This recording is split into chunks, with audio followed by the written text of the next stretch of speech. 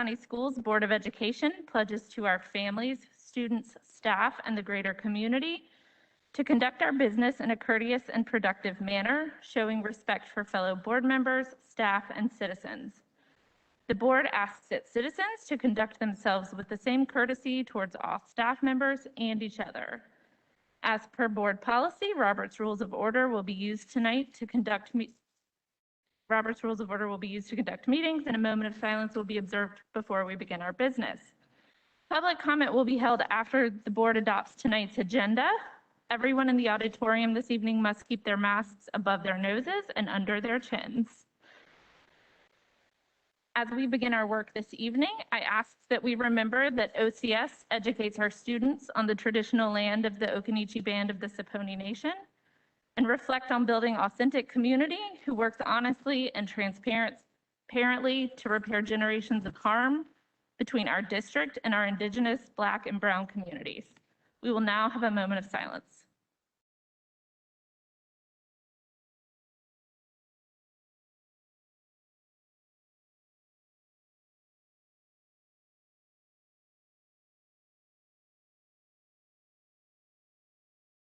Thank you for that. Now we will recite the Pledge of Allegiance. Pledge allegiance to the flag of the United States of America, to the republic for which it stands, one nation, under God, indivisible, with liberty and justice for all. Thank you very much. Now I will turn it over to Dr. Felder for our recognitions for the evening. Thank you, and good evening, Chair McKenzie, the entire board, to our students, staff, and families. Tonight, we have several recognitions. Make no mistake about it, mission critical to ensuring in-person learning continues are our staff. Tonight, we want to acknowledge all 1,500 of them and let them and the public know that we see their smiles behind the mask, and we know that they have all been working and doing more, possibly more than ever in their careers. Yet they keep coming back day after day with a smile because they choose their positions and to make a difference for Orange County students. So while we can never, ever, ever say thank you enough, thank you to the Orange County School team. So at this time, we have a short video clip that we'd like to share. Unfortunately, I understand it's not projected in the direction of the audience. However, you can access it on our YouTube channel.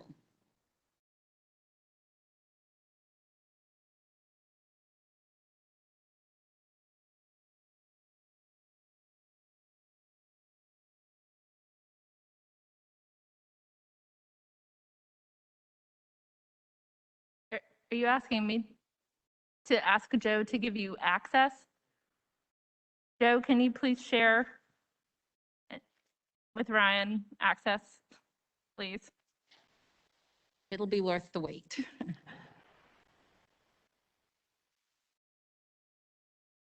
Mr. Miller, you have presenter rights.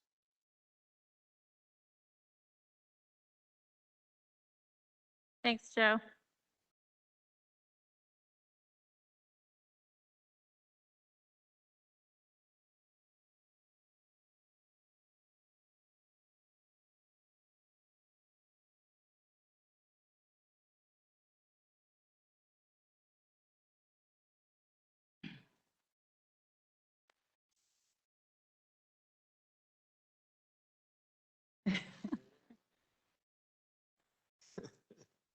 You know you did.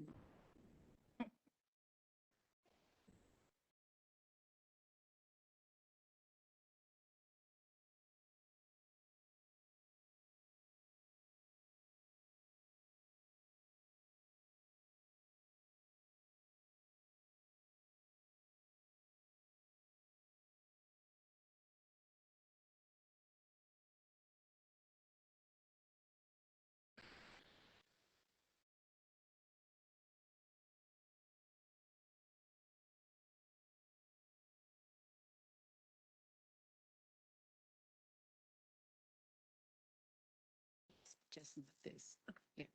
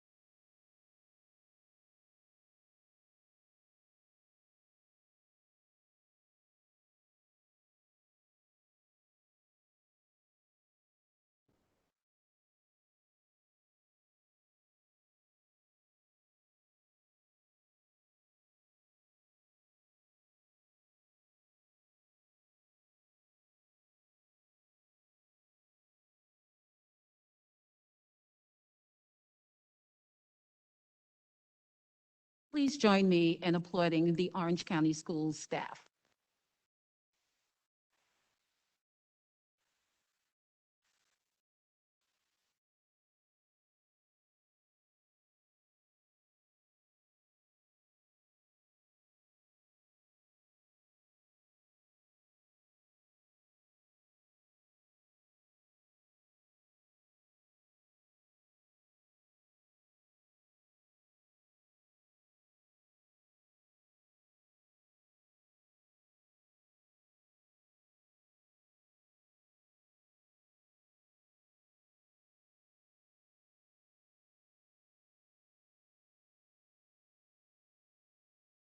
Bear with us just one moment, please.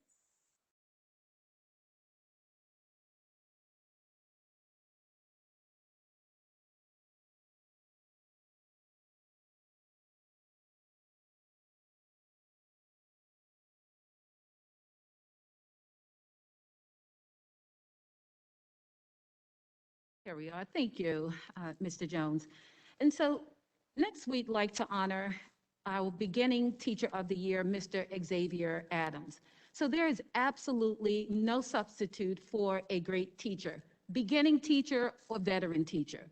Great teachers have the ability to inspire, to motivate, to push their students to greatness.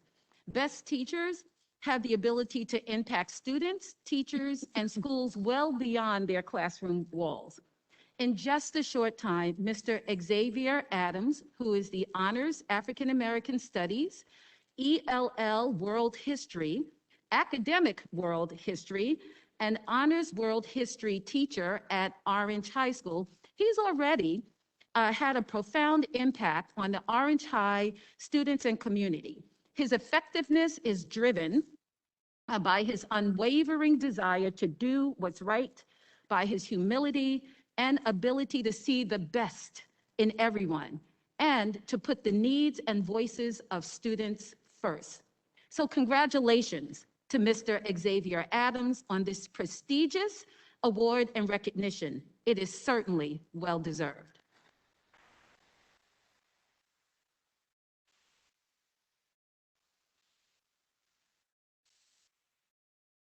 Least tonight, we want to give a huge thank you and shout out to the members of the TLC Triangle Luncheon Citizen Service Group.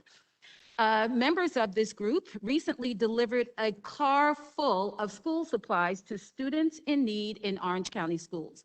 This group is part of a global service organization, Citizen International. We are so grateful for their support. Thank you all very much.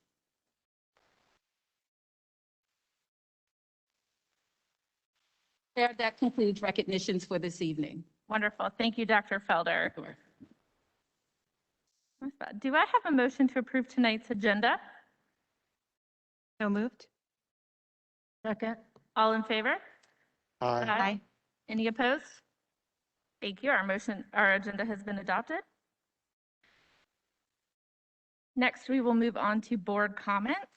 And to kick it off this evening, I want to acknowledge the protest at Orange High School on Friday night and the presence of a white nationalist organization who came to protest COVID restrictions, many wearing face coverings, not out of consideration for the safety of others, but out of the need to conceal their own identities. I wholeheartedly believe in peaceful protesting of government decisions, but I cannot support making room for intimidation, threats of violence, or allowing hate groups the opportunity to recruit our sons and daughters. To the small faction of this community who does support this extremism, my message to you this evening is that I believe in democracy. I believe that this community will continue to elect a school board who values public health over personal convenience. I believe that this community will continue to elect a school board who believes that the voices of historically underserved students and families belong in the boardroom. I believe that Orange County Schools community will continue to elect a board who believes that culturally relevant classrooms and curriculum are important for every single student in this district. The values of the current school board are bigger than the 7 members sitting in front of you tonight because we represent the values of the majority of this county. So whether it is us or those who will carry the torch after us, I trust the voters of this county to protect the work that's being done here. Thank you. I will now pass it to Chair Stevens for her comment. Thank you. I would like to alert the superintendent and staff that recently I made a request that a chorus or band or someone perform during the statewide convention, and I recently learned that Asheville Buncombe is sending a recording. So that is an option, and I wanted you to know that. The students are not going to travel from Asheville to Greensboro. They are sending a recording. So it's up to Orange County Schools if you'd like to have a chorus to go, or if you'd like to do a video. I will tell you that one of the speakers will be the coach from Carolina, the one that says dadgum. What's his name? Roy Williams. Clearly not a Carolina fan. Roy Williams. Roy Williams is going to be the speaker doing the event. Thank you. Thank you, Madam Vice Chair. Ms. Hauser? Yes, I just have a simple thank you to every teacher, parent, and student who has reached out to me and others to share your views on this very difficult environment that we're in. I know, just for what it's worth, it has changed my point of view on many things, and I really appreciate the nuance and the perspective that you've shared, so thank you. Thank you, Ms. Hauser. Dr. Doyle? Excuse me, Dr. Moore. Bridge y'all together, sorry. I would just like to thank all of our full and part-time staff for all of your hard work and your dedication in providing safe measures for our children to arrive to school and educational programming. Thank you. Thank you, Dr. Moore. Mr. Atherton? So I would also just like to thank the parents, the teachers, the staff, and the students as well that have been reaching out. It's been very insightful.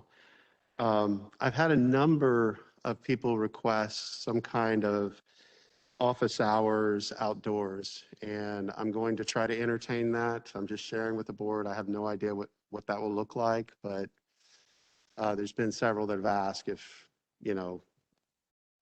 any of us could do that. So I will try to entertain it, and any others interested as well. Thank you, Mr. Atherton. Ms. Miley?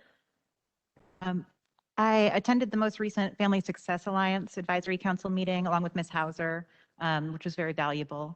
The family navigators wanted to pass on both the appreciation that I share and everyone for how hard everyone is working to keep our students safe and learning. So a lot of appreciation for the staff. They also wanted to pass on some of the challenges they're hearing from families. And so a couple of things I wanted to highlight, and I know I had emailed you all about them, but I just think for public record, it's important to share. some families find it hard to afford enough masks. And so if we could get packages of masks out to families who need them, that would be really helpful. And then on communications, as we already know, there's a lot of interest in being able to get text messages, which I know we're already working on. The biggest piece of feedback really was a plea for our messages to be shorter and simpler.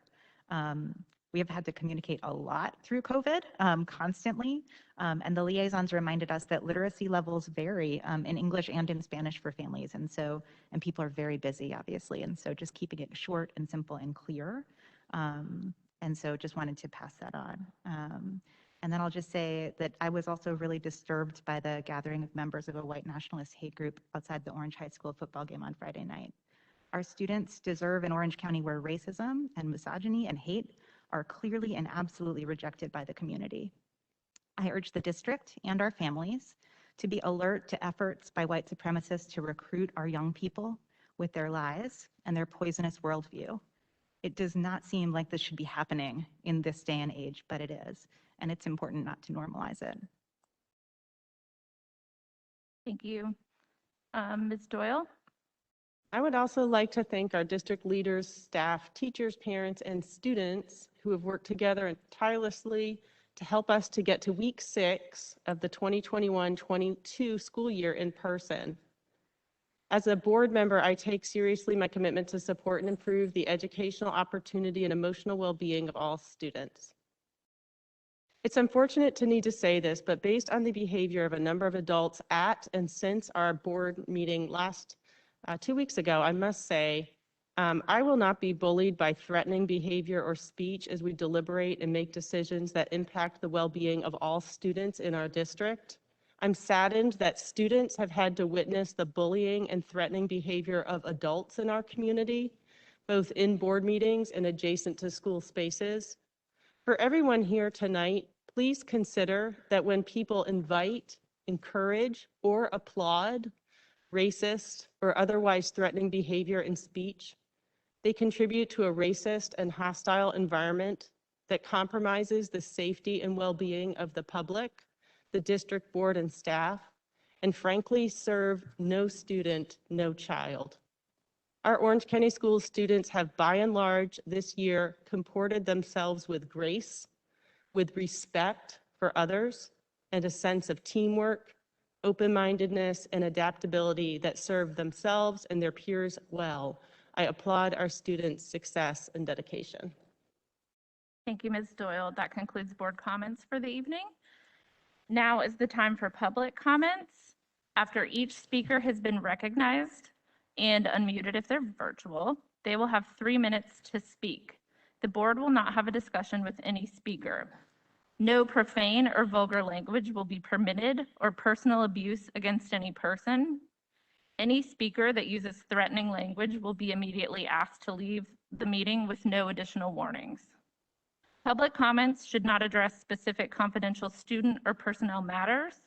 Complaints concerning any specific employee or student are not permissible during public comments.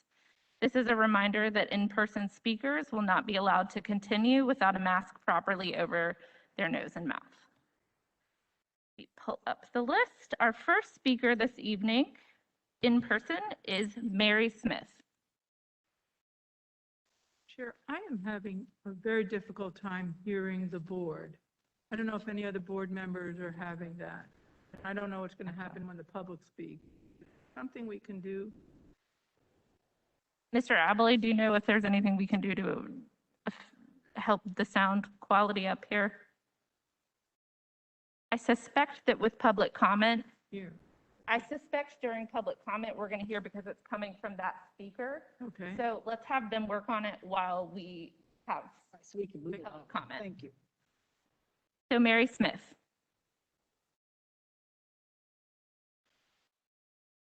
Ms. Smith, if you're here, you can approach the podium right over here. Okay. And we'll move on to the next speaker, which is Gretchen Schmid.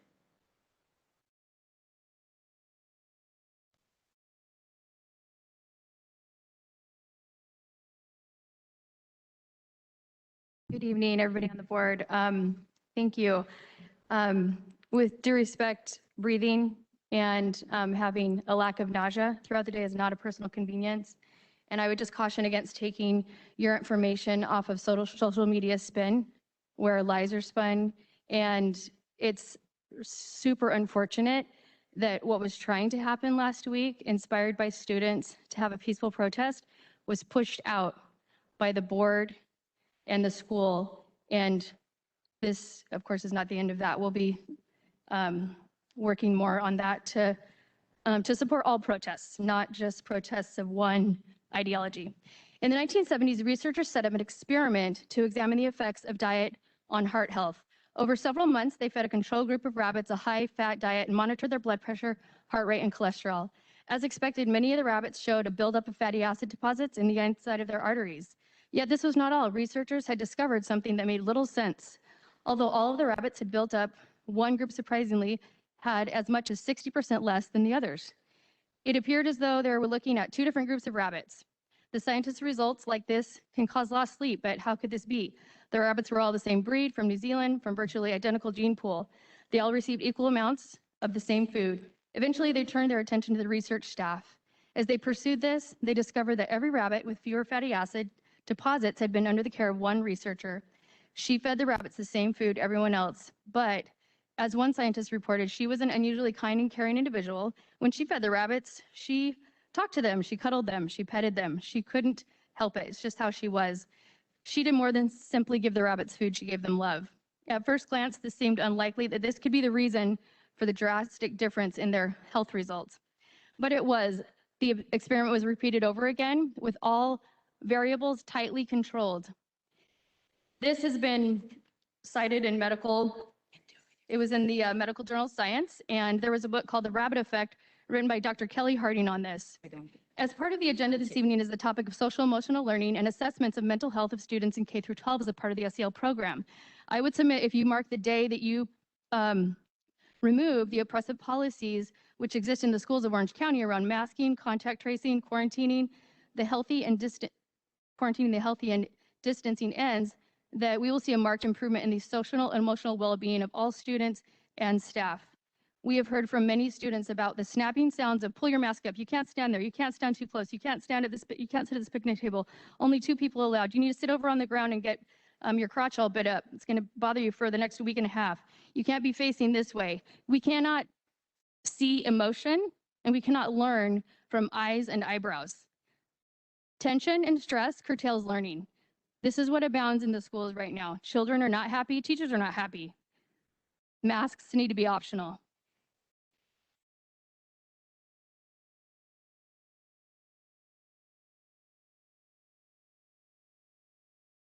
You can't hear the public comment? They're having the opposite effect of what we have. We can't hear the board speaking, but we can They hear can't. them speaking, and then they can hear us speaking. Well, I don't know if we'll be able to hear it. Maybe we can turn, technology, operations, is there anything we can do to? Okay. What if speakers came?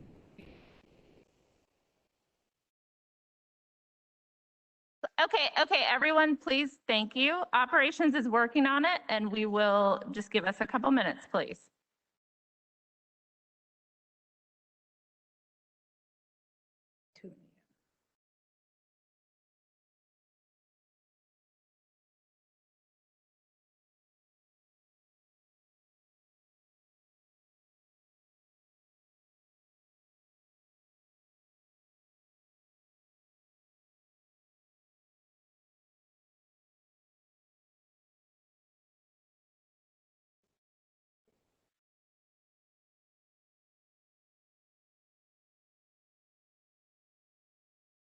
Okay. I think that we're going to continue to call speakers, and we will do our best to continue working through this, and all of these comments will be recorded and can be reviewed again on YouTube. Our next speaker tonight is Chris Roman.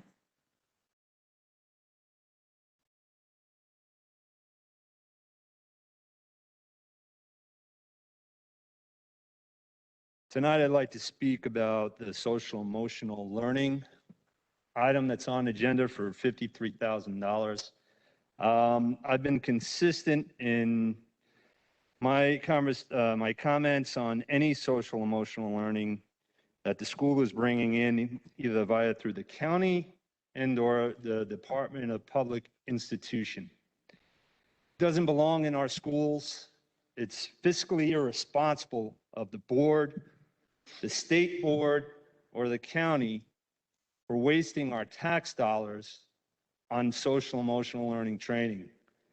You brought in Castle earlier in the year, and that's just a backdoor to bring in CRT training and transgender training. It has nothing to do with the welfare of our kids. I am not abdicating my authority as a parent to you or any other institution to take care of my child's well-being.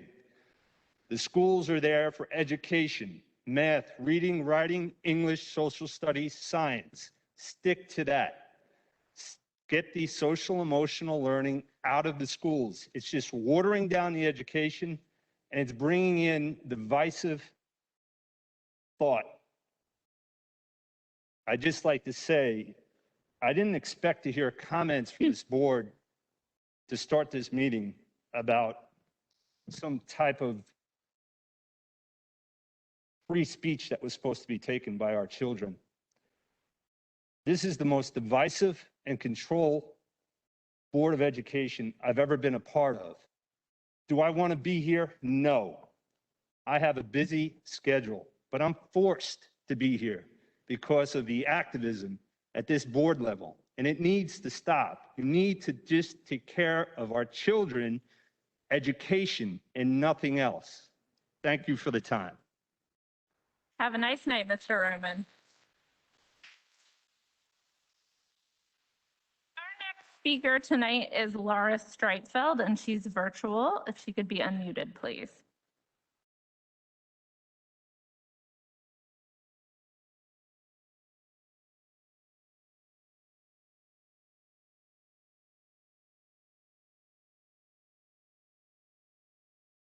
Hi, can you hear me?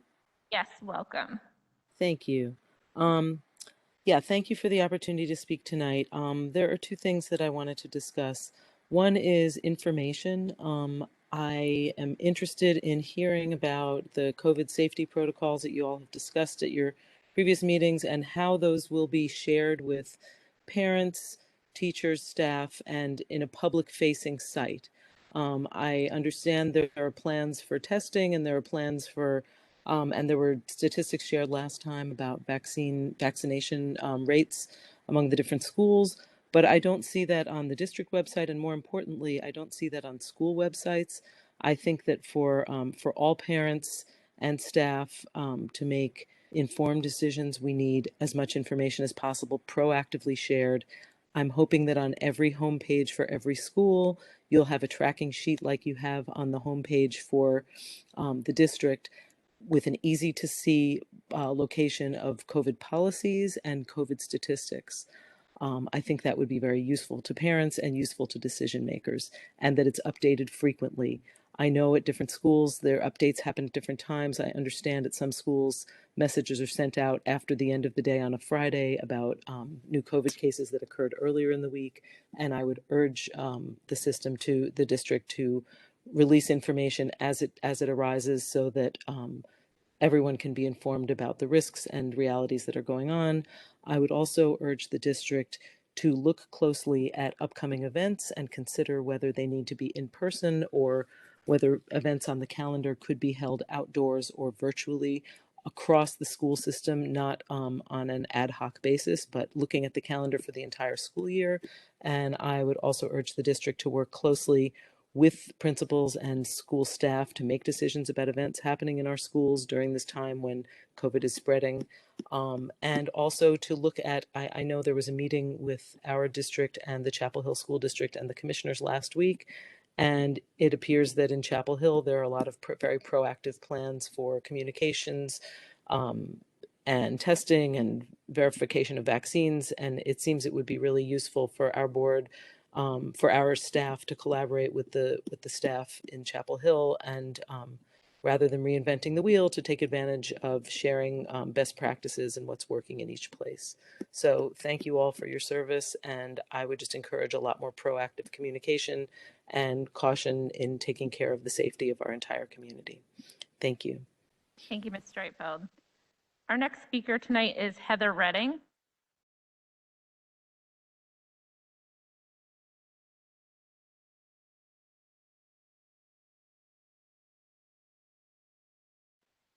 As a resident of Orange County, I would like to thank the chair, board members, and the superintendent for your steadfast commitment to the safety and well-being of our children, staff, and employees.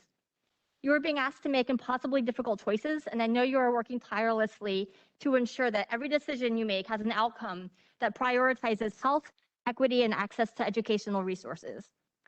I would like to share a concern with you that you've already acknowledged this evening. On Friday evening, a so-called student-led protest manifested as a Proud Boy rally on the side of the road in front of Orange High School. This event was circulated on Facebook and by the Orange County Republican Party. While I understand that this Proud Boy Pity Party protest was technically off school property, their close proximity made the school function a toxic and potentially dangerous situation. Parents dropping off students to attend or participate in the football game Friday night had to drive by a crowd that was dominated by the bigoted messages of an extremist hate group. As Proud Boys engaged in their racist, homophobic, transphobic, and xenophobic diatribes, they were assuredly heard by the children and parents who were sharing their space, and those also driving by. In addition to recruiting and mobilizing, far-right extremist groups such as the Proud Boys have excelled in gaslighting. They are using anti-mask rage to wedge their way into local forums, where there are numerous opportunities to normalize their platform and desensitize young people to their bigotry. This is happening right here in our community, on our watch, on your watch, on the town and county's watch. We are all complicit if we don't speak up. And I thank you for the remarks some of you made earlier today acknowledging this. I encourage you to continue acknowledging the presence of extremism and to take a firm and vocal stance in response to groups that are organizing and rallying against masks, against public health recommendations, against policies that would ensure equity for all students, and against acknowledgement of and discussion of systemic racism. These groups are working to dismantle the equity policies you have passed, and they are not operating in isolated vacuums. They often provide safe cover for extremist ideology and potential hate group recruits, which is how you get Proud Boys and their supporters attending school board meetings. I realize that school boards have become national hotbeds of disagreement, and there's a growing awareness of just how critical your voices and decisions are to the community. You're charged with protecting our children in school against bullying, hate speech, guns, and drugs, and now COVID. But I would also add that protecting students from the recruitment efforts of extremist groups at school-related functions must be a high priority as well. I hope you continue to stay vocal, because silence from adults and leaders in the face of extremism sends a dangerous message to our children. Again, thank you for all of your service to our community. Thank you.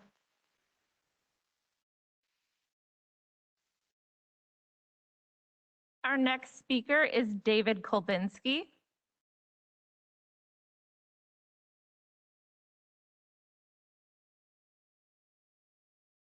He is not in here, okay?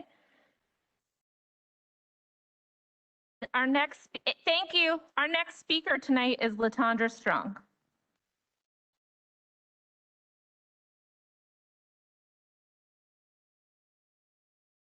So I love being a mom. And that's what brought me to my first school board meeting. And it's what brought me here today. For it's my children who had to walk past or drive past the Proud Boys, something that I didn't think I would ever have to deal with. It was my children who walked past, drove past the KKK in this town.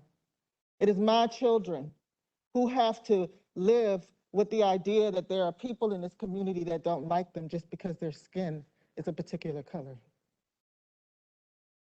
Thank you, board members who understand that social emotional learning is important, that access to education is important, that making provisions for people who are not among the majority is important. And I appreciate you for all the tough decisions that you've had to make.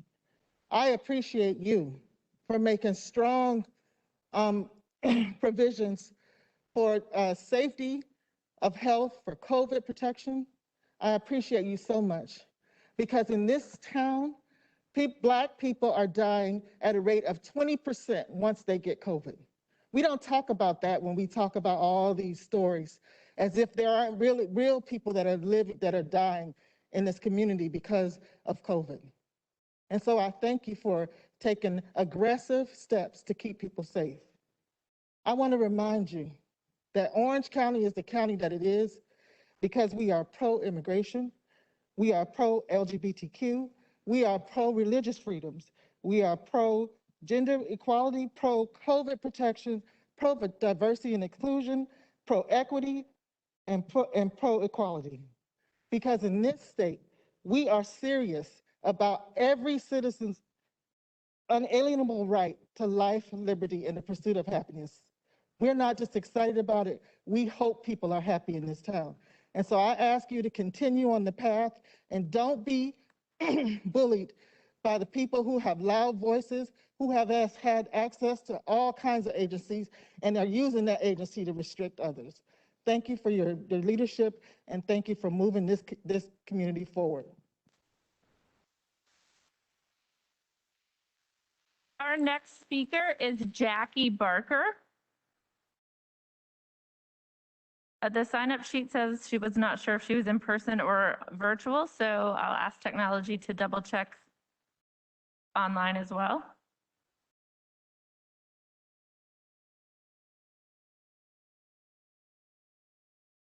Ms. Barker? Yes. Welcome.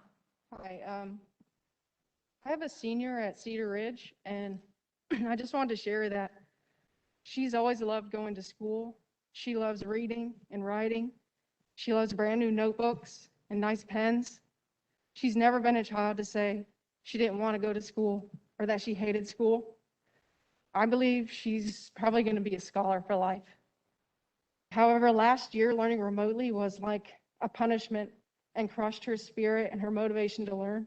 She went into a deep, dark hole mentally. I saw my child turn into someone I didn't recognize, and we can never get that time back, the time back that was lost. Now that school's back in person this year, I'm grateful, but there are challenges. Whenever there is risk, there must always be the opportunity for choice. Currently, my child has no choice but carries all the risks because there's no option to choose whether she wants to wear a face mask or not. Do you want to put yourselves in the position to be held liable for making personal health choices for children that result in harm? Because that's what's happening. I don't think any of you personally know my child. Therefore, you have no idea of any of her health issues. If you did, you would not be voting to require masks. You would be voting for optional masks for those that cannot wear a mask because it is the individual's right to choose. Masks hinder learning while harming children emotionally, socially, and physically, all for no purpose other than providing false comfort to adults who ought to know better. And if they do get the virus, it is super rare for children to suffer severely or die, and we all know this. If masks work, then why does it matter that my child wear one to protect someone who's already wearing one?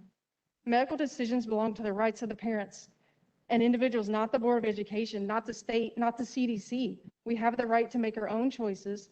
My voice has been ignored every time I made the school aware through numerous emails, phone calls, and submitting the face covering exemption just for advocating for my child's health and safety.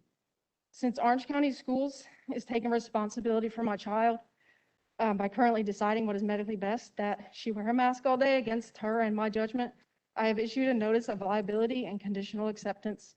All parents and employees should do the same. Keep track of your physical and mental well-being.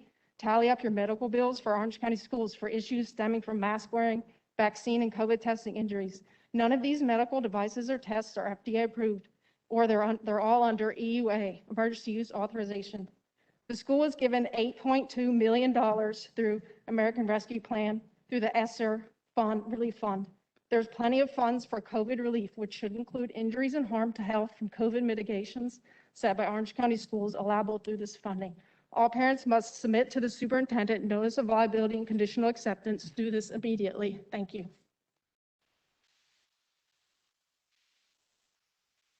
Our next speaker is Jamie Pope.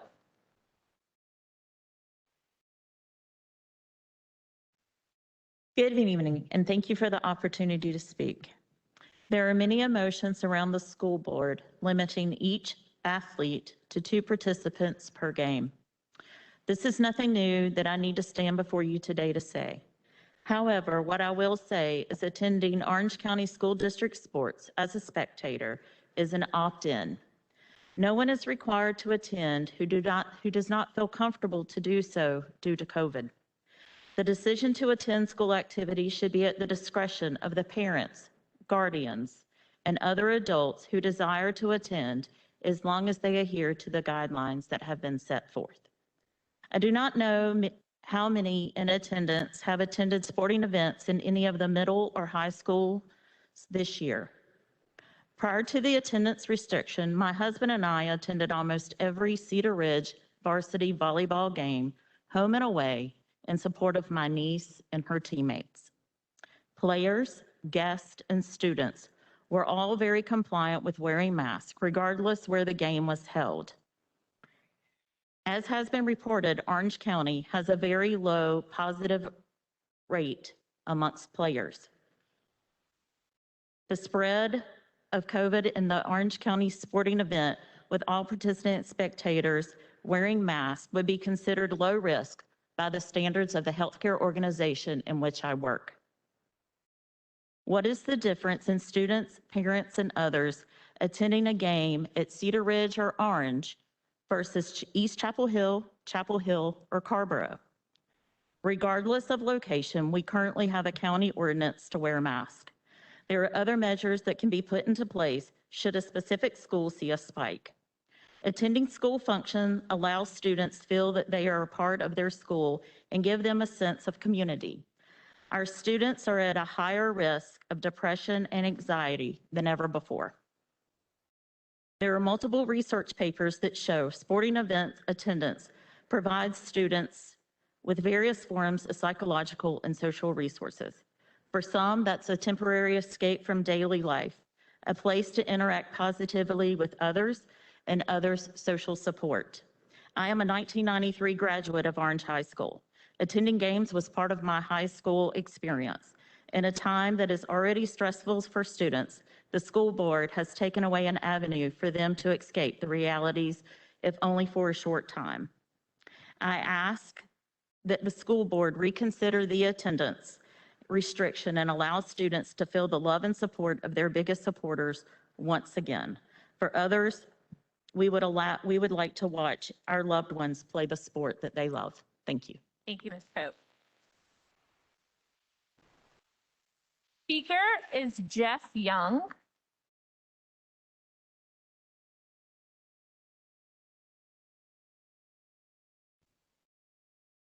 Good evening. I'll be speaking in regards to the spectator policy as well. My name is Jeff Young, and my daughter attends and plays volleyball at Cedar Ridge High School. In reading through the agenda this morning, I did see where district staff has proposed new guidelines which looked favorable. Then I saw late this afternoon that they had been modified from the guidance being based on a set number of cases to being subject to input from the health department. This concerns me a little because I wonder, will there continue to be a different standard for the 2 different school districts within the same county? And I ask, why the change? Our kids badly need fans at their sporting events. These students are not professional or college athletes. The only people that want to watch them play are family, friends, and their peers. These last 2 weeks have been particularly hard to endure because we have seen packed college stadiums in this county, and we have attended matches at other school districts in this county and in surrounding counties that have had no restrictions on fan attendance at all. COVID is real. There's no denying that, but we need to have a balanced approach, and I feel these new guidelines that were on the agenda this morning met that goal. Since the current guidelines went into place 2 weeks ago, we have seen a marked change in the entire volleyball team. Prior to the change in policy, they were taking all of the precautions to stay safe because they want to play, and they were so excited to have fans again after no spectators in 2020. However, when the fan limitations went into effect 2 weeks ago, they felt like they had done something wrong. Their friends were coming to watch, Their friends who were coming to watch felt like they had done something wrong. I have a photo of our student section, and they are almost 100% mask compliant. Our principal was making announcements about mask compliance before the matches. Everyone was doing a great job because we all want to be there. While the girls all love playing for their parents, they equally enjoy playing in front of their student section and their extended family and friends. As I said earlier, next to their love of the game, this is the main reason they play sports. Honestly, it's the only reason sports exists. It's meant to be played in front of fans. On a more personal level, though, my mom hadn't missed a volleyball match this season up until the restrictions went into place. She had been having so much fun watching her granddaughter play. These are the people that are being kept from watching these student athletes participate. Further, Cedar Ridge Volleyball has a very good chance of bringing home a state title this year. In a day and time where women's sports just don't get the same recognition or publicity as men's sports, we were so excited about the community as a whole being a part of their journey. Please don't take that away from us. I've been speaking about my personal situation, but I'm speaking on behalf of many parents in the school district. We cannot get these days back. I especially feel for the seniors that will be graduating this year and will most likely not play organized sports again. This is the last chance those parents will have to watch their kids play sports. Thank you, Mr. Young. Our next speaker is Sarah Snipes.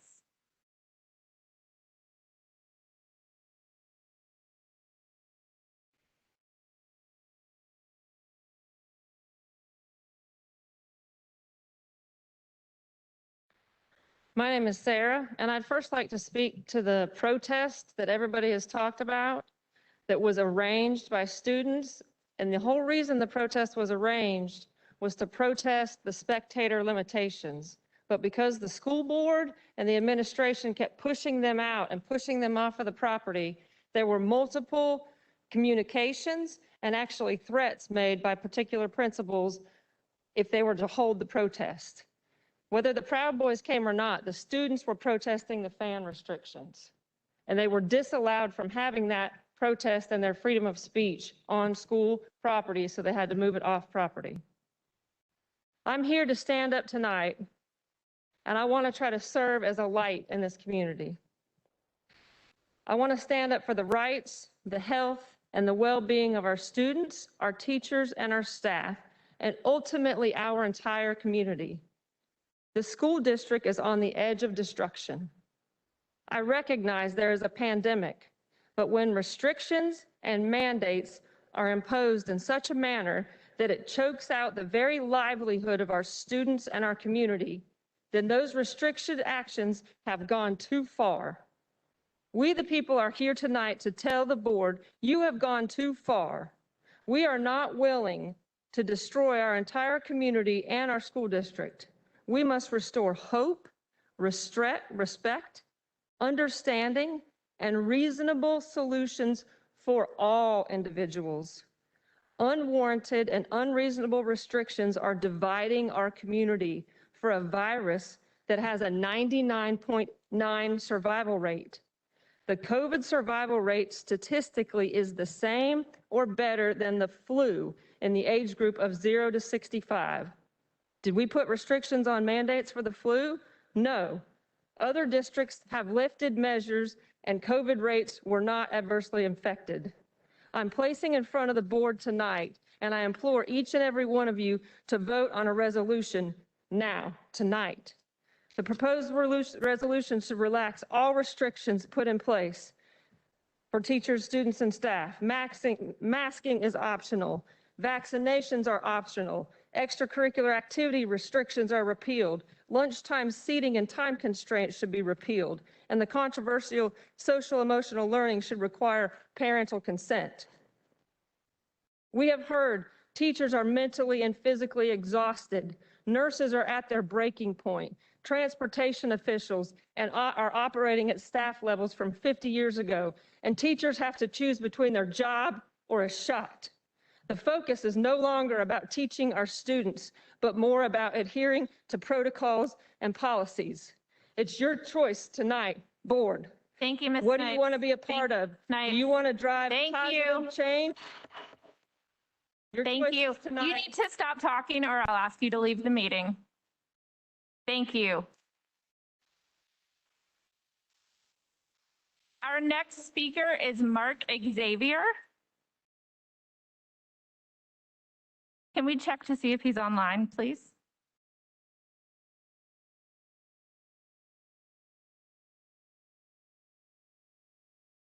Joe, if you can just confirm if you see Mr. Xavier. I don't see him online. Great.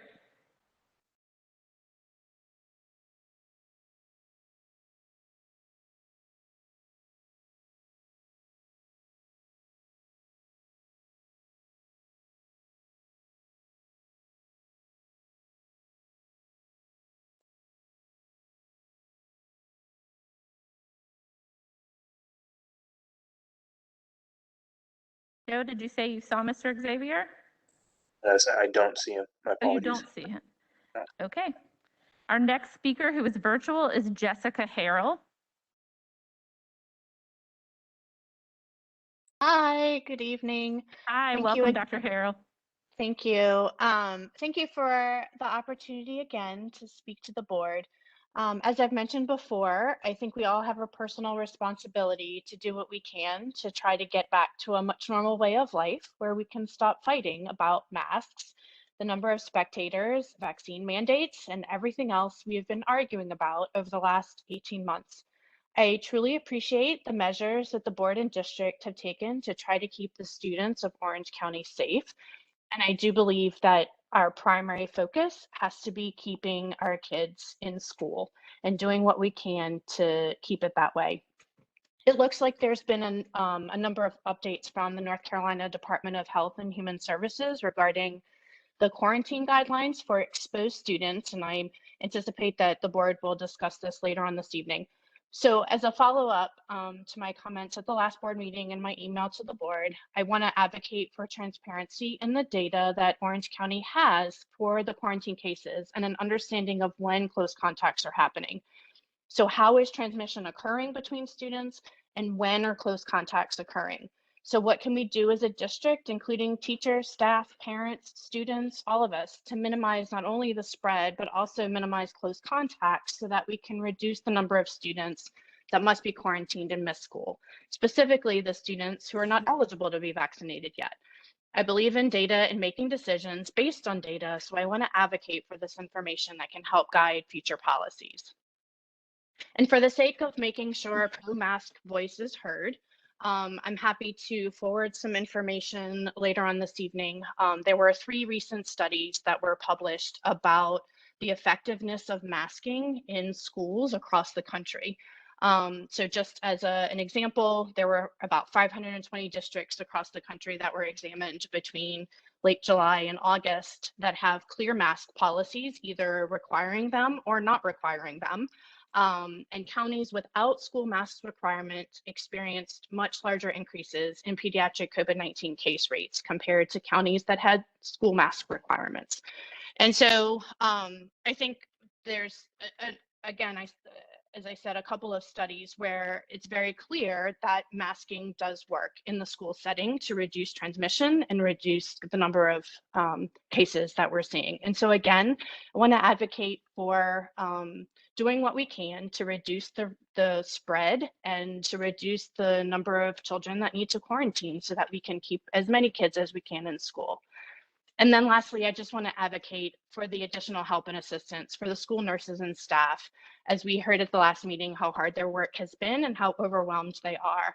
And I know from a friend whose child she learned today was exposed as a close contact. The school knew as of Thursday, and she didn't find out until today. Thank you, Ms. Harrell. Your Thank time you. is up. Thank you so much. Thank you. Our next speaker is Penny Carter King.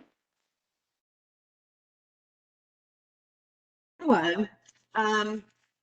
Good evening, Madam Chairman and the board.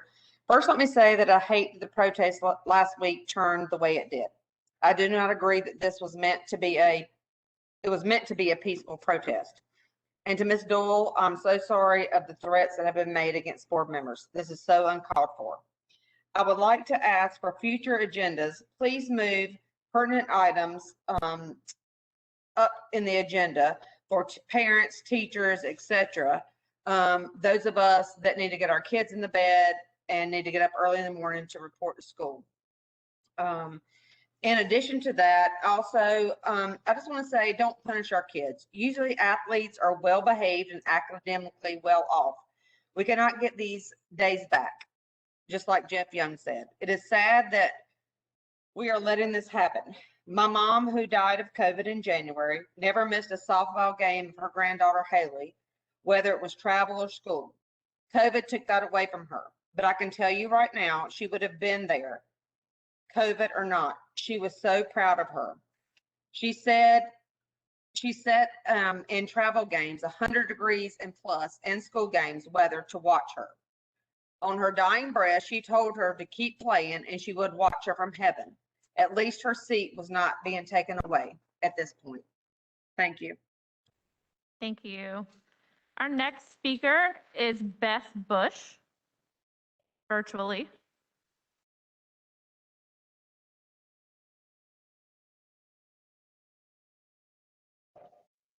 Sorry about that. I was trying to unmute. That's okay. Welcome. Can you hear me? Okay. Yes. I don't have a lot to say. I'm gonna just echo what Mr. Young said. The disappointment in the September 13th decision to restrict fans to come to games. I was also disappointed that the kids actually democratically tried to get in touch with the board, I guess, through a petition. So they did use the democratic process to try to reach out. However, there was no acknowledgement. Unfortunately, it looks like more people are focused on the Proud Boys who showed up, which our students had no control over whatsoever. I also, in researching, realized that 85% of people in Orange County are vaccinated, which is the highest county in the state of North Carolina. And I'm disappointed to learn that Cedar Ridge and Orange High School are the only high schools that are restricted. I can drive 10 miles down the road and go to an event at East Chapel Hill, Carborough, and UNC Chapel Hill. I would like the board to reconsider and take away these restrictions so our kids, especially our seniors, can get back some of their memories. Thank you. Thank you, Ms. Bush. Our next speaker is Krista Wicker.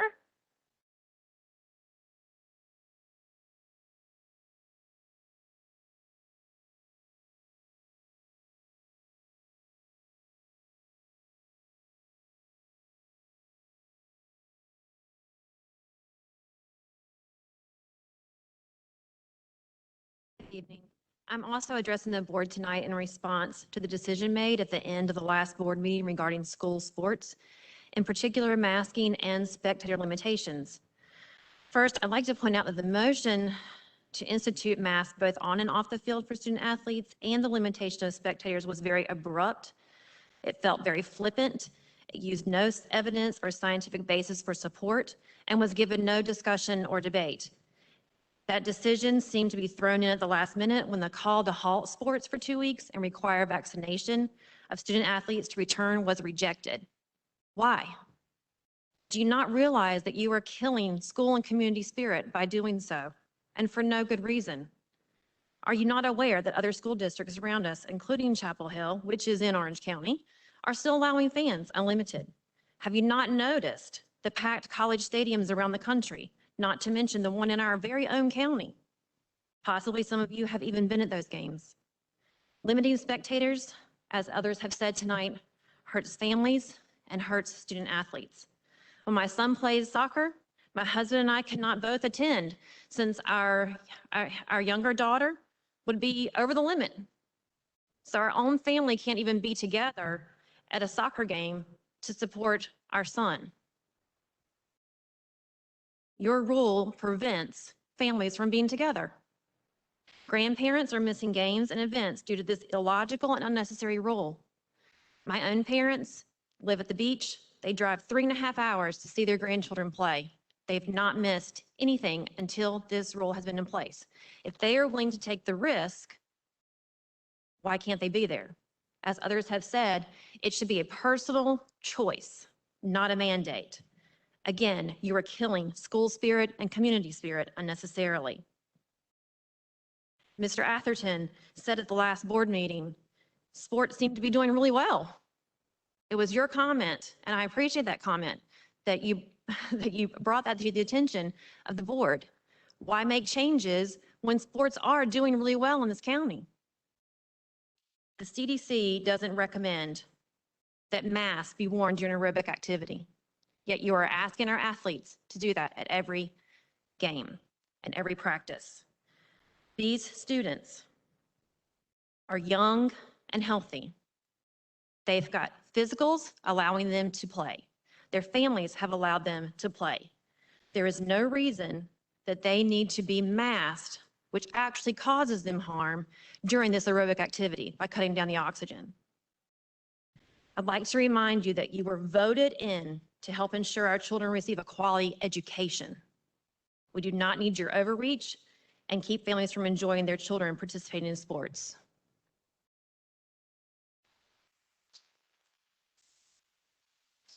Our next speaker is Treva Woods.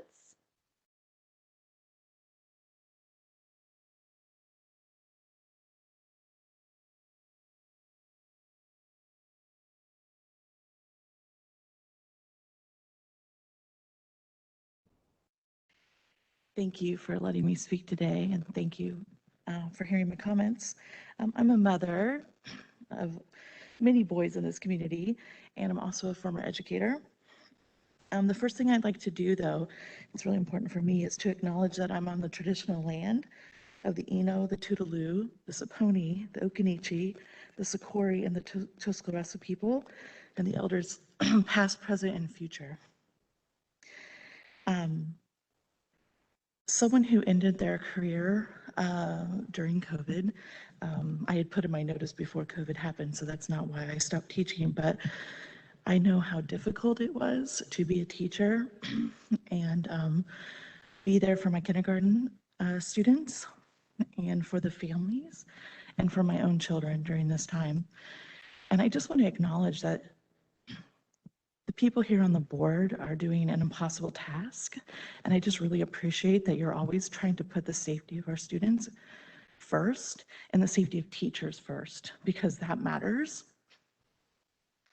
And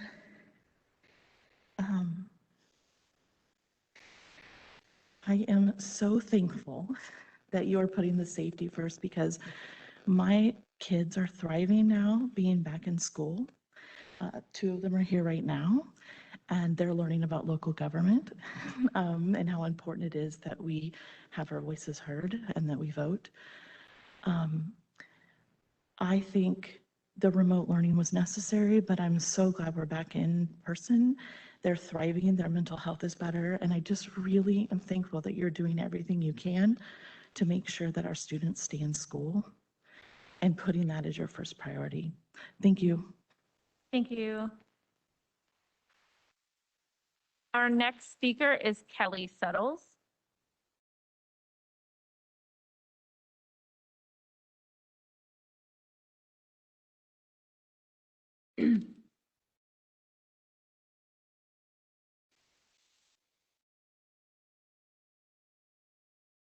Good evening.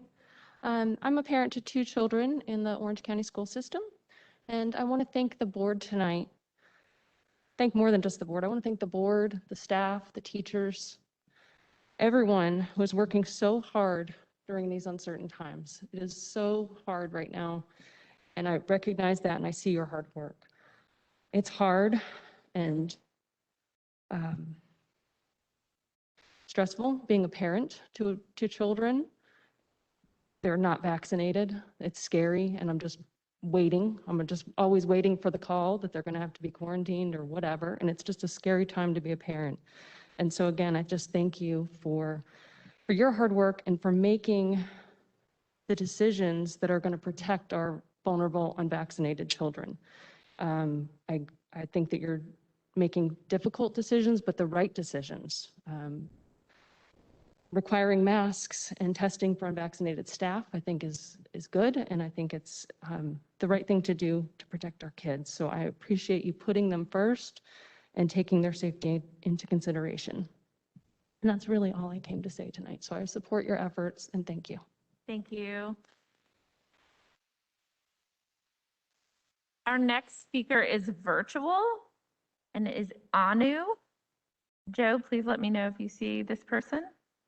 Hello, my name is Anusha in Orange County, and I wanted to also thank you. I haven't been much part of the board meetings, but I wanted to second and third the folks who are talking about transparency and data and protecting unvaccinated children, testing for unvaccinated staff, more support for the nurses at school. I wanted to also ask the board to consider including education and talking about why the COVID is spreading so much as it is, why it's so stressful for people. I think that should be core part of our discussions as a community. There's a lot of stress already placed on people through like dynamics of concentrated power where businesses paying starvation wage, people working extremely hard already before COVID. I do definitely support social emotional learning. I think mental health and it's all one, body, mind. So whatever we can do to describe and have conversations about why people are under this much stress, I think is going to be very helpful in understanding what kind of systemic changes are needed. Of course, like education about each other's histories, like culturally responsive education is extremely important. And knowing how to be in relationships, in friendships, knowing how to adjust to each other's needs and accommodate each other where we're at. This is things that we're taught not to do in a very competitive and individualistic society. And we're taught to just go along, just look out for ourselves. But that's not what we can do right now. I think we need to figure out how we can work together. And that includes protecting unvaccinated people, disabled people, and that includes protecting elders and really understanding the root causes to why this much stress exists to begin with. Why is the cost of living so high? Why do people not earn enough? Why can't people spend enough time with the kids? And these basic questions, they're very important that we talk about, and that the kids are part of discovering and, and encouraged to ask questions about. Because I think it produces anxiety when we're following the same curriculum that is in the past when we have an option to do outdoor education, learning life skills. Thank you. Thank you so much for your comments tonight. Our next speaker is Spring Dawson Mcclure.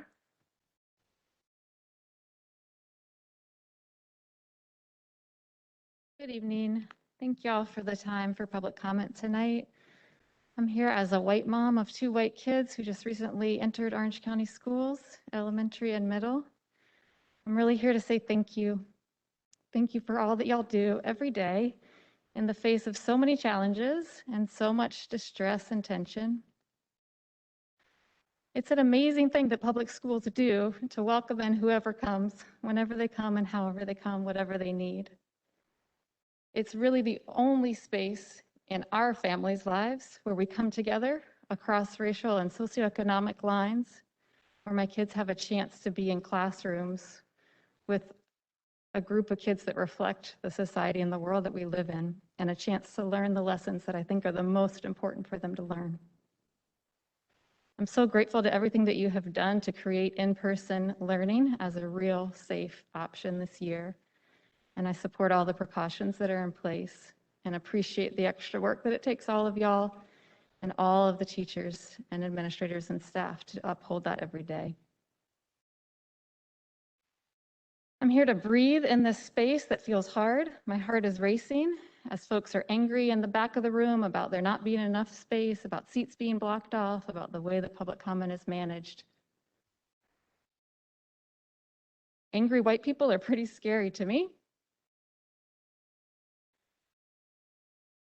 And I'm just breathing through that and grateful for the opportunity. I'm just going to stand here for a second and believe that we can get to a different place together as long as we keep showing up. I do think we're all here because we care about our children and want what's best for our children. And I do think there is a way for us to eventually realize that that's actually all the same thing. There is a way for all of us to be liberated from racism and these oppressive symptoms that shrink our souls and affect all of our children. As a psychologist and an expert in social emotional learning, it's pretty fascinating to me to hear SEL spoken like a dirty word, spoken like something that is harmful and violating parents' rights and responsibilities. SEL is good for all of our children, and I'm so grateful that it's a part of my children's day as they're going through this major transition back in person and all the worries that they carry each day. It's really heartbreaking to me that there is such a fight over masks and vaccines and protocols when families are struggling to have enough to eat, when families have lost loved ones and are fearful about COVID, when more and more families are going into homelessness, as one of my daughter's new friends shared with her this week. I really pray that we can come together. Thank you. Thank you so much. Our final speaker is Sophie Suberman.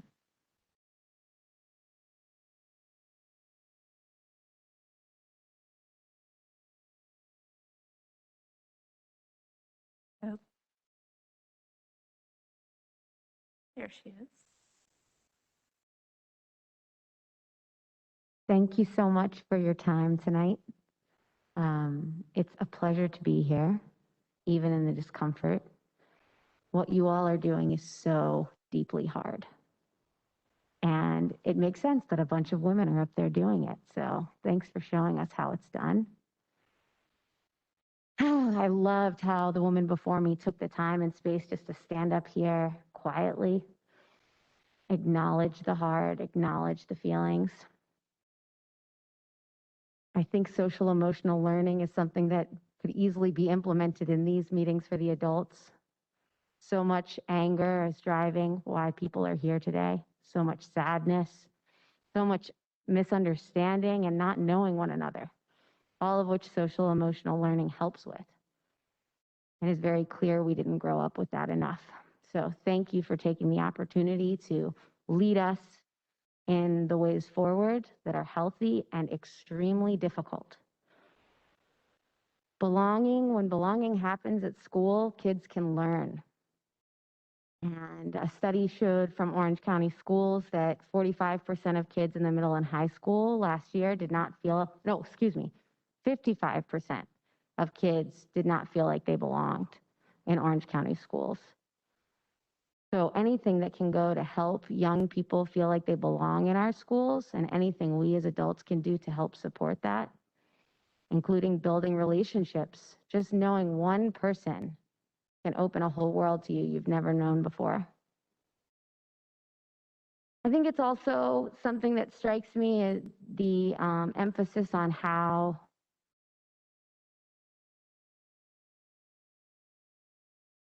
young people don't necessarily die if they get COVID, that's what's being centered here. Speaks to where we are in the world, that's the extreme thing that we need to happen to make it so that we wear a mask. We know kids take it home to family members, to grandparents, to other people's family members, that they themselves are unvaccinated and at the whim of adults. So to do the hard thing to save each other, to save children, seems like the right thing to do to me, and I appreciate that you are doing that, and I know I'm just one voice. I also think it's worth lifting up the difference between livelihood and recreation. And I understand that decisions are hard and need to be made in community and with community input. And you're in a really hard position. The sports thing seems really hard, but I appreciate that you are valuing people's lives over recreation. Thank you. Thank you so much. That concludes our public comment for the evening. Our next item is the consent agenda. Ms. Hauser has asked to pull item 6, one-time bonuses, and item 9, contagious disease leave. Mr. Atherton has asked to pull item 13, the EC State Fund grant. Do I have a motion to approve the remaining items on the consent agenda? So moved, Madam Chair. Second. Any discussion? All in favor? Aye. Aye. Any opposed? The remaining consent agenda items have passed. Now we will discuss one-time bonus, permanent full-time and part-time employees. Ms. Hauser? Okay, I'll start this. First, I wanted to thank Dr. Felder and her team for the rapid action on compensating our staff for stepping up. So, I can't hear you. do it again. This is, just go a little slower. Oh, sorry. I wanted to thank Dr. Felder and her staff for stepping up so boldly and so quickly to help our staff who is stepping up. So I fully support the $1,200 bonus, so thank you for that. I have a question on whether we're looking at referral bonuses also. So if a staff person refers someone to come work for Orange County Schools, in addition to bus drivers, if we'll be looking at referral bonuses. And I have gotten some questions from elementary teachers about the way the coverage compensation works in the broader, this is in the broader compensation package that's been put together. Can you all hear me? Because I know it's really tough. I could speak kind of out this way a little bit more, and maybe that will help. Maybe I should get off the mic. Maybe I should get off the mic. How's that? I have a big mouth. But that, I can hear that. Okay. So you want to start again from the top? First with a big thank you to Dr. Felder and her staff for quickly putting a bonus package or a compensation package together for people who are stepping up. So thank you, and I'm in full support of the $1,200 bonus. There is of course, it's part of a much bigger compensation package that covers staff who are helping each other out. And I am getting some questions from elementary teachers about how it works. And the first question is, we have some schools, and I'm particularly interested in Eflin, but I don't know about, I think there's some others who have had trouble getting subs. And so getting the floating sub concept becomes very important to them. That particular school has 7 open positions, 4 open teaching positions. So would like to know what we're doing about getting subs into that school as a priority, and to not just offer them, but to make sure the subs are actually accepting positions in the school, because that seems to be a problem. Secondly, if you're a coach or an interventionist or a specialist, and you step in, cover a teacher, an open teaching position for a day, will you be compensated? So, right, because seems to be that coaches are stepping in, they're teaching classes, and but they're doing their coaching work at night and their coaching planning work at night. So that's the second question. And then third, when TAs are stepping in, because we have TAs that are stepping in as subs, and when they do that, the rest of the school has to step in for the TA. So, and how are we compensating? Are we compensating them, or is there something else we can do? I am not underestimating or underrating how challenging this is, but I want to know that we can offer compensation, but I just want us to have a way to make sure that the positions are actually being filled and people are actually being compensated. So. Yeah, please go ahead. I'm not sure all of that ties directly into this one-time bonus, but let's hear Dr. Felder's stab at it and we'll go from there. Okay. Well, thank you so much, Ms. Hauser, for that question. And I'm actually going to invite Ms. Hatcher and Ms. Rath to the podium to chime in. But so with regards to substitutes, I can certainly tell you that it is a challenge. We do have a number of subs, and again, Ms. Hatcher can give more details. Do we have all that we need? No. But we do have a number of subs, and they have the option to choose where they work. They have the option to choose which jobs they accept.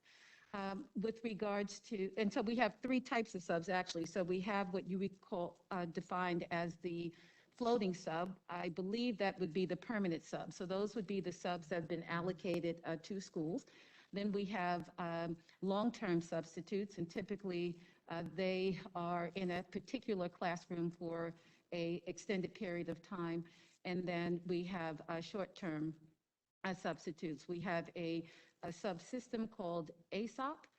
It is an automated system, so when there is a need for a sub, that's typically that's certainly where we hope folks go, but sometimes there are personal relationships, and so phone calls are made to individuals for whom they are approved, but that's another method that is used to fill sub positions. And typically if a sub cannot be obtained, administrators typically start internally. So they look within their buildings and they make decisions about how can they best cover that classroom, particularly if it's on a short-term basis. So if a teacher is using their tapped and willing to provide that support and using their planning time, if they're in that teacher salaried position and they're using their planning time, that's what the $60 is for.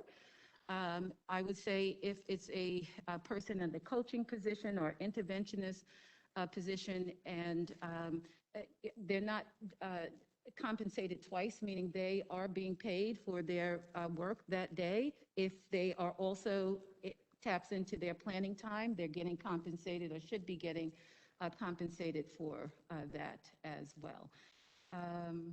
And so with regards to TAs, TAs actually earn a substitute salary when they are covering classes. I don't know, Ms. Hatcher or Ms. Rath, if you want to add to that. I will just say that when a TA substitutes, they do get paid at a higher rate even than our current daily sub rate. It's higher than their rate of pay, and it's higher than our sub rate. I understand that. The part that I'm concerned about is when a TA steps into the sub position, we then backfill the TA position, because now the TA position is open. And so that creates a different set of problems for the school. Absolutely does. Having been in that position a number of times as a principal, it absolutely does. But the number one goal is to ensure that instruction is being provided with fidelity. And again, sometimes the principal is stepping in, the administrative team, other staff members. You kind of take a look at what the needs are for that day. And you, again, start internally, start with the subsystem. And if you cannot obtain a sub through that process, the next step is to, again, look internally, typically. But we also have a list of central office staff who can be of support as well. And we're tapped last year to support schools. So can I just ask then, in the spirit of the sub part, the TAs are one problem. If it's possible for the central office to take a look at schools that are having trouble attracting subs, because there appears to be some. And if there's a way, because I don't know if we have to then up the compensation or do something to make it more attractive to work. I don't know why. I just want to say really quickly, I think this is a really important conversation, but it's kind of straying pretty far from the $1,200. Well, it's part of the big compensation package. But that isn't what's on the agenda. So I recognize this is very important, but I also feel like we need to stick to agenda items. Is this something you feel like we can move forward with and we can follow up? And I think that's the question. Do you feel like you're ready to move? Yep. Forward? Okay, great. Thank you so much. I am glad you pulled it because I did want to read what was in the abstract just so folks listening understand. And for staff members listening, it's the desire of the board and staff to acknowledge the hard work and value of every Orange County school employee brings to the district. Therefore, it's recommended that a one-time bonus for all active employees, including non-certified staff, certified staff, all school-based administrators, and all central services administrators in the amount of $1,200 be paid November 30th, 2021. The state has legislated no compensation increases for non-certified staff, school principals, and central service admins for the 21-22 year, and these staff have received no other locally funded compensation change. Staff must be employed and working as of November 1st, 21 in order to be eligible for this bonus. And with that, is there a motion to approve this? Oh, I'm sorry. Did you have something, Will? Yeah, I did. I had asked for this one. It's okay. Apologize. It's okay. So just a couple of items. One is, what will this leave the fund balance at? Welcome again, Ms. Rath.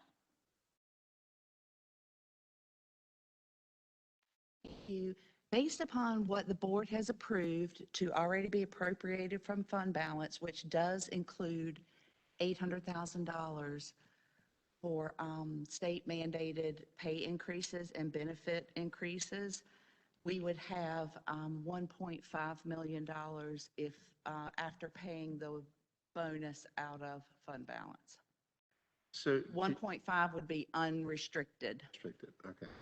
And the other question I had is, if the state does not hold us liable for the reduced number of students, do we know the financial impact of that?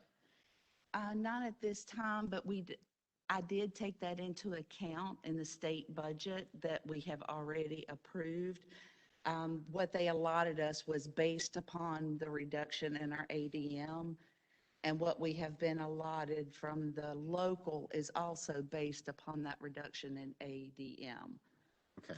So the current state budget that was approved based upon the planning did include those reductions already. Okay, thank you. Mm-hmm. So I do have one other question that I think for the board, if you will. We've recently given some pretty big raises and feels kind of lopsided to give bonuses on top of that. So I don't know how others feel, but I want to throw that out there as a perspective. And also, this does not cover people that work less than 20 hours. So if you're like a retired custodian, a bus monitor, a sub-bus, you're not included in this bonus either. So there are groups that are not included. But thoughts on how this bonus gets applied? Other thoughts from the board? Yes. Madam Vice Chair. I'm not sure about what you said behind that mask, but perhaps you said something that we've shared. I have a level of discomfort with, over the few months, we've given some employees a bump of $5,000, $10,000, even $15,000. And so should those people get $1,200 on top of the bump that we've already given them? How fair is that? Because we talk about fairness a lot. So if I'm one of those people that got, maybe I'm the only one. No, I'm not. That's what I just said. That's Remind what I folks said. that we have the salary study going. So. Oh, that's an aside. Addition, but my point is that, other folks stand to see changes coming as well. It's just I'm just putting it out there. Fair. But I don't know if, did I make any sense with what I said? Oh, okay.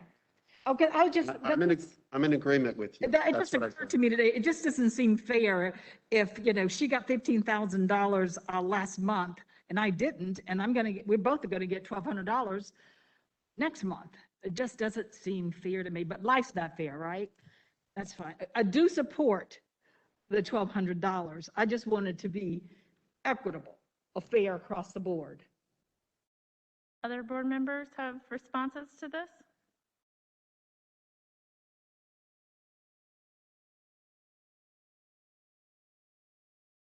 Well, I'm used to being Okay. in the minority, so that's okay. We are. So I just have a question for Brenda and Will, and where would you draw the line? Where would we Draw draw? the line. Draw the line of anybody who got a bump, over the last 6 months wouldn't get the $1,200. That's where I would draw the line. And some got a bump almost 20,000. And I just didn't think it's fair. Dr. Feather? I did not get a bump, but if. Oh, no, you that's the didn't get a bump. decision, let me just say, if that's the decision, please put me in that group. Okay. She said she did not. No, my point is that, put me in that group. Okay. I don't need the $1,200. Does anyone else want to comment, or shall we vote on this? Do I have a motion is there a motion on the table? Mr. Anderson? So I do have concerns with the below 20 hours not getting anything, whether it's 300 or something, right? These are people that are working in our district that will not be eligible for any bonus. So what's your point? I mean, I didn't hear you. So are you making a proposal for something? Yeah, I'm proposing we add the people that are not included in this with some amount of a bonus, whether that's. She said. Raph, would you be Or able to something. provide us with any sort of framework for that? I would need some clarity in regards to that, because a lot of the exclusions are sub people who may not work every day, who may not work every week, may not work every month.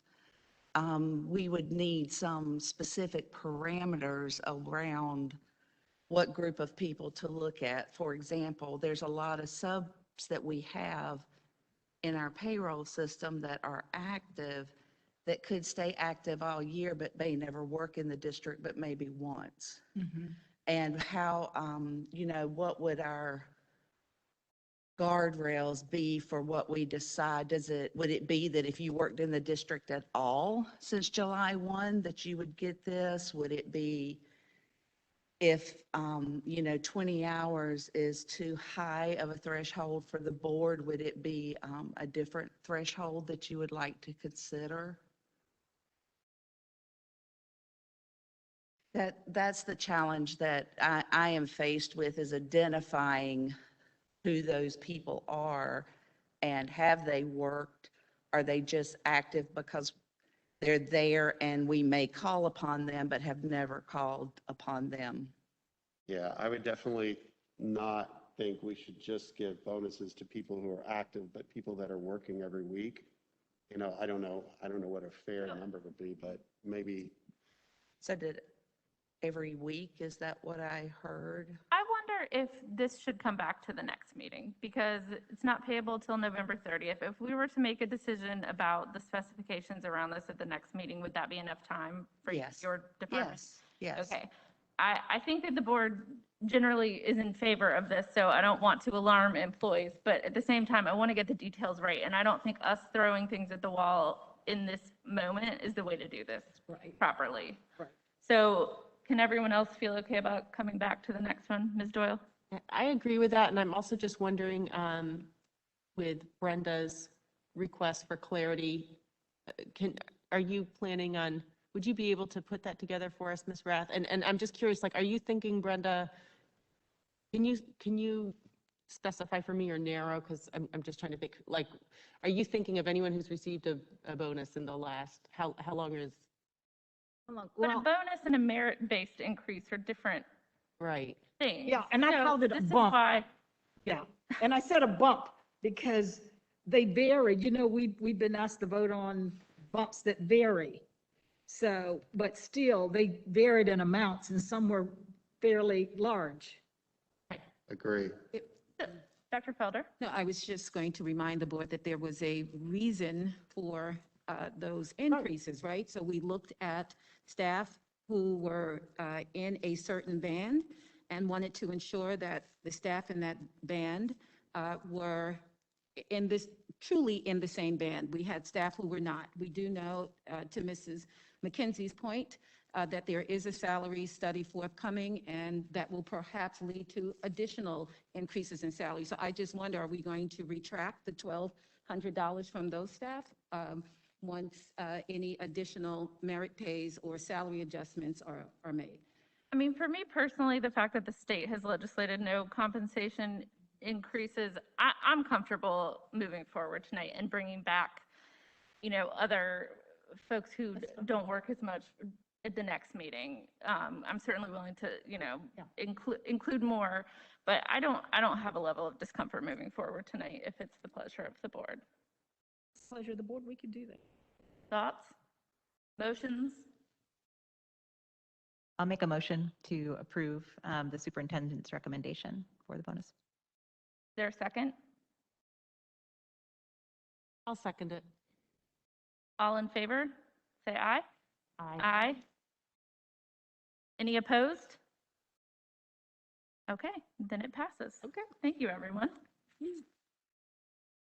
Our next item from the consent agenda is the COVID-19 state contagious disease leave policy revision, and I believe that was pulled from Ms. Hauser and Mr. Atherton. So I'll open the floor for you all. I simply wanted to take the 2 points up separately. I don't know if we want to vote on them or discuss each one separately. I have some trouble with the second and trying to understand who we're talking about. To take people who have not been vaccinated, who have not been given an exemption, and why do we need to? We're not going to give you any leave, because in order to qualify for leave, they're still on our payroll, and we've asked, I'm sure I understand, would be why we would treat them so harshly. Ms. Dubison, could you provide a little bit of insight around the policy and the two separate votes that Ms. Hauser is proposing? Sure. So right now, your board policy adopts all of the DPI benefits manuals, some of which comes from law, some of which was developed by DPI, and one of which is this contagious disease leave, which is paid leave for people who are told to stay out of work by the health department due to a communicable disease issue, in this case COVID, but this leave was there long before COVID. Just never had to use it before. So there are two issues here. The first point is to address a situation that has come up where an employee has COVID-like symptoms and is told to go home and to get a COVID test and refuses to get a COVID test, and therefore the health department says they have to stay out of work for 2 weeks. And the administration's proposal is that they should have to get the COVID test. They might be able to come back to work as opposed to just taking a 2 weeks off. So that's point number one. Point number two is if an employee has been told to be vaccinated, doesn't have an exemption, and refuses, and then gets quarantined in a situation where they, and gets quarantined, that employee also should have to use their own leave. And to your point about why there would be such a person, there is currently, and maybe eventually there won't be, and then we won't. But if you don't change the policy, then tomorrow, this person may get quarantined and So it's just a tool in your toolbox. Other- Um, Yeah. Other comments? Motion to approve the whole thing, or a motion to approve with only A or only number one only? So what happens with people that have their first shot but not their second? How would this apply? So this is for people who are out of compliance with, so since it was explained to employees, they needed to get the shot. I apologize. People can't hear you guys. Could you speak a little more into the mic? I know that prevents some issues up Yeah, here. the echo. Let's find a sweet spot. From their employer, not apply to them, interpretation. Okay. Thoughts from the board?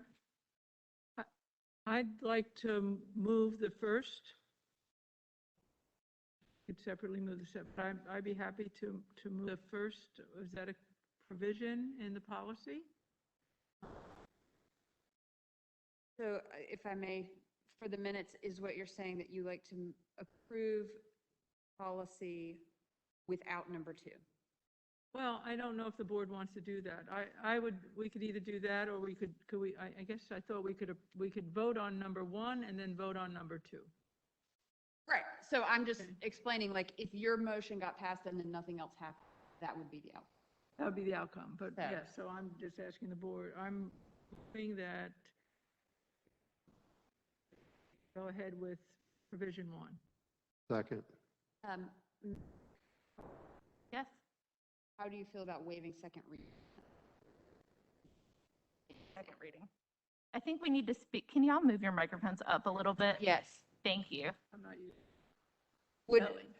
Would your motion potentially include, or does it include waiving second reading? The whole thing. That would be fine. Okay. Can do a motion. Okay, so the first motion on the table that has been seconded by Mr. Atherton. Yes. Is the first provision of the proposed policy. I think Eva has made an amendment saying waiving second Yes. reading. Yes. Any discussion before I call the vote? All in favor? Aye. Any opposed? Okay, the first part has passed. Is there a motion to approve the second part of this policy? So move. Second. Any discussion? All in favor? Aye. All opposed? Motion passes, so the entire policy is passed. Thank you very much. The next item we'll be discussing from consent agenda is the EC State Fund Grant. Mr. Atherton? Yes. Have one question. On the contract, page 11, it states the 8-hour minimum for the school district will include 6 hours of shift time work and 2 hours of drive time, which will be about $130 a day, $650 a week. Is it possible to say actual drive time or up to drive time? Yes, I will go back to the contract company and say up to 2 hours, because yes, that is a little reasonable. That's, I will so, let you know. so if there are no other comments, I would motion with that, And to approve with the change of with the up to change. 2 hours. correct. Second. All in favor? Aye. Any opposed? It passes. Thank you. Our first item on the agenda this evening is the 2020-2021 state accountability results. I believe we will be welcoming Dr. Doyle. Indeed, we will. And as Dr. Doyle, our chief of schools and achievement, makes her way to the podium. Next slide, please. Thank you. And so just would like to open with providing some historical context. And you've heard me speak a number of times about the African tribe that assesses the state of its community by assessing the wellness of their children. And they do that by greeting each other with not hello, how are you, but by greeting each other with how are the children. And so tonight, staff are going to share the results of last school year's that is the 2021 state assessment data, that will serve as just an indicator of our students' academic wellness. Next slide, please. And so while the data are troubling and not at all reflective of what we desire for our students, they must be faced, because nothing can be changed unless it is faced. Next slide. Before the results of last year's data are shared, again, want to provide some historical context. So what you see before you are trend data with regards to reading and math assessments for students in grades 3 through 8, spanning from 2012 to 2019. And you'll notice, per the data that's reflected here, that over that span of time, that student achievement and student growth in both of these critical areas has been stagnant or flat. Next slide. Then, when these data are disaggregated, because that's how we must look at our data, and particularly by race, ethnicity, again, over this 7-year period, and when we look at reading data in particular, for grades 3 to 8, it indicates that for far too many of our students, they are not proficient in this critical area of reading, especially, or in particular, when we look at the data over 7 years for our Hispanic students, our Black students, our economically disadvantaged students, our students with disabilities, and our English language learners. While sobering, and certainly keeps me up at night, and not at all acceptable, last year's data, so the data you're about to review, was only exacerbated by, or made worse, by remote learning and the experience from last school year that our students had. So at this time, I'm going to turn the presentation over to Dr. Megan Doyle, and she's going to walk you through the results of last year's data. And we'll then follow up with the now what after that. So Dr. Doyle. Good evening, Chair McKenzie, Vice Chair Stevens, members of the board, and Dr. Felder. I appreciate the opportunity to provide these data to you this evening. As I review the results for this past school year, I want to be clear about what we're presenting and what is missing from our data. The North Carolina General Assembly, as well as the State Board of Education and our Department of Public Instruction, have omitted school performance grades from this past school year.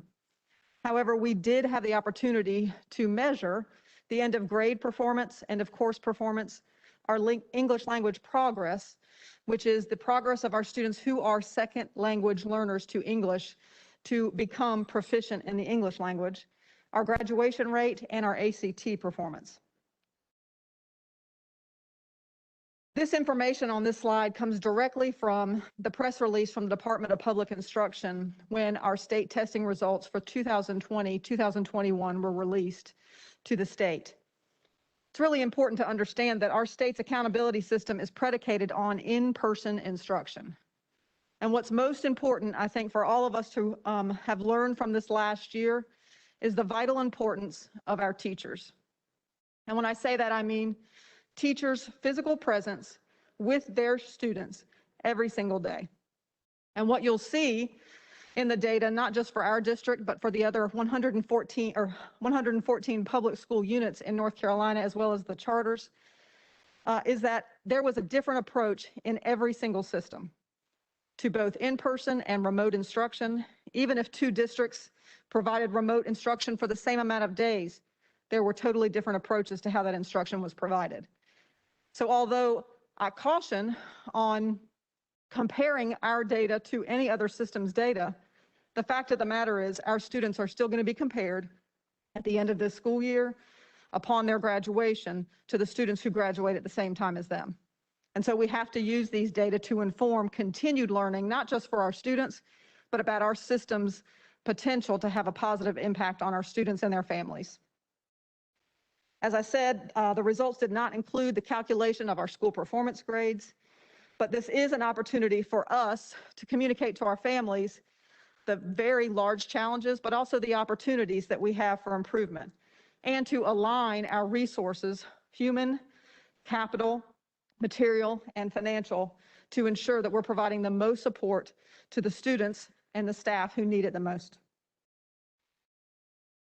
And you can see on this slide, which I won't go over in detail, that there were widely varying impacts of this past year's instruction versus what was experienced in 2018-19, which was the last year that we really had a normal accountability reporting period.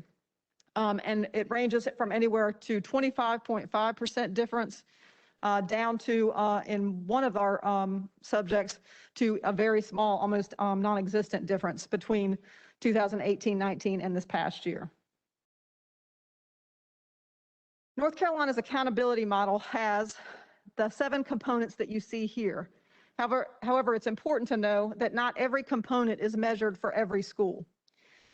In a high school, all of these components are measured as long as we have a large enough group in each of the measures to report the data.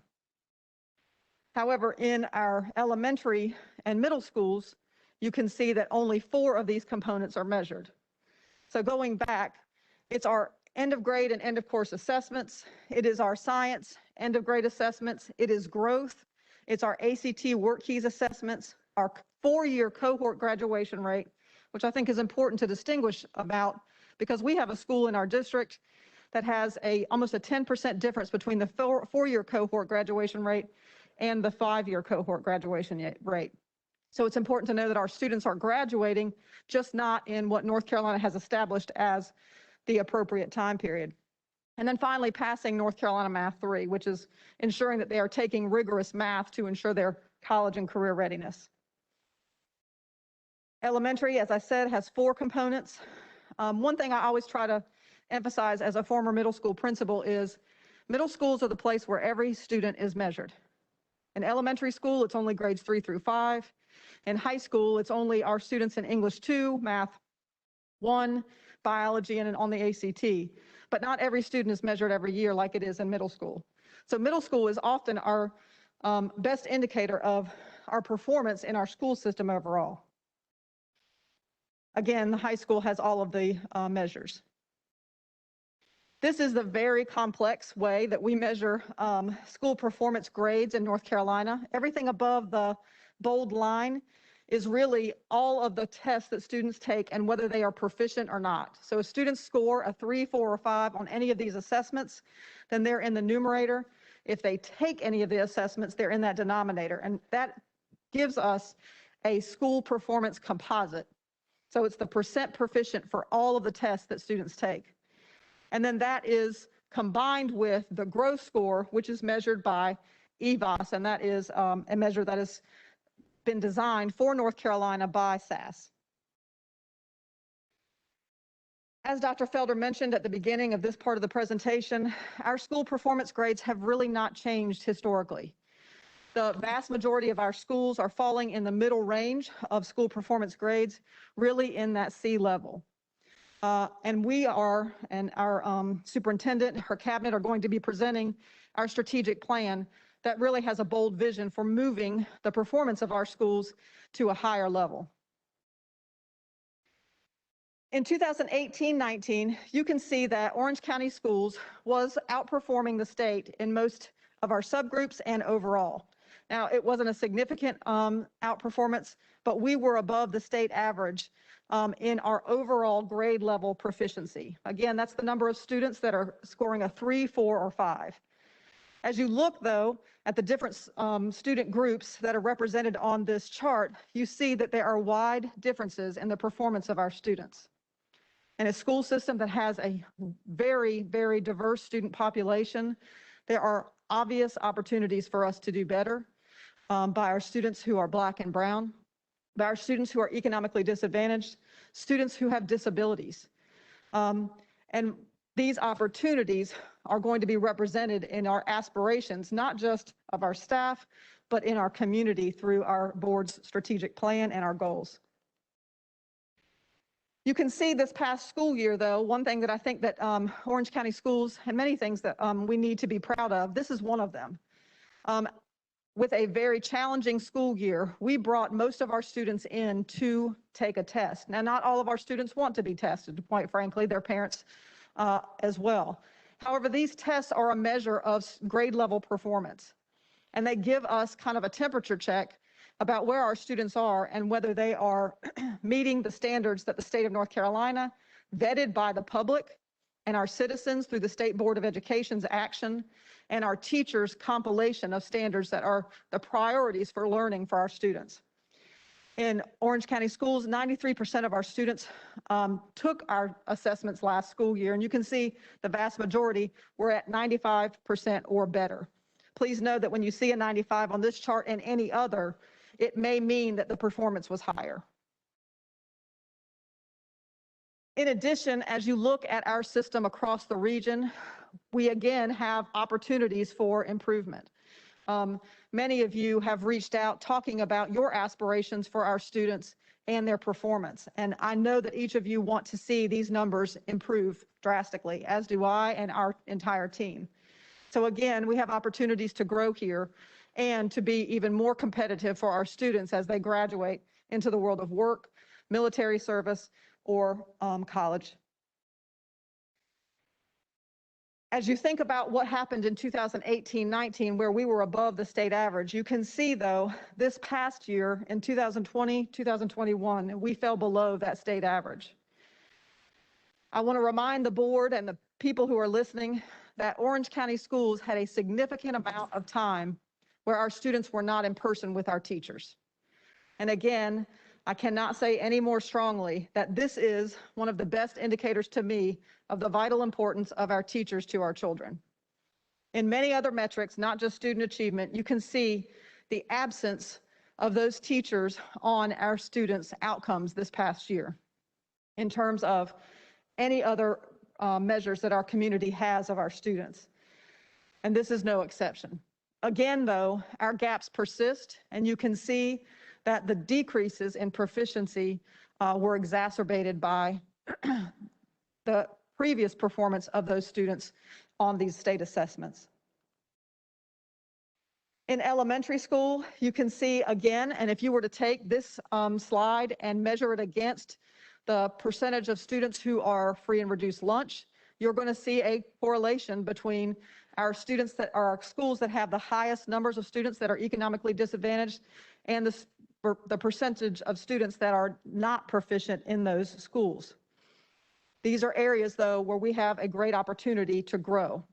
We believe that each of these schools has the potential to score at or above that B level, and that is going to be the focus of our school improvement work as well as our district strategic plan. In our middle grades, again, this is where all students are measured. You see in our performance that we are below the state average, and that two of our schools are hovering around the same level, and our Orange Middle School is a little bit higher and above the district's average. Again, these performance composites represent over half of our students not meeting grade level standards last school year. Our district, as well as our teachers and our school leaders, are doing huge amounts of work to try to bring our students to the level of performance to bring them back to their 2018-19 levels. That includes accelerating their learning, providing structured and focused tutoring, but also making sure that we're teaching students on grade level. In reading and math, in grades 3 through 8, you can see the huge differences between our reading and our math performance. It's important to know that in 2018-19, the math standards changed. And so that was the first year of a new math assessment. Then we had a gap, and we then saw this performance this past school year, again, with a lack of in-person instruction. And so there's an opportunity here, but also a real challenge in resetting our instruction to align with the North Carolina Standard Course of Study, not just in math, but in reading as well. Grade level performance, this is 3rd, 4th, and 5th grade by student group. For reading, you can see that overall students are a little bit better as they go up in grade. However, folks, I think that you will hear from our superintendent as well as our leadership team and our school leaders as well, that we want that number in 3rd grade to be significantly higher. That 3rd grade number is an indicator of high school on-time graduation. lifetime earnings and whole life success for our students. And so we really have to work on what's going on in our grades K through 2 to help move that number forward. And I know there's a great deal of work being done by Ms. Wilson and her team. In addition, 6th through 8 reading shows the same trends in 6th, 7th, and 8th grade. Again, though, our student subgroup performance, our student group performance is significantly lacking, especially for Black and Brown students, economically disadvantaged, our English language learners being the most significantly impacted. And that makes sense as you think about what the big struggles with communication were last school year in terms of being able to reach families and get the resources to students that were needed to ensure that students could learn through the pandemic. And that's a great deal of why you'll see the work that's being focused in our Goal 4 work with family engagement is focused on ensuring that we are engaging with families so that children can read on time and on grade level. 3 through 5th math. Here you start to see some inconsistency, and again, that may be related to the new curriculum, and we are not just as systematic with our teaching of those standards. Again, though, gaps persist. 6 through 8 math, same kind of inconsistency. And as you get into science, you can see our grade level proficiency, particularly in grade 8 science, is pretty high as you compare that to what we just saw in 8th grade reading, for example. So our students are about 45% proficient in 8th grade reading, but they're 63.4% proficient in science. So really this points us in the direction of really focusing on vocabulary development, not just in the middle grades, but K through 12, because that vocabulary is what helps our students to comprehend text at a high level, in addition to many other strategies. High school course performance, this is end of course, both grade level proficiency and college and career readiness. You can see the biggest challenge here is Math 1. This is across the board, across the state of North Carolina. Math 1 is one of the most significantly impacted courses. It's important also to note that this data does not represent students who took Math 1 in the 8th grade. Those students are counted in the middle grades math performance. So our students who took Math 1 in high school this past school year had significant challenges because they had 2 consecutive years of that lack of in-person instruction, the end of the 2020 school year and then all of the 2021 school year almost. Biology, and this is of course a subject that is particularly important to me as I was a biology teacher. We want to see this performance increase as well as we are trying to focus on the STEM opportunities for our students as they graduate from high school. Again, our students who are economically disadvantaged, English learners, students with disabilities, Black and Hispanic, are not performing at the highest levels that we know that they can. And this is really pointing us in the direction of the types of strategies that we're using with these students. These students are able to be proficient. I want to say that again. These students are able to be proficient. However, it's important the materials we put in front of them, that if there's context and a connection to those materials so that they can really grapple with them and use them to attain grade level proficiency. This is not just true in biology, as there are many opportunities for students to see themselves in the history of science and innovation in our country and in our world, but it's also important for us to show them that in literature, in math, in social studies, in all of our subjects. Again, similar gaps noted in English 2, but a higher overall proficiency. Is interesting. I would say that Orange County is in some ways an outlier in this regard, that the high school, 3 of the 4 high school end of course proficiencies did not see the significant decreases that are seen in other parts of the state, despite the lack of in-person instruction. Again, Math 1 and Math 3, with Math 1 being the most significantly impacted, but you can see that Math 3 and the rigor component of the school performance grades demonstrated this level of performance for our students, all students, and then student groups. ACT college readiness All students take the ACT at least once in their high school career, generally in the junior year. A score of 17 indicates both college and career readiness. So this percentage, 62.1, represents the percentage of students that are ready for college and careers as measured by that test. And finally, our graduation rate in Orange County schools. This is an area where, as I mentioned before, this is the 4-year graduation rate. Our 5-year graduation rate is not counted towards school accountability measures. However, there is a stark difference in at least one of our schools between the 4 and the 5-year graduation rate. We still have work to do for students who are Black and brown. Again, you see that is the most significantly impacted, with the exception of English learners as well, and students with disabilities. That means we have an opportunity to really target in on these students and find out what is causing the challenges to graduation as they move through high school. And why you'll also see that our focus on 9th grade is going to be of critical importance to students. So I'll turn this over to our next presenter to talk about the action steps we intend to take as a result of this data.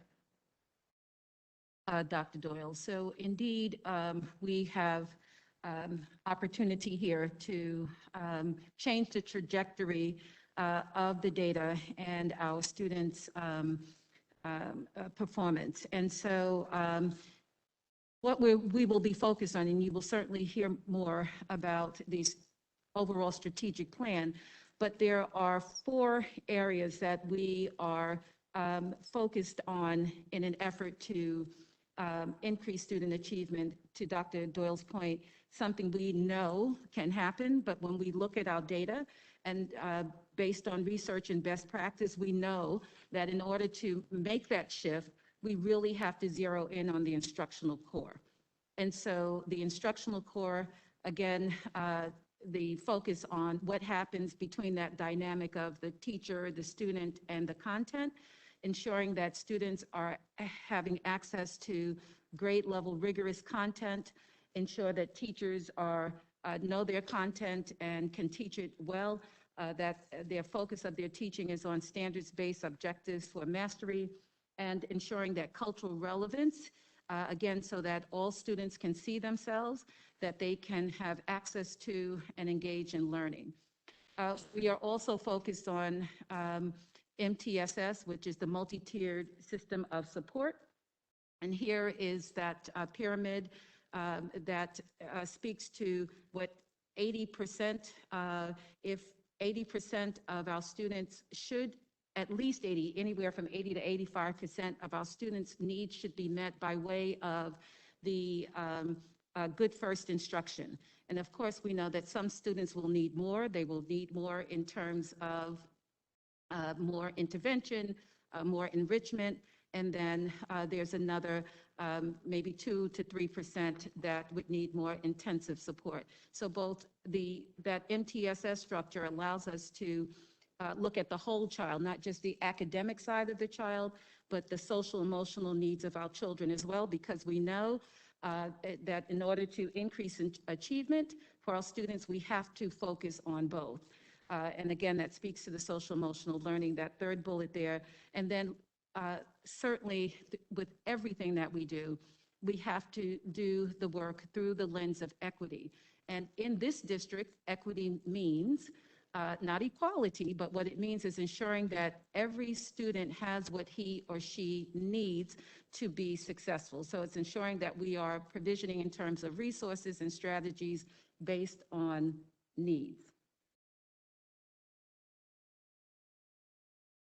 So more specifically, the work this year will focus on the science of reading in pre-K through grade 5, research-based. This is a research-based shift that is supported and directed by DPI, and one that we welcome because we know that this is the work that we need to be doing for our children. Students need explicit instruction in the essential components of reading, and that's what the focus of science of reading will deliver.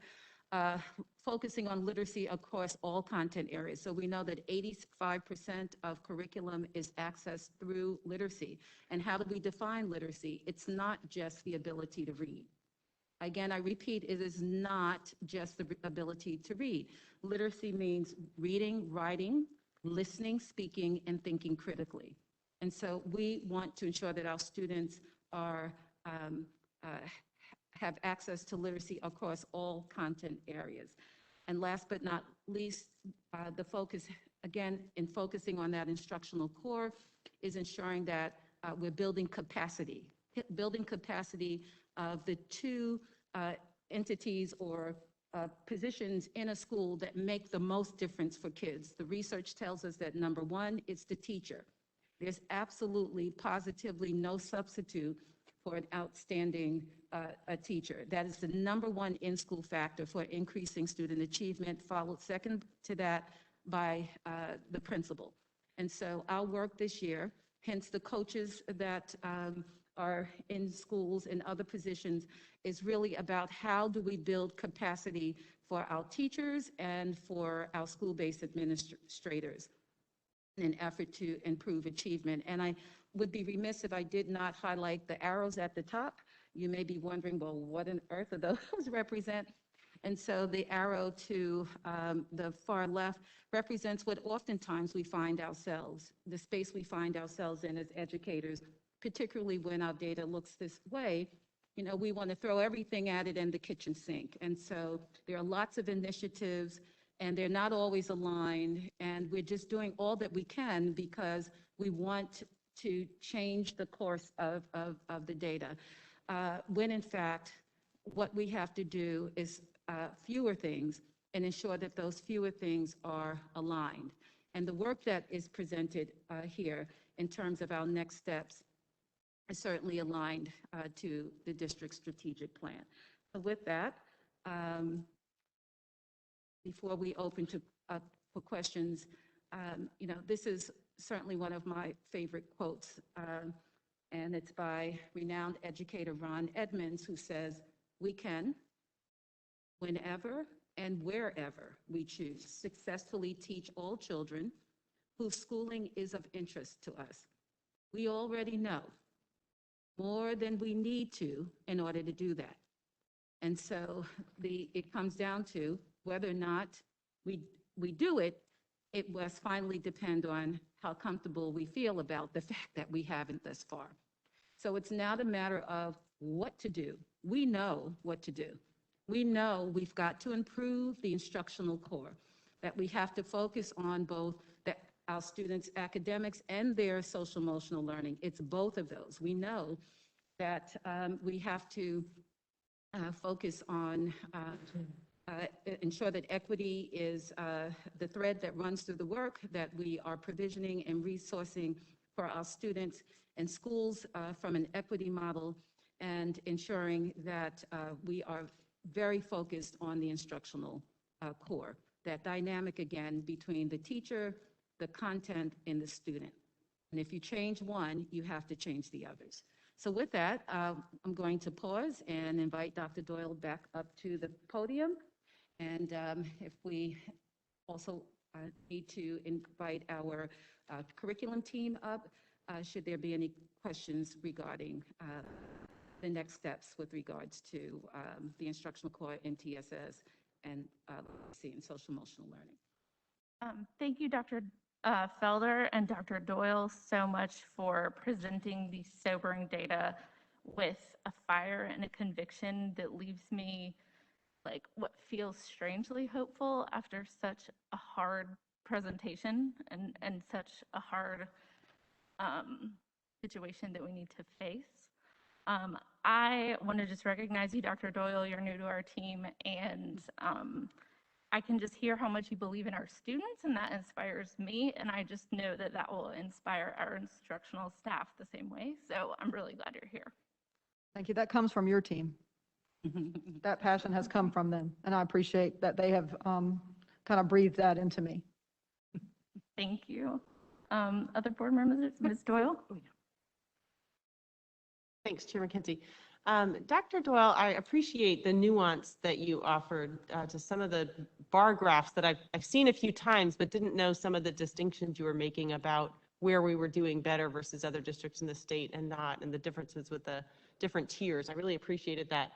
I have a question about the building capacity bullet point, both parts of it. The first one talks about the instructional coaches and supporting the instructional core. And so I'm curious so my two questions are, what are we doing different or new with that coaching? And then with the professional learning communities, my general understanding is, and I might be wrong, but it seems like we weren't really able to do that when we were remote last year.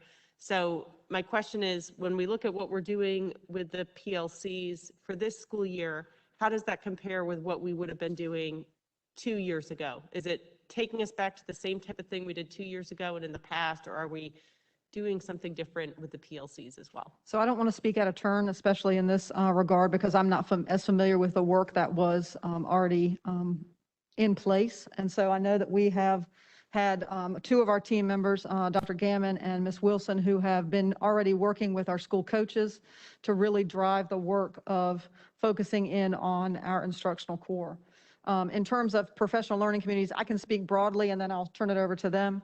And that is this. The work of professional learning communities is some of the most complex work that happens in schools because it's people work, right? It's not, you can check a box and do a checklist. And then if you do those things, that everything's going to come out correctly. It really is also kind of humbling yourself and letting go of your ego and focusing on learning and not teaching. And that's really hard for teachers who are pretty proud of their instructional practice, as I was. And so as we focus on professional learning communities, I'm sure there was a great deal of groundwork that was already laid, but our principals are telling us that this is an area that they want more support in. And so that is work that's also being done by Dr. Dawson and her team. So I will turn it over to those folks right now. All right, good evening. Thank you all so much. So we have a couple of pieces when we're the professional learning community specifically. In my time in Orange County, and I've been here since 2016, there's not been dedicated work around professional learning communities that's occurred. It's been more piecemeal or in isolation, depending on what individual schools have mapped out as part of their school improvement plans. Our goal this year, and really in the next couple of years as part of our strategic plan, is to really build more of a district-wide foundation around professional learning communities. Our hope with that work is that we're not only going to provide some consistent structures, not just for meeting times with teachers, but also consistent structures around how to look at student achievement data in a more formative fashion, so that we're actually analyzing and checking in on students in a much more frequent fashion throughout the school year, so that the data that we just saw a few minutes ago from Dr. Doyle kind of isn't that autopsy, as they say, after the fact, but we're actually doing those real-time checkpoints throughout the year. And I think the biggest piece for us is, how can we bring that type of coaching and support into the district? Is that something that within our C&I team that we have the capacity to lead in-house? Or is that something that we're going to have to explore outside options that can come in and help us build that in a more of a tiered fashion across K-5, 6, 8, and 9, 12? And so that's the work that we're currently doing right now. And we're looking forward to having some future discussions around where that's going to go with PLCs. As far as instructional coaching, and I know Ms. Wilson can step down, we have two tracks or two trains of thought that are going right now. We do have one instructional coach consortium that has already started this year. And then we have a second tier one that's going to start in about a month with our AIG specialists. But Ms. Wilson's going to step forward and talk about the instructional coach model right now. Good evening. So it is exciting to share with you that we have partnered with Ready, Aim, Teach. And Amy is the presenter that comes in to work with our instructional coaches. So that is our literacy coaches, math coaches, digital learning coaches, MTSS coaches, all of them are there. And they are spending their time really focused on how do they as a coach leverage themselves to increase teacher capacity? What are some tools that we can put in their toolbox to help them be more effective at leading this change with teachers? How do they build the relationships with our teachers so that they feel the coaches are there to support them, that they will share where the struggles are, that they will engage in authentic conversation, about how do we change the classroom environment? How do we change the situation for students in our classrooms? How do we reflect on the materials and the books that we read and have open conversations about changes that we need to make? In order to do that work, we have to have relationships with our teachers. They have to have people in their buildings every day that they look to for advice, that they collaborate with, and that they trust. The other piece of that work is also to help our coaches understand the student-centered coaching model so that everything you do as an instructional coach ties directly back to student achievement and student success. It's not about a teacher feeling better about it. It's about that teacher feeling better about it, and it changes what happens for students. So that's the work that we're doing with Ready, Aim, Teach. We're calling that work Coaching for Coaches. So if you hear those phrases, we have used the acronym RAT a couple of times. It didn't feel really good, but that's out there. So you'll know that all of those things are the same thing. And then I'll turn it back over to Dr. Gammon to talk about the coaching for our AIG facilitators as well. Thank you, Ms. Wilson. And so similar to the Ready, Aim, Teach model, we have partnered with Mary Kay Ricci. She is going to start working specifically with our AIG specialists across schools starting in October. Similar fashion to the model with Ready, Aim, Teach. What we are trying to provide a distinction with this year is in the past, we've often had a coaching collaborative that has occurred where our literacy coaches, math coaches, media specialists, and even our AIG specialists would come together on a monthly basis to provide a lot of in-house training and support. We are very much aware that when we're looking closely at our AIG plan and our focus around nurturing of students, especially at the K-2 level, as well as trying to provide equitable services across all of our schools, that we really need to have some very intentional and targeted support for our AIG specialists, as well as our student talent development facilitator at the district level, who we do have a new one that just joined our team a week ago.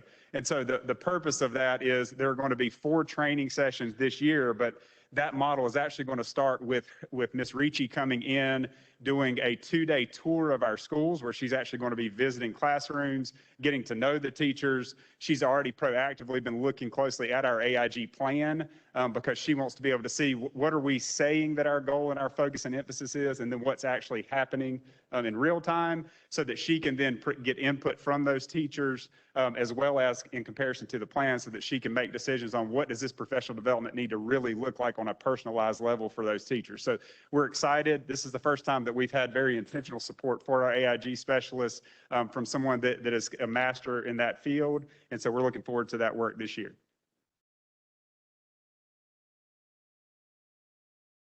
So I want to acknowledge that the 3 of us, if you see Ms. Wilson, Dr. Gammon, myself, and Dr. Dawson, actually the 4 of us, we are a CNI team.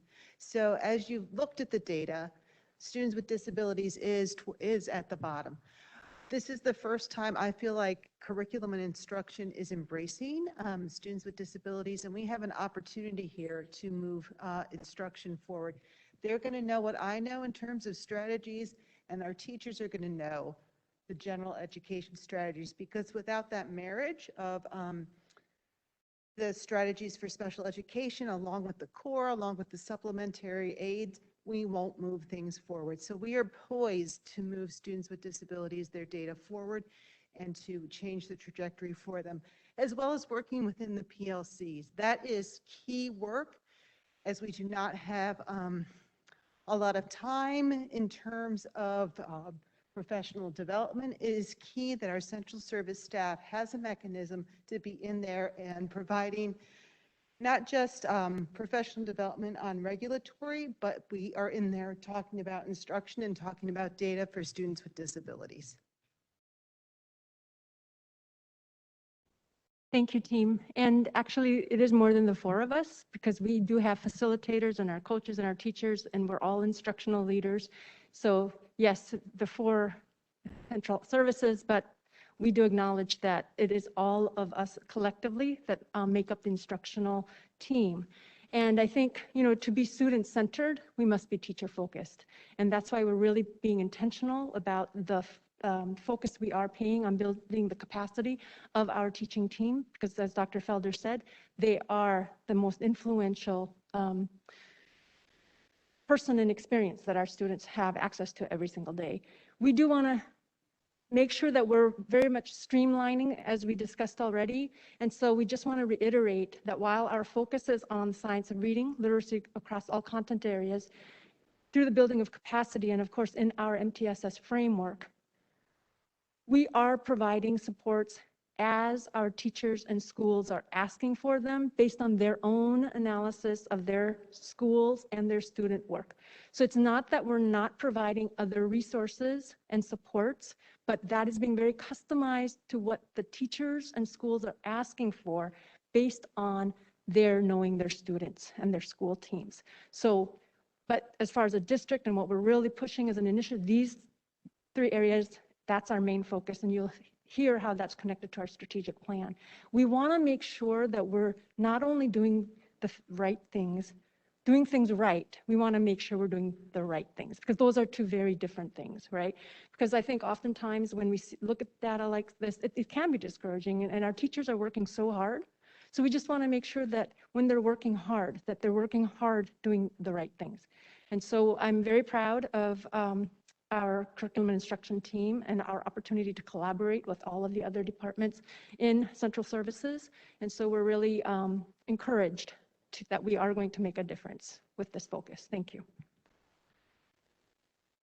Thank you so much, Dr. Dawson, Dr. Gammon, Ms. Crimmins, and Ms. Wilson. Appreciate you being here. Answer questions for us tonight and give that presentation.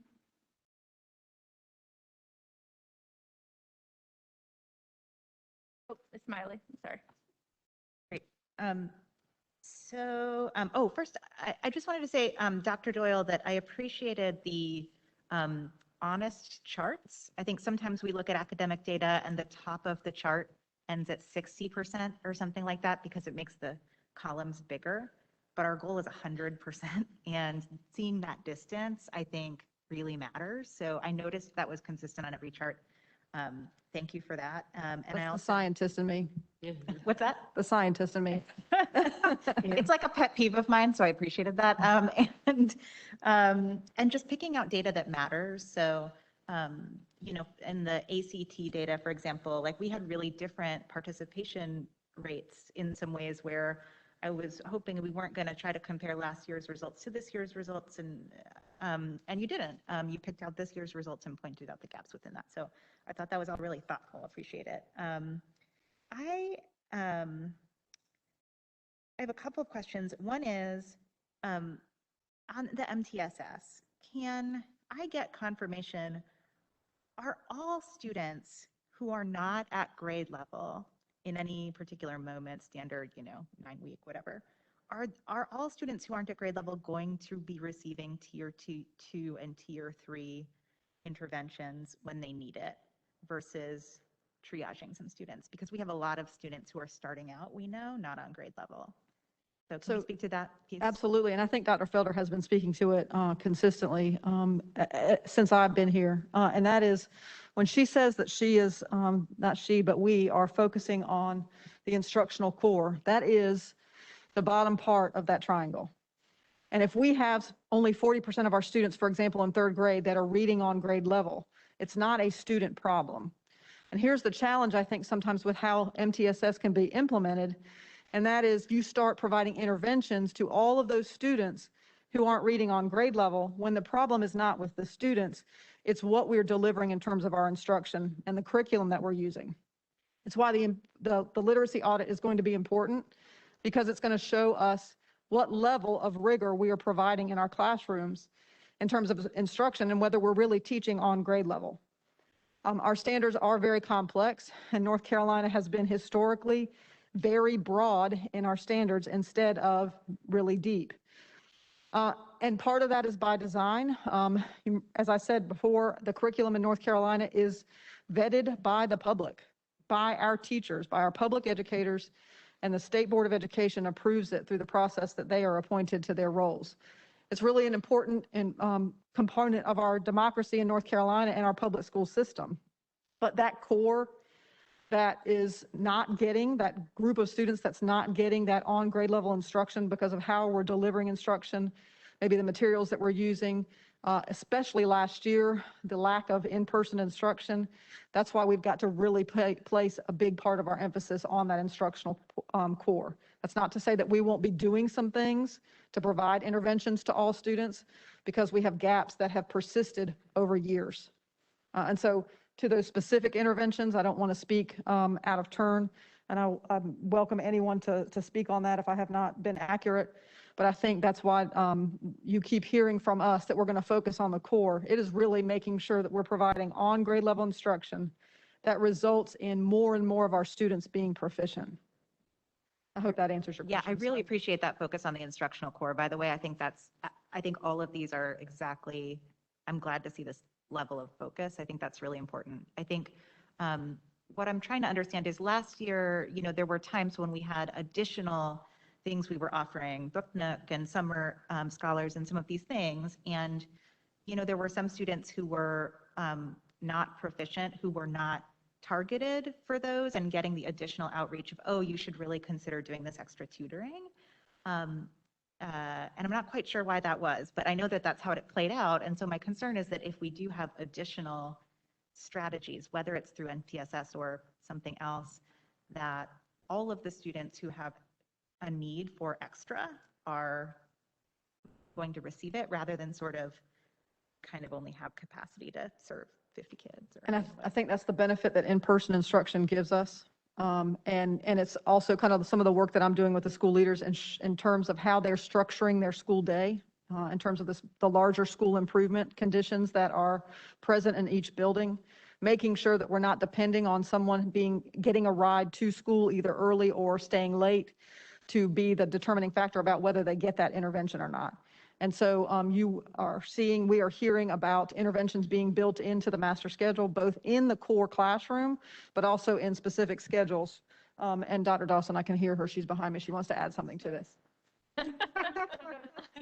I do want to just clarify, Ms. Smiley, that for summer scholars, we actually broadened, especially for like the RTA, they had certain requirements who qualified in the program, and we actually broadened that band to increase more access. And then as far as everything else, it was open to everyone. So, and then our schools did additional outreach to those who we knew could benefit from additional expanded learning time during the summer. So I know that we did some additional outreach to those families, but it was open to the whole district. I think one thing with the MTSS too is that it's not constant, right? In the sense that our students, they have strengths in some areas and then not so in other areas. And so where we see that there are weaknesses, that's where we provide that intervention support. Where they are performing well, a student that may be even like a grade level behind in reading, they may be above grade level in another area. And so sometimes it may be remedial support that we provide as an intervention, or other times an enrichment. And that's why our data analysis and constantly looking at how our students are doing is so important, so that we can customize where our students need the remedial intervention or enrichment support. So that's the focus of the MTSS. And we want to make sure that it's fluid and students have the opportunity to move based on their need, and that we're not keeping them at this constant level, like you're always going to be tier 2 or tier 3 intervention. No, it may be tier 2 here, tier 1, no intervention needed, but another area. So that's why it's so important. Our teachers have the time and opportunity to be always studying how their kids are doing. Ms. Hauser? Yeah, a couple of things. First of all, Dr. Dawson, I will say that I have heard really good feedback from schools about what your team is doing out there. Thank you for that. It makes a difference, big difference. I have a couple questions. One is a general one. We keep showing, black, white, brown, economically disadvantaged, and a bunch of other things. And children are a combination of those. Happens when you combine. If we looked at it, if we combine it, so what if we looked at white, black, brown kids, economically disadvantaged and not? Because the interventions change, things that we do change. I wondered if we've looked at what happens if we look at. That's a general question. I'm having trouble, and I hear you, and I've heard about inverted MTSS triangles. It's like, you know, way beyond my abilities. But, and so I understand the focus on the instructional core. But the problem I'm having, we have a bunch of kids, we have a staffing shortage, have a bunch of kids, 7,000 of them, who lost essentially at least a half year of instruction last year. And that's in addition to all the persistent problems. And then there's, especially at the early grades, you know, if you have a second grader who's really a kindergartner, there are important things about catching that kid up early. And parents are really worried about that. I hear, oh, my fifth grader's doing pretty good, she'll catch up. My first grader, I'm really worried. So what are we doing to bring interventions in, I use your language, to bring interventions in to accelerate learning for kids that we really just need to catch? And I'm trying to rack my brain for the actual study that was done. But what the studies have shown is that we must, what we're defining as accelerate learning for our students to get caught up. What does not work is saying, my students are this far behind, and so let's start remediating there. What we found is that when students are taught at grade level content, even though they may not be there, if they're coming in second grade, and yet for the last year and a half, they haven't been, but now they're in grade 2, we don't go back to a year and a half content. We must teach them their second grade at grade level content, and we do what we call just-in-time scaffolding. So we teach them, and then the instant that we feel that, okay, there's a skill gap, that's when we push in and we provide that support to reteach that particular skill.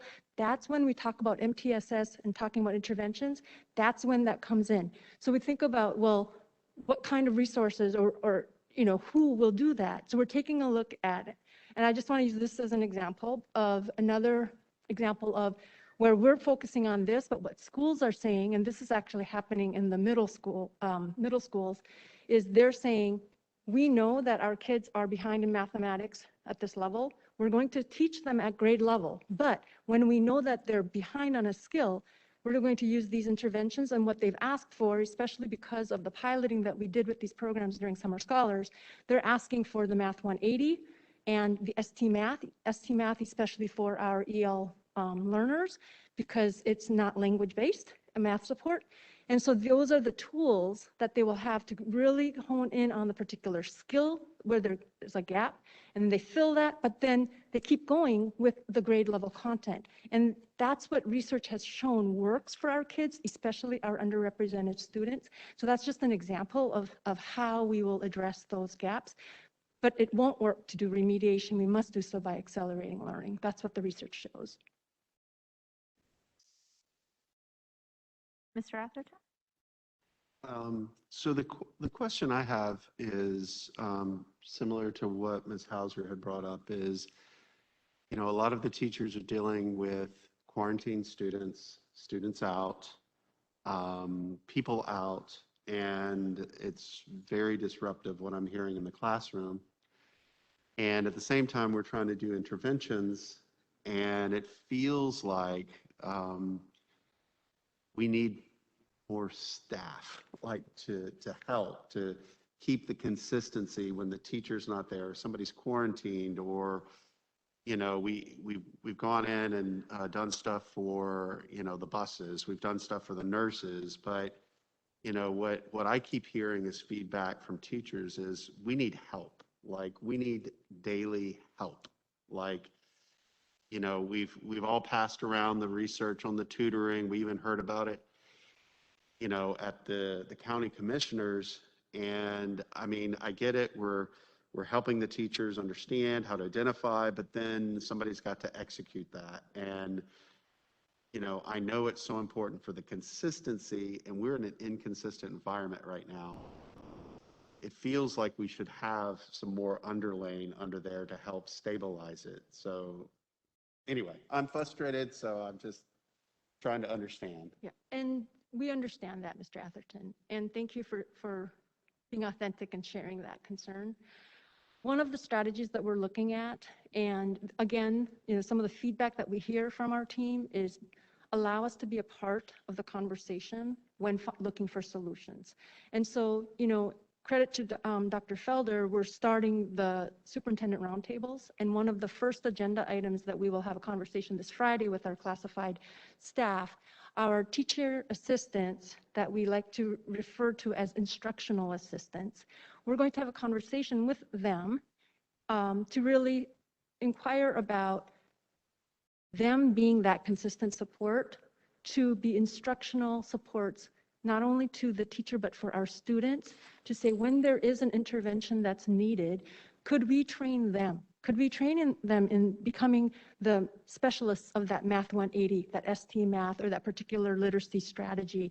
And when there is a student group that needs that particular intervention, that it's them that steps in and works with the students so that the teacher can continue with their accelerated learning teaching grade level, but based on the intervention that their student groups need, that they know that their instructional assistant in the classroom during the intervention times will take those students and be that support and consistent structure and going through those interventions with the students, build those relationships, and they become those experts, intervention experts in that area. That's how we would like to maximize the availability and the strengths of our instructional assistants to help do that and to really define those roles. That's one of the ways that we're taking a look at. While we know the struggles are real, we're not able to fill all of the positions as quickly as we would like to. We'll of course, continue to strive to do so, but in the meantime, let's maximize, and this is what we're talking about, building the capacity of those whom we already have. So that's something that we would like to talk to the classified staff about. We've heard that there is interest from them as well, and so we would like to have a dialogue with them and see how quickly we can get the professional development set up for them, and then to set up those structures, and then of course in conversation with our principals and school staff to see how we can make that work as quickly as possible.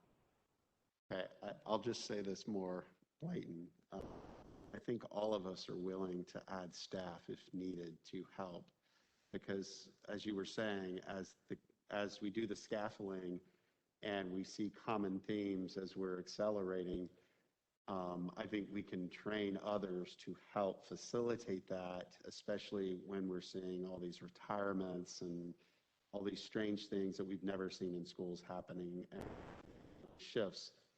And, I don't think there's one solution to this problem, right? It's not unique to us, of course, but I just don't want, CNI or anybody to be afraid to come to us and say, we really need additional staff. We need these in our lower schools to catch up, because basic reading, right?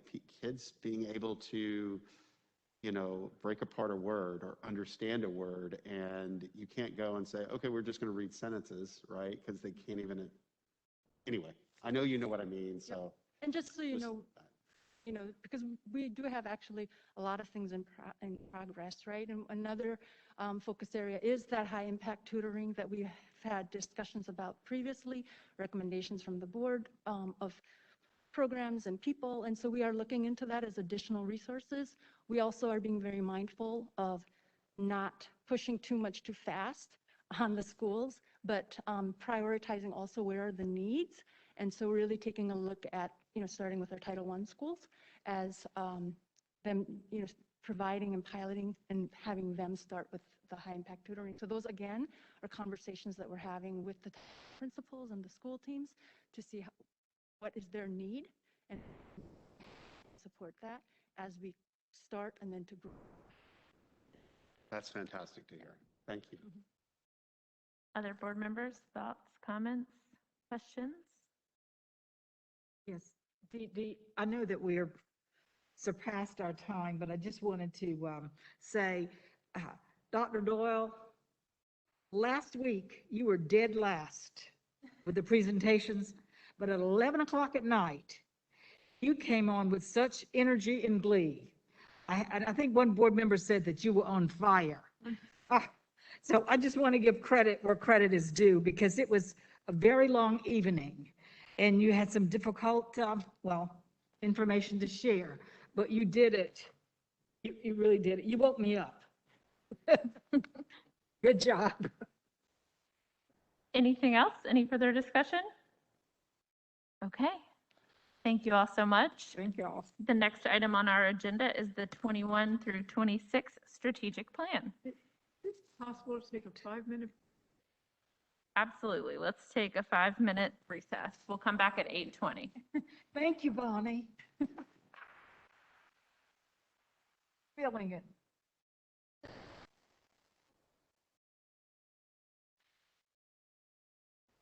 is about what I'm about.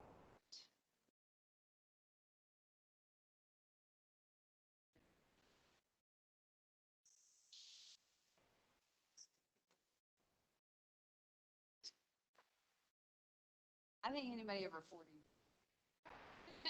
It's like my dog shares my thing. Yeah. Every night. How's it going? Sorry?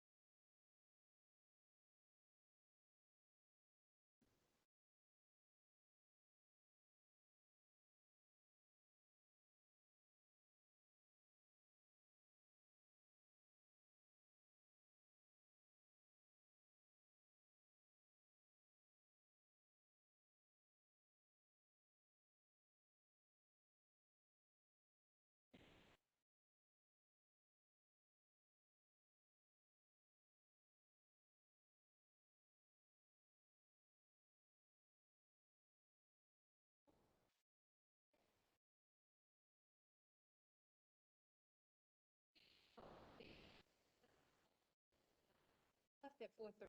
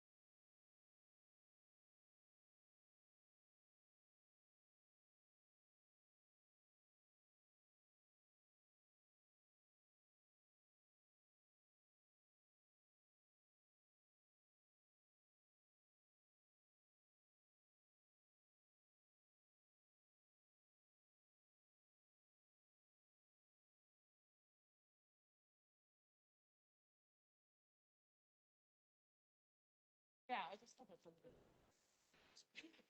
I was like,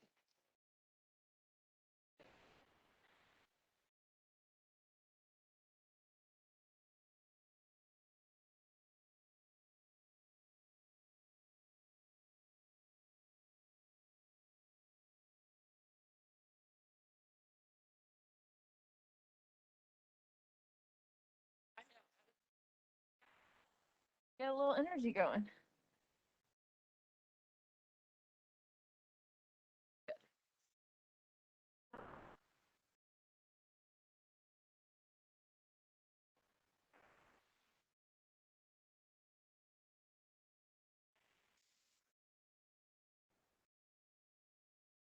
The narrative.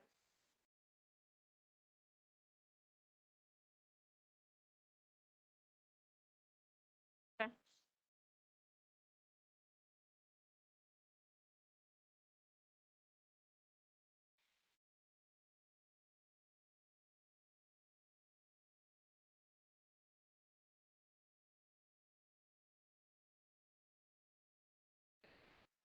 That is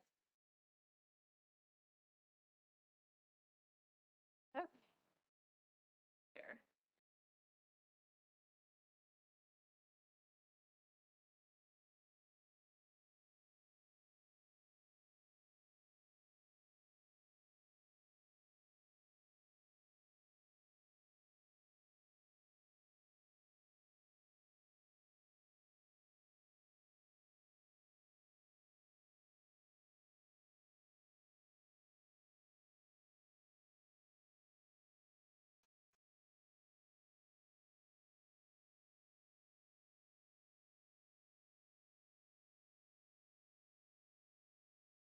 Yeah, I'm sure. I'm not overly.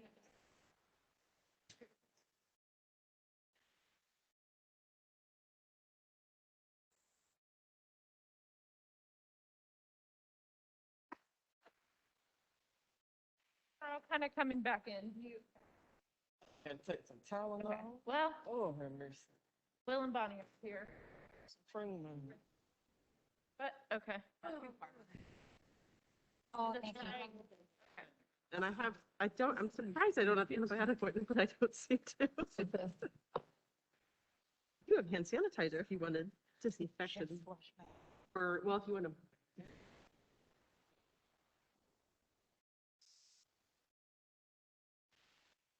Huh?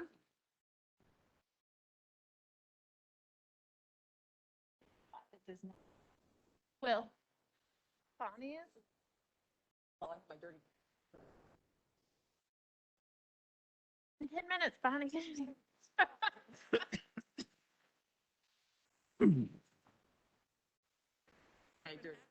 But until I get to a trash can. That's where we went. She also was married. I know. Okay, we're going to get restarted. And we are going to talk about the strategic plan. Wonder what happened. Better? Okay, thank you, Chair McKenzie. And so the data we reviewed certainly compels us to take action. As a result, our strategic plan, our next strategic plan is absolutely critical to our work of improving outcomes for our children. Why? Because the strategic plan is our North Star, right? It's going to guide us and tell us not only what we want to achieve for our students, but how we're going to achieve it, as well as how we will hold ourselves accountable. So tonight, I am so thrilled to be able to present the district's next strategic plan. They put me in charge of changing my own. Oh, my. So wish me luck. All right. And so, so someone once said that a goal without a plan is a wish. And we know that wishing will not move the needle on student achievement. Again, we need a plan, a strategic plan, a thoughtful, intentional, deliberate plan. And so we've developed such a plan. It's a 5-year plan, and it will be presented in its entirety tonight. It was developed over 8 months with input from stakeholders. Not one part of this plan was developed in a silo. And so I want to take this opportunity to thank our families, staff, students who weighed in and provided input and feedback. Thank you also to Leanne Winter, Executive Director for the North Carolina School Board Association, and Nancy Black, both of whom who are joining us tonight. Nancy is the staff attorney with the North Carolina School Board Association. Both Nancy and Leanne facilitated the development of the plan from day one. And so they worked with us over the last 8 months to develop the plan. Some of the components of the plan were shared previously, such as the vision, mission, and belief statements. And so these components are the bedrock of the plan. And so we'll kick off with a review of these important components of the strategic plan. So the vision for the 2026 strategic plan, the vision is to prepare every learner, each and every learner, for lifelong service and success. The mission is to engage, challenge, and inspire. We want to ensure that our students are educated in a safe, inclusive environment where we engage, challenge, and inspire them to reach their maximum potential. There are 9 belief statements. And each is important, so I'm going to take the time to read each of them. Number 1, we believe in valuing diversity.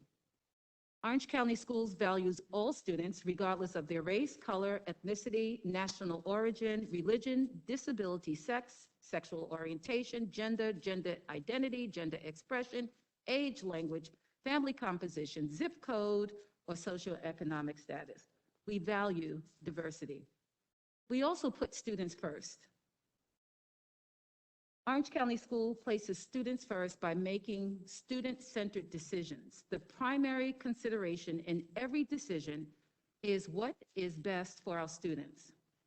Belief number 3 is around equity and excellence in all that we do. Equity, yes, but also excellence in all that we do.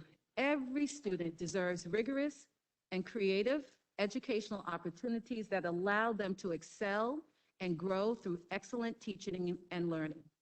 Orange County Schools support staff with resources to continue their professional growth to meet the needs of every student.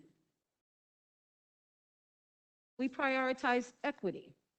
Every student must have equitable access to resources and engaging opportunities to support their individual educational journey by ensuring that systems, structures, policies, and practices do not discriminate against students. We make equity front and center in all we do. Number 5, provide a safe environment. Every student deserves an emotionally and physically safe environment in which to learn. Number 6, serve the whole child. We provide our students with an education that addresses their social, emotional, intellectual, and physical needs. Number 7, inclusive culture and climate starts with us. Orange County Schools cultivates mutually respectful and trusting relationships in an inclusive environment. We value and respect individual differences so students, staff, and families feel trusted, welcomed, safe, respected, and valued. Belief number 8, accountability. We believe in holding ourselves accountable in everything we do. And last but certainly not least, collaborate to do great work. Students, staff, families, and the community at large collaborate for the betterment of our district and our community.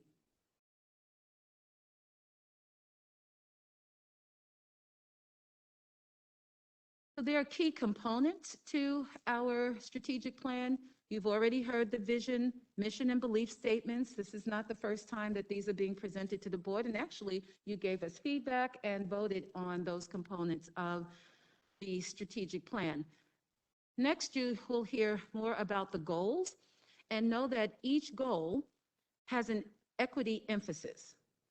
You'll also hear about leading and lagging measures as well as key strategies.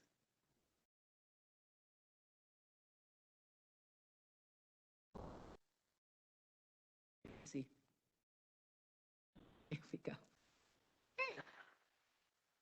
So before I turn it over to staff, the co-chairs of each of the 4 goals, I just wanted to provide more context here. So the top row, that row of blue there, indicates the 4 goal categories. To ensure we are accomplishing these goals, the bottom row indicates the key measure categories for the 4 goals. Now, the next several slides, we will present the specific goal under each goal category, as well as specific goal measures. Just before we do, I mentioned leading and lagging measures previously, and so want to just provide a little bit more information about them. And so it is important to note that there are relevant intermittent data that we will be analyzing to determine if we're on track for meeting the key measures or not. These 2 types of data are referred to as leading and lagging measures. Leading measures help to predict if we're on track to achieve our goals. Lagging measures actually measure whether or not we've met the goal. So as we share each goal and key measure, we will share examples of both the leading and lagging measures associated with each of the 4 goals. So at this time, I'd like to invite our co-chairs for each goal to present the goal that they led the development of. And so first up will be Dr. Chris Gammon, Executive Director for Curriculum Instruction, Mrs. Connie Crimmins, Executive Director for EC and Pre-K, and Mrs. Amber Wilson, Executive Director for Literacy.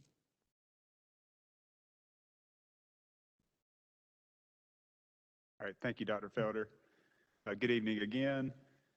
We're going to present tonight around Goal 1, and I would be remiss if I did not thank our Goal 1 team for the work that they did. As Dr. Felder mentioned, we had a cross-representation of parents, administrators, teachers, our district leadership team, where we worked over multiple sessions and really poured into this work and whittled it down to the product that you see here tonight. So I'm very proud of the work and just want to say that publicly that we appreciate that. Goal 1 is really focusing on the curriculum and instruction side of things. Teaching tomorrow's leaders is the theme. Through a multi-tiered system of support, as you've heard this evening, all learners will excel by having access to and benefiting from rigorous curriculum and instruction that is research and evidence-based to prepare them for college, career, and civic engagement. The equity emphasis for Goal 1 is identifying and addressing inequities in curriculum and instruction in order to close the achievement, access, and opportunity gaps. The 4 key strategies, and Dr. Doyle noted throughout the data presentation earlier, some really specific targeted areas that we've seen in the data.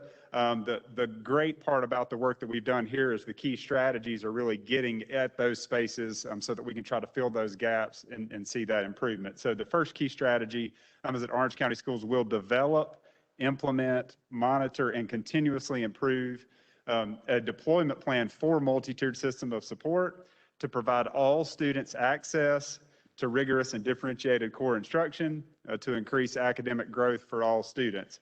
We're excited to welcome a new MTSS director that will be helping us to lead that work.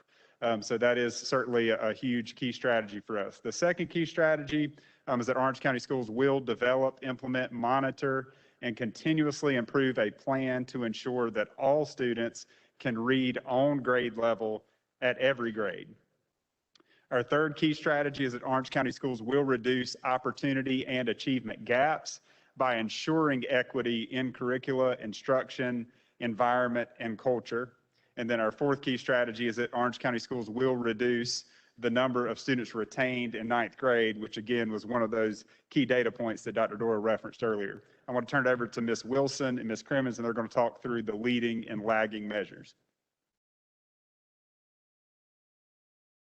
Good evening. So just as the district is going to go through a data cycle review and look at our data and analyze that in order to inform our action steps and continuously engage in improving instruction and what's happening for students, we are going to do this around the lagging measures, which can predict our goal success.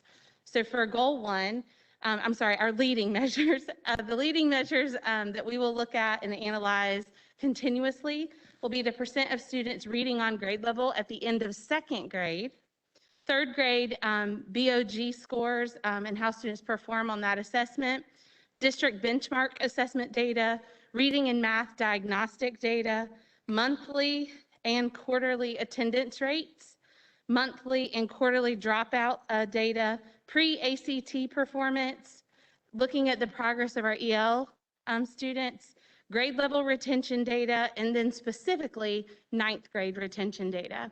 And then I'll turn it over to Ms. Crimmins to talk about the lagging measures for this goal. Thank you and good evening. So when we look at everything that has been presented through goal one, all of the key measures, the strategies, looking at our leading measures, which are going to be those interim marks where we can really look and focus in on the instructional practices. The hope, or not the hope, but if we do all of those things consistently and with fidelity, our lagging measures should and will show improvement. So the lagging measures for goal one are by 2026, Orange County school grades for all schools will improve to an A or a B. And by 2026, Orange County schools will increase the graduation rate to at least 90% for all student groups.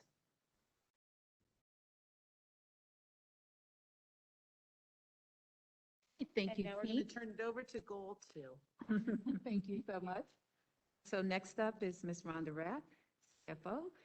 She's going to represent the team that the development of goal two, excellence and efficiency. Good evening. I want to ditto what Dr. Gammon said in regards to all of the participants that we had who worked tirelessly with us to get to this finished product, which represented stakeholders, parents, teachers, other district leaders. We appreciate all of their input in assisting us. Goal two, excellence and efficiency, is the district will provide exemplary operational support to schools, staff, and community to ensure a focus on student learning. Our equity emphasis will be to ensure equitable distribution of human, fiscal, and capital resources across Orange County schools. Our key strategies for this goal will be to provide professional training and establish roles and workflow refinements to improve operational efficiency and customer service. We will ensure and support quality teaching and learning by sustaining a cutting-edge instructional technology system and information technology infrastructure. We will develop, implement, monitor, and continuously improve documented processes and services which align 100% of financial, human, and material resources to meet the district's strategic goals. We will develop, implement, monitor, and continuously improve a district safety plan to ensure safe and secure learning and work environments to achieve these missions, visions, and goals. And we will develop, implement, monitor, and continuously improve a district facility plan to provide quality teaching and learning environments for our students and our staff. Our leading and lagging measures for this goal will be a staff customer satisfaction survey and questionnaire by department, and then the biannual North Carolina Teacher Working Conditions Survey. Our lagging measure will be by 2026. Our internal customer service ratings for the central services departments will be 90% or higher on each of the indicators in that customer satisfaction survey. By 2026, the responses on the teacher working conditions, in particular to 2 questions surrounding the school environment, is clean and well maintained, as well as the physical environment of the classrooms in those schools supports teaching and learning, will increase to 90% from the 67 and 78% that they currently are. I will now turn over to our Goal 3 team.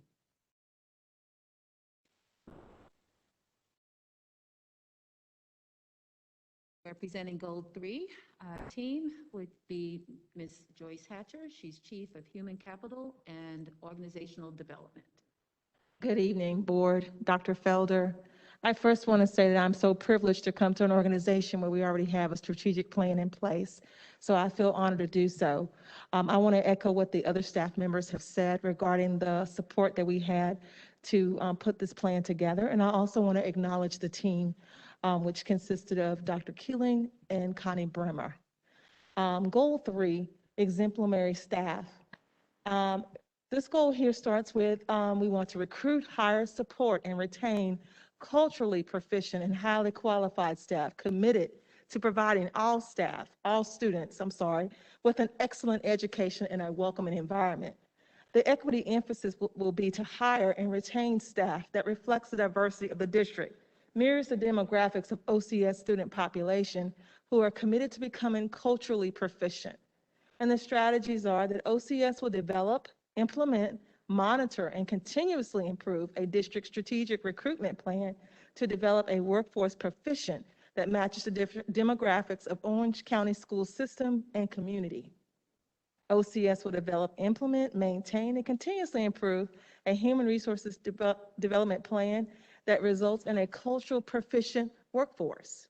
OCS will develop, implement, maintain, and continuously improve a supported, welcoming, and inclusive work environment that allows all employees to feel connected to the district's core beliefs and the values and contribute to the overall mission and vision of the organization to their fullest potential.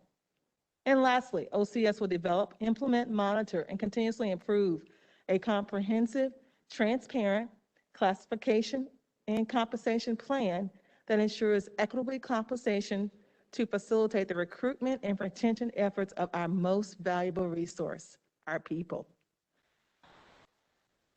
Goal 3's leading and lagging measures, and I'll start with leading first. The leading, we'll look at a monthly turnover by role, department, school demographics. Quarterly review our bilingual staff by language, speaking roles, department/school demographics, promotion data, percentage of teacher and instructional staff trained by site and development in cultural responsive instructional practices, and the North Carolina TWC beginning teacher data. Our lagging measures by 2026, the Orange County School teacher turnover rate plus that equates to attrition and mobility, which will decrease to at or below the state average. Currently our rate is 19.1%, and the current state rate is 12.47. By 2021, Orange County schools and all staff turnover attrition will decrease And we'll be looking at this baseline, and this is going to be an ongoing process. And we'll be giving this information at a later date. The gap between by 2026, the gap between the demographic makeup of the school system staff to the demographic makeup of the school system students, meaning race, equity, gender, bilingual status, will decrease too, and we'll begin to continually look at that baseline data on an ongoing plan. At this time, I will be turning it over to the person who's going to cover Goal 4. That was good. And that person would be Ms. Melanie Stowe, who is our Public Information and Family Engagement Officer. Good evening, Madam Chair, Vice Chair, Dr. Felder. And you just skipped right ahead. Okay. I told you you should. But the interesting, and what's great about this goal and the previous two, they're all in support of Goal 1. Our mission is to prepare tomorrow's leaders, to prepare our students and keep them safe. And so everything that I'm going to share with you and that our team, which was led by myself, Dr. Doyle, and Ms. Cobb, everything we talked about with our group was focused on Goal 1. It's not just to communicate for the sake of checking a box, but what is the outcome for students because of what and how we communicate. And so the fourth goal is empowering our culture to cultivate supportive partnerships among families, schools, and community stakeholders that support students' well-being and ensures they have what they need to be successful now and in the future.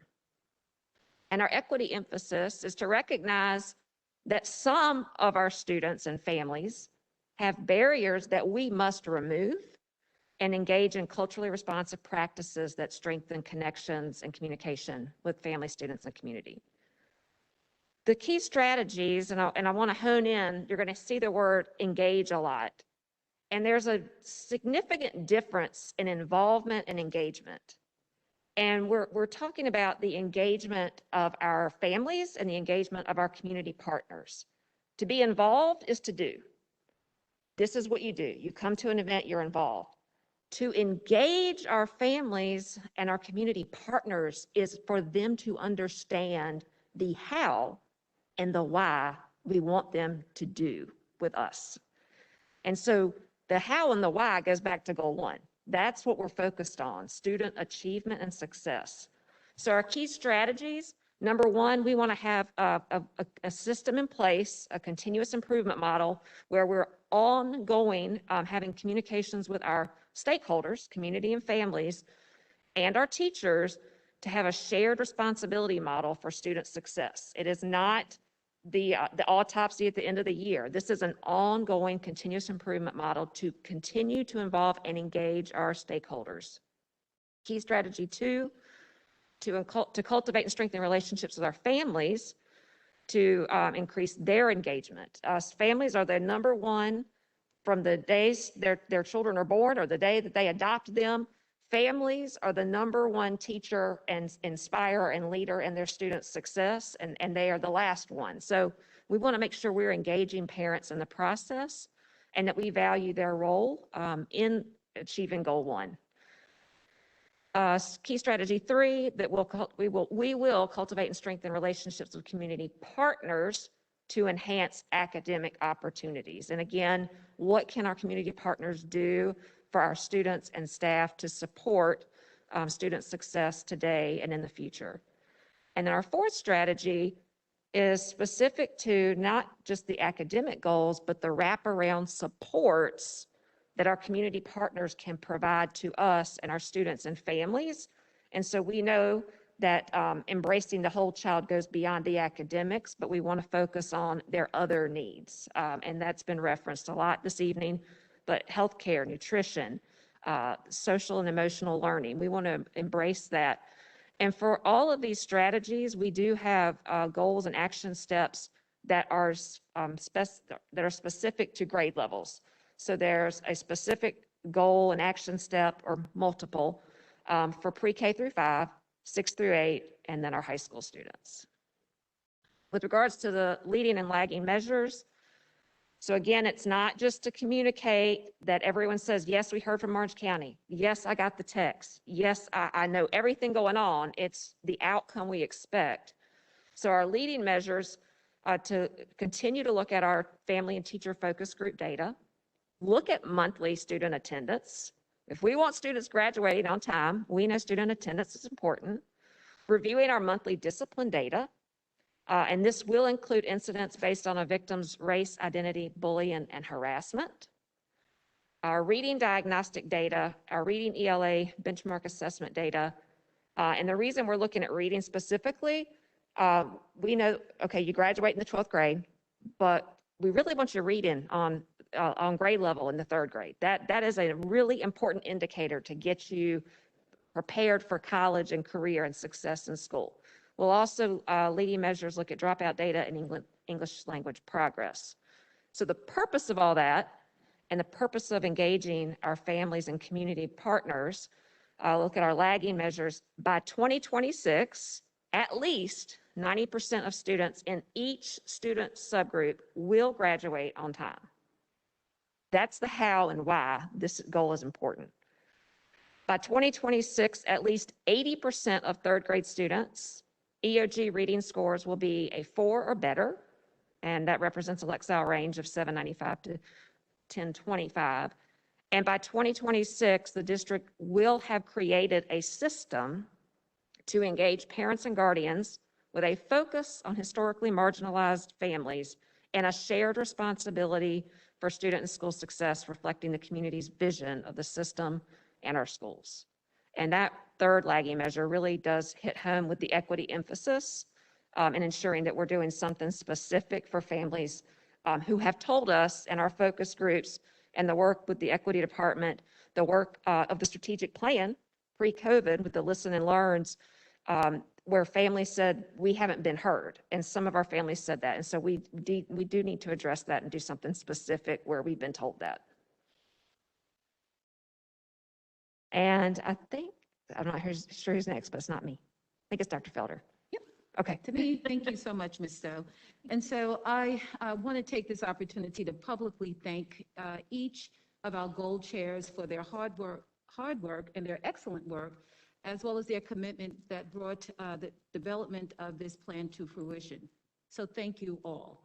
And so now I want to just talk about next steps before we open the floor for comments. And so,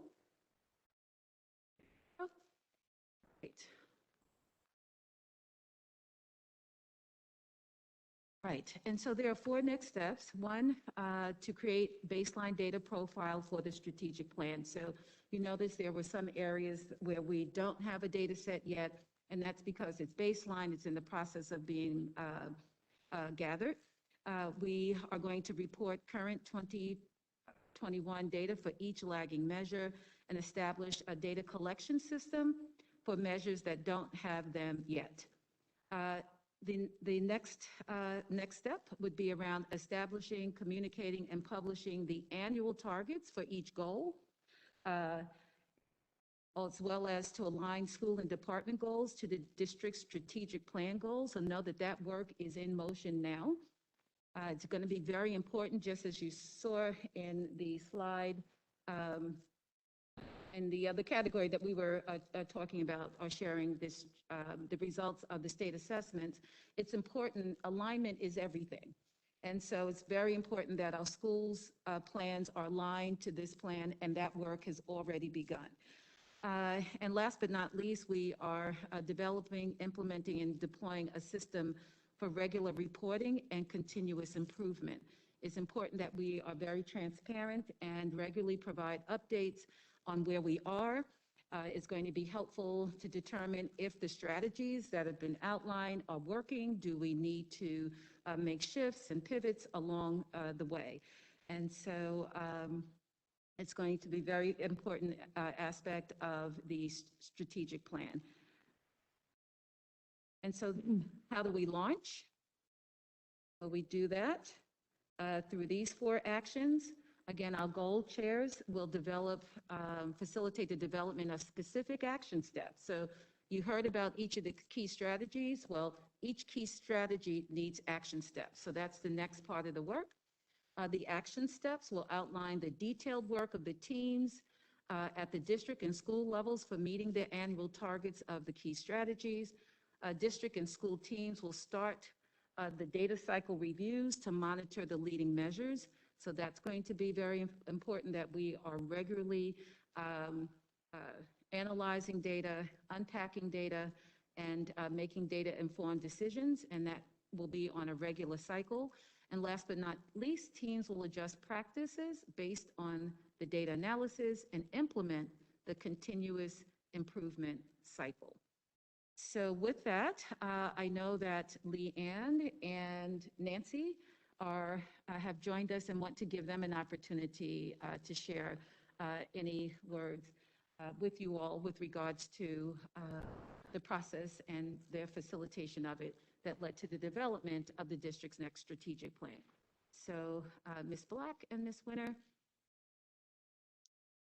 Good evening. I'm Leanne Winter. I am the Executive Director of the North Carolina School Boards Association. It has been a real pleasure to work with the Orange County Schools team over the last 8 months. I was not quite sure when we started this how it would go doing it all virtually. And I hope that at some point, I know a few of the folks, but many I have still not met in person. And I hope that at some point, Nancy and I will be able to come over and do that. But Dr. Felder's leadership through this was second to none. She and the entire team could have easily said, we're in the middle of a pandemic, we cannot do this right now. But they knew that having a plan in place was so important for coming out of the pandemic so that you all could get the work done that needs to get done to move the school system forward.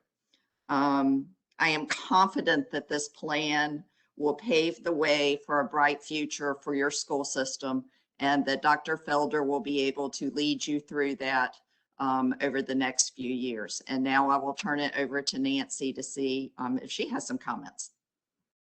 Just that it's been my honor to watch your administrative staff work in the manner that they have, and listening to each other and carefully hammering out the plan and all the details of it. They've just been it's been a great team effort. And I think it's all of Dr. Felder's extended staff, or extended cabinet, as she calls it. We've met maybe 11 to 12 times for 2 to 3 hour meetings in which they have really put their heart and soul into this. And it's just been my honor and privilege to have the part I did in it. So I'm just very proud of the work they've done, and it's an honor to be here.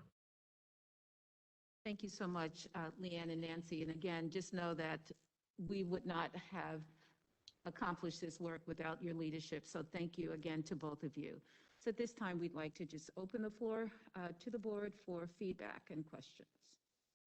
So I just want to also honor Dr. Felder, Leanne, and Nancy from the North Carolina School Boards Association, and staff and community members who all collaborated to make this excellent strategic plan for our district.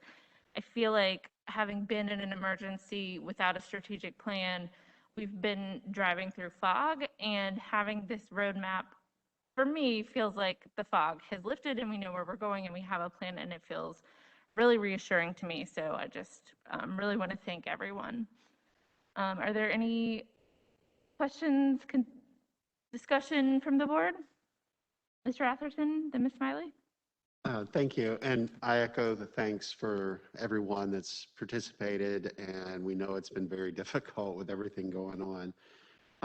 A comment I have is on goal 1, where we're talking about looking and preparing for college and career and civic engagement, and the lagging statement about by 2026, Orange County Schools will increase graduation rate to at least 90% for all student groups. I just want to highlight 2018 to 2019, overall, Orange County was at 89, and at 2019 to 2020, it was at 90.9. Now, that's not all subgroups, of course, but this seems like a low goal to me compared to where we were just a year ago. It seems like we should try to put a higher bar on there, push the district to that. You know, I don't know if we say 95, but we know we can reach 90.9. But again, it's not all subgroups. It's not all, I mean, I don't have the breakdown for the other years, but I would like us to try to push that to a higher number. And the second comment is, you know, in a lot of our district data, we talk about the scores being a 5 or a 4, you know, career ready. And it seems like we should have at least one of those that is part of the lagging to just quantify that we are getting to that goal of being college, career, and civic engagement. Anyway, that's my. So, did you want to? Yeah, so thank you so much, Mr. Atherton, for your feedback. With regards to the graduation data, we can certainly go back and revisit that, but the data set that we looked at indicated that about 84% of our students, that was about the graduation level, and know that that 90% is just, it says at least 90%, and so we would want to certainly at least meet that or higher, but we'll go back and revisit.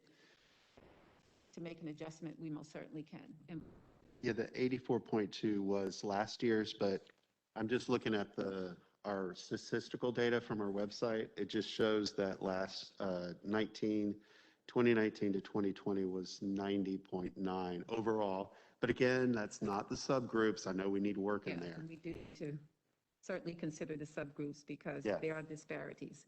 Yeah, Yes, and I Dr. just Dawson? wanted to just emphasize there about the equity aspect of it. And when we are looking at the subgroups, and now I don't have the 1819 right in front of me, but even just what we shared today, when we take a look at our different subgroups, that our English language learners are at 58.1%. So that's why we really emphasize for all student groups, because it's one thing to have an overarching 90% across, but this is where we have to break it down to our different subgroups, and we're realizing that, you know, there's a big climb there. And so we're going to aim for those groups so that we're really averaging 90% for all of our groups. So just that's where we're coming from as far as really with that equity emphasis. It's one thing to say this group is at 90 or they're only 1 percentage point away from 90, but when you look at our other groups and they're so much lower, that's not okay with us. Right. I'm just saying, in looking at 5 years out, I'm hoping that all of the groups we can aspire higher than 90, and I do get at least 90 versus that. I just would like personally to see it higher. Anyway, thank you. Thank you for your feedback. Ms. Smiley? I had that question, so thank you for asking it, and thank you for answering it. That is very clear to me. Yes, I'm very grateful for all of the work that's gone into this.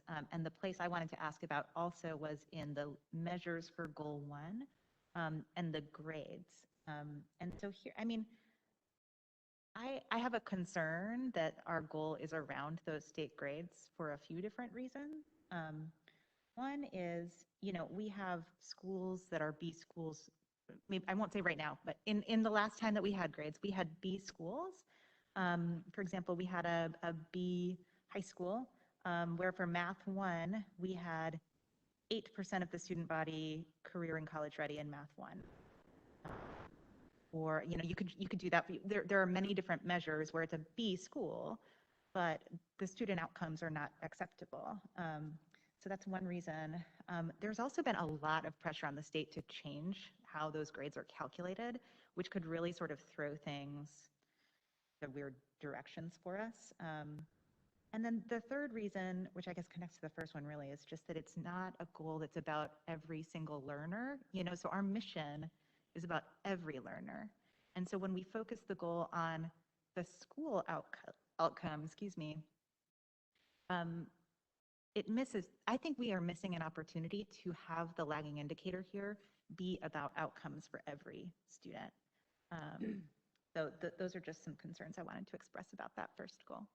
Thank you so much, Mrs. Smiley. We had great discussion about this very thing, and I'm going to invite staff to respond. Clicker to do something with it, but clearly don't need it. The reason that we had a very robust discussion around this, and I will say as one of the folks that was in that discussion that this is how right now our schools are evaluated by the public, like it or not. And every time that the state puts a report out about school grades, there's a correlation to the economic level of the schools. But we have an opportunity to show that that doesn't have to be the case in terms of setting this goal. In addition, when you go back to the beginning of our presentation this evening, there are 7 different metrics that go into calculating that school goal that include multiple very important measures. And so this allows each school to really focus in on those key measures, reading being one of the most critical. And so I absolutely agree, Ms. Smiley, that for some of our schools, this may be a real big stretch. For some of our schools, this may be a bar that's not maybe as long as we want it to be. But as our schools get to the point where they are improving proficiency, then the next step is for them to really focus on college and career readiness, because they will not be able to grow their students without making sure that every single student is getting that level of growth from their previous performance. So absolutely, again, this was a robust part of our discussion. And I would also say that we would be remiss if we didn't come back to you if the state changed its accountability model and make adjustments to these goals. That's one part of the importance of this strategic plan in my mind, and I think in the cabinet's mind as well as Dr. Felder's, is that we are responsive and that this plan is something that's not going to sit on a shelf. It's going to be something that we report to you about. It's going to be something that we hold ourselves accountable to. As we mentioned, Dr. Felder mentioned in the values that were prescribed at the beginning of the plan. And we'll make adjustments as the state begins adjusting its model. And we don't know when that will be, quite frankly, because a great deal of that is driven not just by the state board, but also by the North Carolina General Assembly. And so there'll be some, obviously some heated debate around those measures as we continue going forward.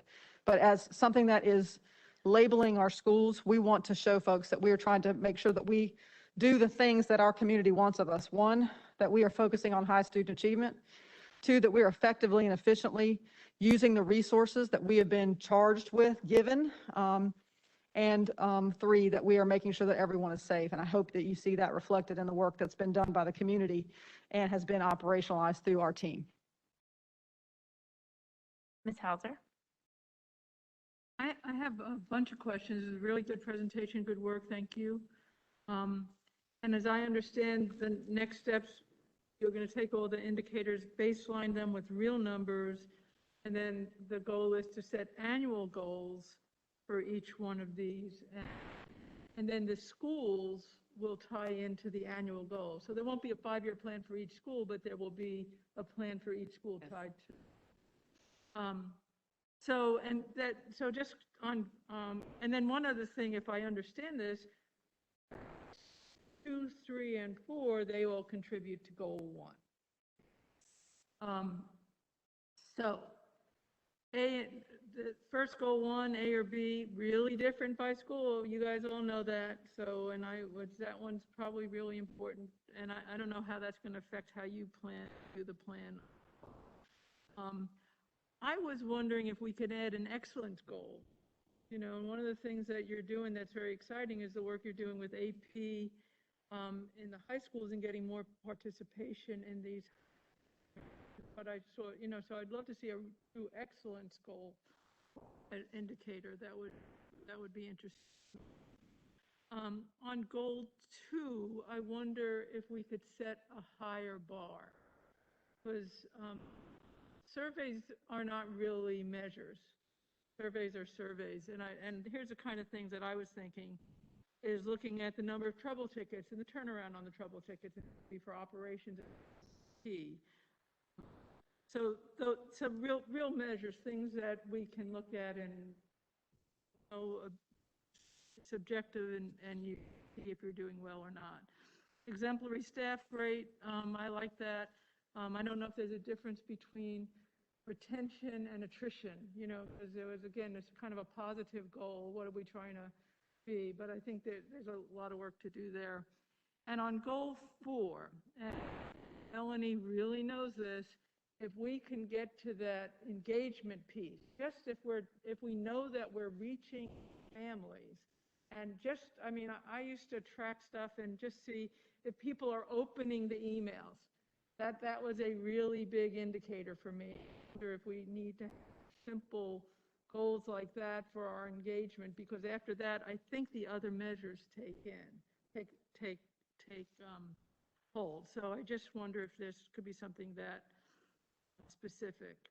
No, Rhonda's off the hook, huh? No financial goals. So, I didn't see anything, that's fine. And nothing about enrollment growth. I was surprised that that's not, and that might be so many factors outside of our control, but it would seem to me that if the plan is successful, that we should be seeing enrollment growth, especially since we live in a community. On the financial, if I had to throw, you know, I would like to see more money come to the district from sources other than state, federal, and local. I don't know if it's possible to throw. But it's a great job. I look forward to seeing, did I remember hearing about a dashboard, or is there going to be like a baseline measure? Very exciting. Thank you for your feedback. Any further discussion? Ms. Smiley? Yeah, I just want to follow up on the letter grades again, and I understand that you all had a really robust discussion about it, and that, you know, I understand that the public judges us by these grades. I don't judge us by these grades, and I don't, I can't support a goal where, you know, we could be meeting it, but 8% of students at this high school could be college and career ready in Math 1. You know, if I think about our mission of preparing every learner, then what I think we should be measuring is for the students who are on grade level or above, college, career, professional ready, are they learning at least a year's worth in a year? And then for the students who aren't, are they catching up? Are they learning more than a year's worth in a year, which I understand is very complicated to measure. It is not the way the state measures growth, something very complex and different than that. But, you know, if we had a goal like that, like in this district, 90% of our students who are behind are growing a year and a half in a year or whatever, we would know we were catching them up, right? Which is the goal. So I just, like the letter grades, I understand the public judges us by that. That is not going to tell us actually if we're successful or not, and that's my concern. So I just want to add to this too, that there is an equity plan, right, that kind of walks alongside of our strategic plan. Because we did have this deep, lengthy conversation with Smiley exactly about what you are raising. And why we landed on this is that in order for our schools to get to this level or even to maintain, that we have to take a look at our groups of students that we are not servicing as well as others, right? And so with the annual target and with our equity goals that align with the strategic plan will be, and making goals very specific based on our student groups. And that's why some of the strategies that we are implementing is to allow us to measure that growth and closing the gap. So while this particular strategic plan is for the whole district and all students, we do have the annual targets and our equity plan that will be very particular and specific on setting goals for our groups that we have not done justice so far. And so I think we will be getting at what you are addressing as we couple the two plans together to make sure that we're addressing all of our students, and especially those that have been underrepresented. So I think with time, you'll see that. But we did want to create a strategic plan representative for our whole district, and then to maintain that A or B, or even to get there, it's going to have our underrepresented students grow at a faster rate in order for us to get there, because as you know, it's a 20 breakdown of how we are scored. 80% is achievement, 20. So we are going to address exactly what you are saying, an in-depth conversation about how we're going to do it. I appreciate that. Yeah, I just think this is like the marquee thing. This is our strategic plan, goal one, the whole ball game, achievement goal. And so I disagree with the approach of using the letter grades. Mr. Atherton? So on goal 4, the dropout rate, I know we've had lots of discussion about the graduation rate, and graduation rate really has to do once you get to high school, but we really don't have, or I've never seen the data from students that drop out before that. And I assume this kind of leading is trying to capture that. Is that the goal of it, is to see, when they start, at the beginning and to 8th, are they dropping out before they get into it? So we have the graduation rate plus the dropout rate to understand that? Yes. Yes. Look at Melanie because she's back there. Absolutely. And really, it is not just, this particular goal recognizes the critical importance of reading on grade level by 3rd grade. Right. And that connection that continues really throughout high school. And so absolutely, dropout rate is one of the key leading measures here that we'll be looking at. And unfortunately, we don't like to admit it, but dropping out also happens before high school. And sometimes it doesn't happen formally, but it does happen in disengagement, but there is also a formal part of it. To address what you're saying, Mr. Atherton, we actually put it as a leading measure in goal 1. It's taking a look at the grade level retention data, and then especially our 9th grade retention, because we know that across the nation, right, our percentage of our 9th graders that are retained reflects, right, if they're going to graduate or drop out. So that's where we're really paying attention to, are we keeping them at grade level, and are we catching them before they fall too far behind where we actually end up losing them? Right. So that's where we put it in goal 1 versus 4. Yeah, so that's where. Thank you. The other question, or the other comment I had is, I do agree with Ms. Hauser on the enrollment growth. I mean, if we have great programs and we've got great schools, people are going to come to us, right? We're not going to have this debate of charter versus public school. And I think if we are focused on these things, we should see that naturally, especially as our community grows. So I think that should be one of them as well. I'm not sure where I would put it. Maybe goal 3. I don't know. But just a thought to share as well. There's a leading data point for goal 4. We do need to wrap up this discussion, but Ms. Hauser, I'll just go right ahead. because it kind of helped me on the goal 4 stuff, and Will and I have talked about this a lot. Participation in our programs, whether it's FFA, or IB, PTE, or AI, that would show a level of engagement and would show response, because, athletics. These are the reasons that people come to our school. It's not just the where it's like we have a real rich set of programs that honestly feels like our best kept secret. We can do more to bring that, that could be, if that could get worked into our engagement goal, that could be.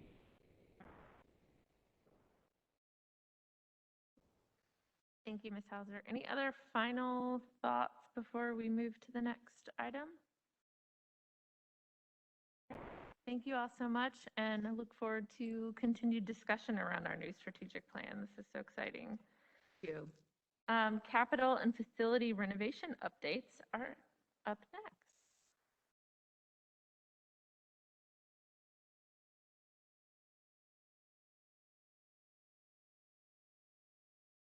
Good evening. So the work begins immediately so we can get to that 90% on our strategic plan. You have before you the capital investment plan, which is annually voted on by the board. What we wanted to do was give you an update this evening. That included 10 of the top projects to be included for this year. Although we have a 10-year plan, just so the public and individuals here are aware, that plan is funded 1 year at a time on an annual basis, unless there are special funding that's provided through the county for a capital bond program, which was done as such in 2016. Some of the projects you'll hear me talk about this evening, we're still utilizing those bond funds. And then there was a supplemental deferred maintenance for older school renovations, additional funding that the county has given us, and we'll be completing those projects over the next 3 years. We have millions of dollars of capital needs in the district.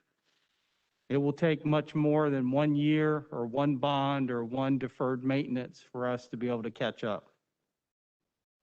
Our priorities for this year, and I won't read the entire list to you because I know you have those, is certainly our outdoor learning spaces, including temporary tents, permanent shade structures, or other facilities to increase our students' time outside, but doing that by providing some shade.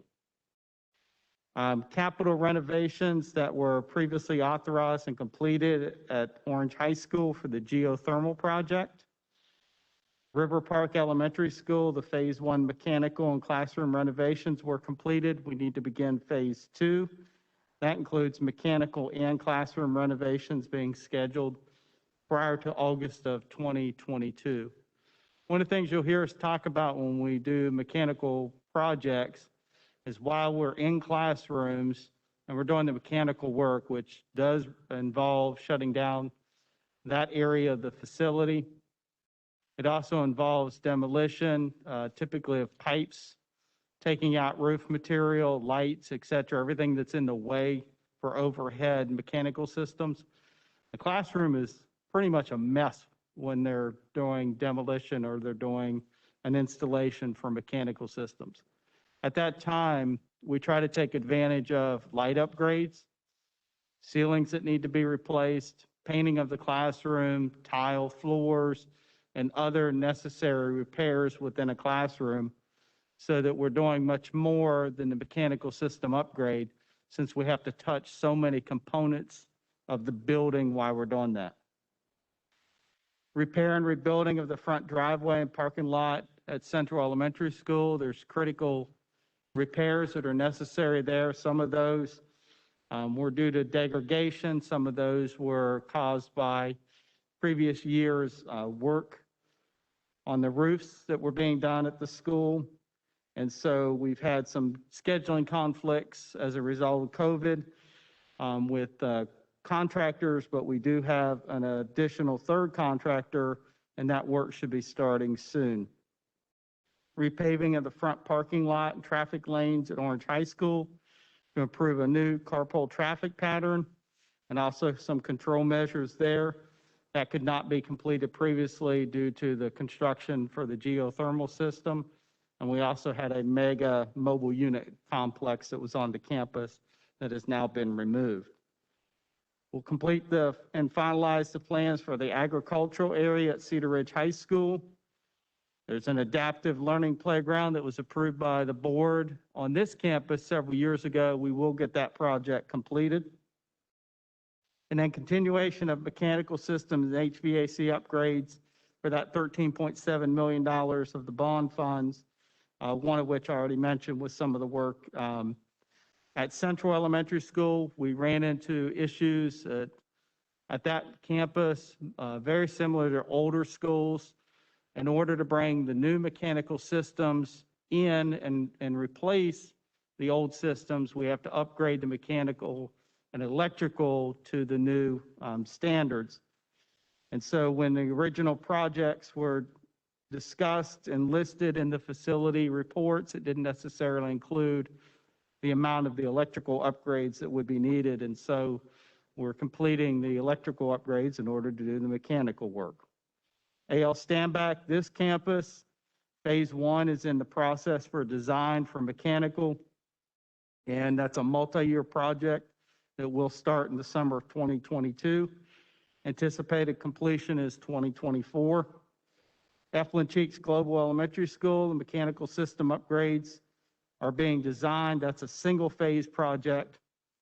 Additional reviews being completed to add mobile units to the campus, so that will extend the ability of the contractors to work in the school while the campus is open, and also will help us with some capacity concerns at the western side of the county. We also have other projects that are to be scheduled. New Hope Elementary School, Grady A. Brown Elementary School, both of those will need to be designed, and then we'll determine the phasing for each of those. Hillsborough Elementary School has continually happened at that campus. We start as a year-round school in July. It's a very taxing time for HVAC, air conditioning, and the systems fail. So this past year, the chiller was installed on the 100 building, and we have plans now to have the 200 and 300 buildings completed this fall so that the entire campus has new chillers, and we can avoid that issue in the future. We also want to continue our roof projects. Those that were priorities based on the 2016 roof assessments. And these are in priority order: Gravelly Hill Middle School, Orange Heights School, River Park Elementary School, and New Hope Elementary School. There has been substantial delays to roofing projects due to materials and contractors during the COVID pandemic. However, we are continuing to work to move those projects forward. And then we need to renovate and secure some storage buildings that are on campuses that just haven't been renovated up until this point in time. There's certainly more we can do. We're limited by two things. One, the budget. And we do have a plan to utilize the capital resources, the bond funds, and our supplemental funding over the next couple years to get started and to complete the major projects that were identified. And we do have a human capital and capacity concern. And obviously, as we start to take on more projects, and we're dealing with renovations, emergencies, or issues in the older schools, we are limited on staff. And I do want to recognize that this board in your fiscal year budget for this year added 3 maintenance trade positions. And so we're working to get those positions filled. And then we need to continue to work on our capital planning and project managers, because each of these projects takes a tremendous amount of time to schedule, to coordinate, to review, to ensure that the projects are being done safely and effectively while campuses are in session, and to ensure that we're minimizing any impacts, cost overruns, and completing the projects as expected. And that's to ensure that the scope of the projects are also completed. You would be very disappointed if projects were under budgeted and completed early, but you didn't get what you wanted to get. So it's important that we monitor the scope of the projects as well. That's our brief facilities and capital update this evening. Are there questions or comments about the work that's identified to be completed this year? Hauser? Patrick, you know that sore subject for me. And so my math says it's been 8 years. The plan is done. Bonds were approved in 2021. On a couple of projects. Thinking about the HVAC project. Situation where we've spent thousands of dollars of air purifiers, but problematic. You know, it feels very upside down to me. So, so I understand that we have the money for these projects. We've been given the money, the funds have been passed, we have it to approve. The commissioners want projects done. So is it possible for firm, I think we have one company that's a contractor that's working with us, bring in another to take on more. I mean, how do we just get these projects? Right now, currently, you have an architect and an engineer from Mechanical Systems who's been hired by the board to complete 6 projects. There is a contract for that individual to complete that work. As far as moving up the schedule, keep in mind with each mechanical system project, they are labor intensive, and there is much difficulty on operating campuses when we're talking about major facility upgrades to be completed, as was done at Orange High School for the geothermal project. It is certainly feasible to try to add additional projects to the queue. My concern is if we focus on 6 mechanical projects, what projects will not get completed when it comes to roof projects or the other projects that's been identified in the CIP, because we're going to be competing not only for the time with the schedules within the schools and the school buildings for the capacity of the students we have, we're also going to be competing for materials and equipment to ensure we have mobilization, we have mobile units, we have any of the other facility structures we're going to need to complete the projects. But if it's the desire of the board to expedite all projects simultaneously, then we certainly can review that and bring the board a plan that might accomplish that. Just understand there may be additional costs associated with us expediting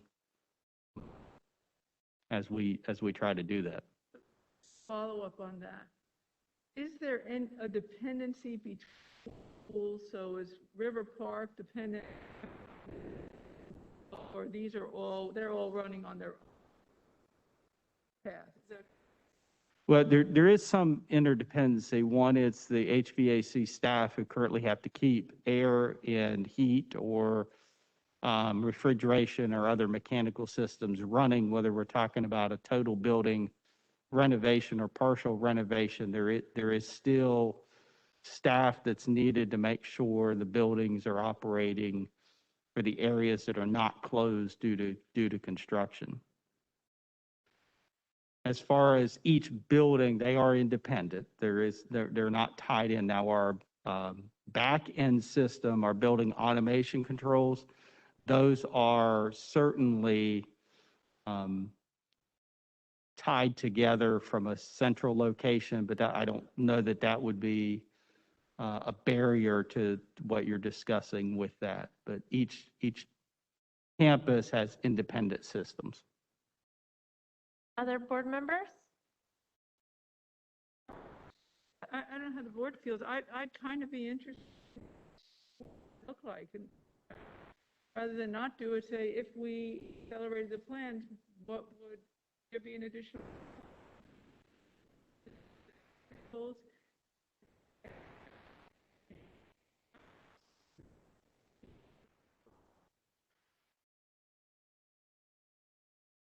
I think that we'll need to follow up and maybe I can connect with board members and we can see where folks feel, or we can bring it back to the next board meeting. But this is kind of an update, and unless it's the pleasure of the board or there's a motion. We only have if I can just add, we only have 2 projects that are scheduled to be completed. Central Elementary School, completion of the River Park project, and then starting this school, which is scheduled to end in 2024. For us to be able to bring back designs, plans, and bids for expedite, it would take much more than just the next board meeting for us to be able to do that. So I'm just asking for Oh, yes. the time and able to bring a comprehensive plan that would include what that might look like. So let's have some follow-up discussions. I think that it's beyond the scope of what we can decide in this moment. Other questions, comments from the board? Atherton, are you raising your hand? Yeah, Okay, you're. there was a question on the other side and I was letting them go. I know it's late and I can ask another time. Okay. So just a few quick questions. So you had mentioned the HES mechanical upgrade. Will that include the lighting upgrade as well? Not on those, because that's just the chillers at this point in time. It does not include the inside renovations, unless we went into the, if we start replacing the individual units at classroom level, then it would, yes, sir. Okay. The stand-back sensory-friendly playground you mentioned, you said that's going to be completed this year? That would be the goal, yes, sir. Okay. One other question I have, it's not on the list, but the transportation site, I know at one point prior to me, there was going to be a centralized transportation and upgrade and all that, but I do know the current transportation area, bathrooms and such aren't PA, and we have a lot of people using that. Are there any plans to upgrade, renovate, or make those accessible, or thoughts? I think all the above was, we have some property located on this campus complex here that can be utilized. We're also looking at our facility utilization at the annex or other locations where we can temporarily or permanently relocate staff. And then we'll be looking at what upgrades are feasible or allowable or permissible on that site.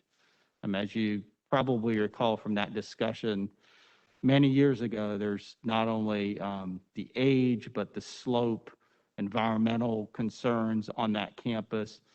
And you're right, that project was a joint project that was identified that was not carried forward as the Chapel Hill board prioritized the Chapel Hill High School renovation for bond funding. And so we would have been asked to fulfill the bond obligation for that complex solely as a one entity. And then also there was not a location that had ever been identified to do that project. So the last question I have is, with the county's capital committee that's being created and we'll have representation on, given, you mentioning, hey, here's all we can do, at a time because of constraints of our resources and others, are you envisioning as you go to that group, talking to the county about getting maybe additional funds to allow us to do more projects, or? Yeah, absolutely. I think, two things for that work group.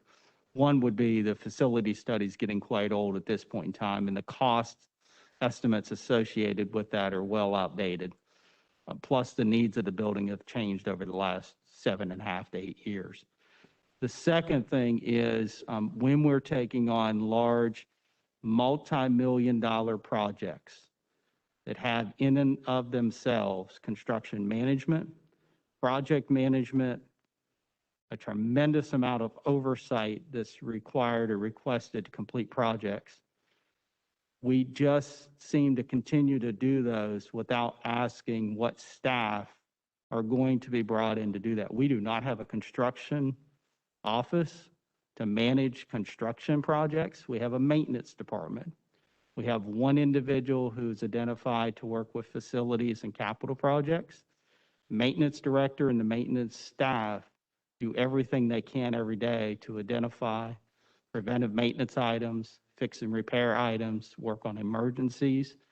Construction is a different animal when we're talking about the work that needs to happen. And so I do think we do need to have that honest discussion about what staff either is hired through the district or is a requirement of the construction firm to be provided so that we can get the accountability and the oversight, but we also can get these projects moving forward. And I think that goes to Ms. Hauser's point about how do we expedite? We need to build in the right buffers that are needed in order to help do that. But again, everything on the list is just an add-on. It's an add-on to staff who already have full plates who are being asked to complete tasks 7 days a week currently. Right, and this wouldn't be a unique requirement for Orange. It would Chapel not. Hill would have the same issue. Thank you. Ms. Smiley, I apologize. I Oh, no, didn't see your hand no. before. You sure? I decided to just pass. Yeah. Well, with that, thank you, Mr. Abley, for your wealth of knowledge about our facility needs. Appreciate you sharing that with us. We will move into the next item, which is a 2021 Leandro resolution. I want to thank Board Member Smiley for requesting this to come to our agenda this evening. She will give us a quick introduction about Leandro and read the resolution for us tonight. And before we do that, I just wanted to say that at the recommendation of the Vice Chair, assuming that we pass it tonight, I will be sending it to our county commissioners in hopes that they will also pass a similar resolution, and to our legislators and to the State Board of Education with an attached letter that I'll send out to all of you before doing so. So with that, Ms. Smiley? Great. Thank you. Yes, so a little bit of background. So 24 years ago, the court ruling of Leandro versus the state of North Carolina found that all students in North Carolina are guaranteed the right to a sound basic education. And there's been extended court oversight to try to get the state to fulfill its responsibilities, in particular in terms of funding and policy change. And we are right now at a critical juncture in that fight. And I'll just quote from the organization Every Child NC to describe it. They said, in June, North Carolina's Superior Court ordered the state to comply with the Leandro Comprehensive Remedial Plan. The plan is a comprehensive set of spending and policy reforms necessary to provide our students the education they are owed by the 27-28 school year. It's based on research and recommendations from the country's leading nonpartisan education experts. The judge overseeing the case has given state lawmakers until October 18th to fully fund a plan for improving public education. So we're at this critical juncture right now to raise our voice as a board in strong support of the Leandro plan. For Orange County schools in 2028, if the state implements the proposed remedial plan, we'd receive an increase of nearly $16 million in funding each year for more support for our students with the greatest needs. And there would also be another $10 million in annual funding for infant, toddler, and pre-K programs in Orange County, which would allow hundreds of children to access quality early education. Before I read it, I just want to acknowledge board resolutions are only words. And with or without state funding, we have a lot to do in our district to ensure that children get a quality education. But it's an important moment to advocate for the state legislature to do their part in providing sufficient funding. So that's why I thought we should bring it. Resolution urging the state to fulfill its constitutional duty to provide every child access to a sound basic education. Whereas for more than 25 years, North Carolina lawmakers from both parties have failed to meet their constitutional obligation to provide all children in the state with a sound basic education. Whereas far too many students, particularly students of color, students from economically disadvantaged families, students with disabilities, English learners, and rural students have been denied the opportunities promised to them under the North Carolina Constitution. Whereas the state constitution and North Carolina general statutes place the responsibility to fund a public school system that provides every child in the state with access to a sound basic education with the state of North Carolina, both the executive and legislative branches. Whereas adequate educational opportunities cannot realistically be provided without adequate education funding. Whereas on March 15th, the state submitted to the court a long-term comprehensive remedial plan, Leandro Plan, detailing specific steps state leaders must enact to remedy the ongoing constitutional violations in our public school system and ensure that all students have access to the education they are owed under the state constitution. Whereas the Leandro Plan represents the bare minimum of the steps state leaders must take to fulfill their constitutional duties and is not a menu from which policymakers may select their preferred initiatives. Whereas Governor Cooper's budget recommendations for 2021 to 23 demonstrate that the Leandro Plan can be fully implemented within existing state resources. Whereas on June 7th, Judge W. David Lee ordered the state to implement the Leandro Plan in full in accordance with the timelines set forth therein. Whereas district leaders, including school board members, stand ready to direct additional state resources to the students and schools with the greatest needs, such that all children have an equal opportunity to realize their full potential. Whereas receiving a quality education is paramount to catalyzing the full growth and self-actualization of students, families, communities, and our state as a whole. Therefore, be it resolved that the Orange County Board of Education requests that the North Carolina General Assembly fully enact the policy and funding reforms included in the Leandro Plan to ensure that all North Carolina students have access to a sound basic education by the 2028 school year.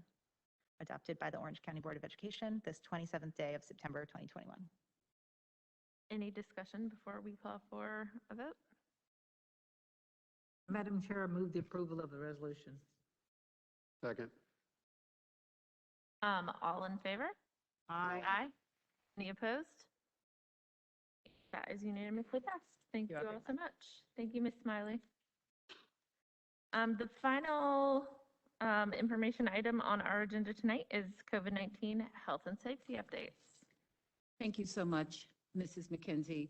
And so at this time, would like to invite Mr. Aberley, Deputy Superintendent of Operations, and Dr. Dawson, Deputy Superintendent Curriculum Instruction, to the podium to lead the discussion of this agenda item. I want to note that the first 5 items will be led by Mr. Aberley. The 6th item was already addressed as part of the consent agenda, and Dr. Dawson will lead the discussion of the last item. Before they begin, however, I would like to recognize Ms. Quintana Stewart, Director of the Orange County Health Department. She is joining us virtually. She will provide an update on the current community metrics as well as an update on a recent modification to quarantining. I would also like to take this opportunity to again thank Ms. Stewart and her team, along with the ABC Science Collaborative, for their continued partnership and collaboration as recently as this weekend and throughout the day today in our efforts to keep our students safe and preserve in-person learning. So at this time, I'm going to turn things over to Ms. Stewart, and would like to note that she's not been on hold this entire time. We've got a system, we sent a text. Thank you for reassuring us all I of just that. wanted to note that, and she was well aware of where this sat in the agenda. And so, Ms. Stewart, are you with us? I am. Yay. Welcome. All right. So good evening. Hi, Dr. Felder again, and good evening to the board. Thanks for inviting me. And I won't hold you long because it is getting late, but as Dr. Felder mentioned, I will give a brief update about the actual status of COVID-19 here in Orange County, and then share an update that we received last week from State Health Director, Dr. Betsy Tilson, with regard to control measures in the schools. I apologize, but it was last minute, so you may have received a PowerPoint, I think, from Mr. Aberley, but I didn't make it in time, I think, for it to be uploaded. Am I able to share, or should I just speak from? Ms. Stewart, you have presentation rights if you'd like to share your screen. Okay. Let me get this set up.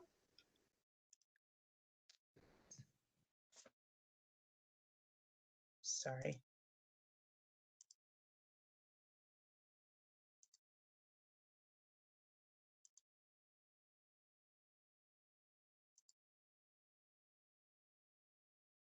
So can you all see the PowerPoint presentation?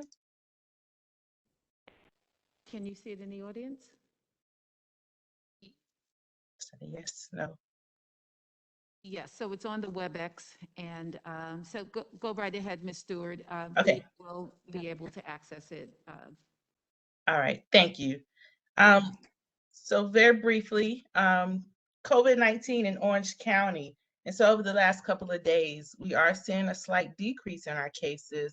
However, it's not where we want to be. And so over the last 14 days, we've had a total of 469 new cases here in the county. Our transmission rate is still considered to be high.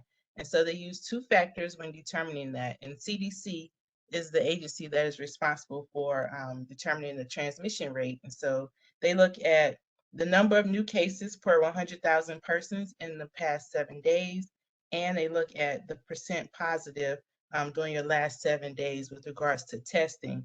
And so for that first measure, it has to be, if it's greater than 100, so equal to or greater than 100, then you will remain in the high transmission rate.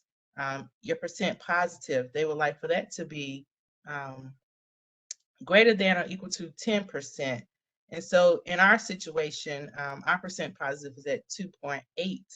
And so whenever the two indicators suggest different rates, they will always go with the higher level. So that is why we are still currently in the high transmission rate.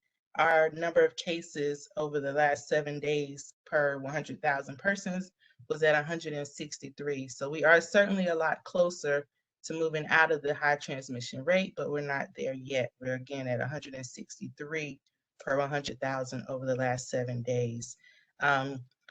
To date, we've now had a total of 107 deaths due to COVID-19. So this is 5 additional deaths.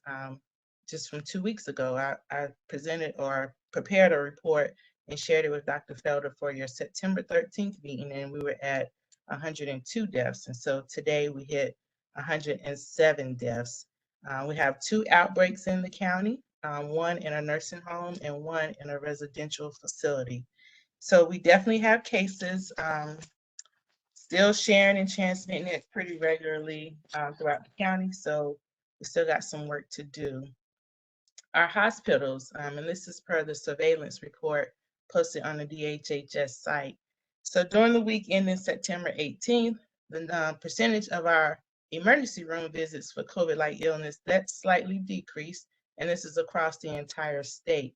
However, during the same week, our percentage of patients with COVID-19 that require ICU level of care increased. So our hospitals continue to be stressed and experiencing some staffing shortages.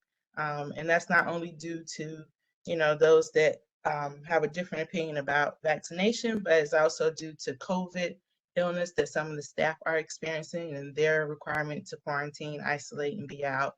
And so this staffing challenge leads to decreased availability of beds, because if you don't have enough staff, then you certainly can't use the beds. And so hospitals continue to be stretched and stressed out at this time. So when we talk about the variants that are circulating, on this graph, you can see we continue to see mostly the Delta variant only here in the county. That has been the major variant circulating since early July. And so you can see September 4th, that's a pretty fully complete week of reporting with the surveillance testing. And the bulk of what we are still seeing transmitting is Delta. And so I can, maybe that's good news, maybe it's bad, I'm not sure. I found a little bit of peace in knowing that we don't have some of these other variants that we are watching circulating at this time. And so right now it is mostly Delta that we are seeing. Nothing new on this slide. You all have heard this from Dr. Benjamin and in the news previously before. Again, that Delta variant is very contagious. It's more contagious than some of the other variants that we've experienced during this pandemic. Unvaccinated people remain our greatest concern because the risk of them transmitting it is still fairly high.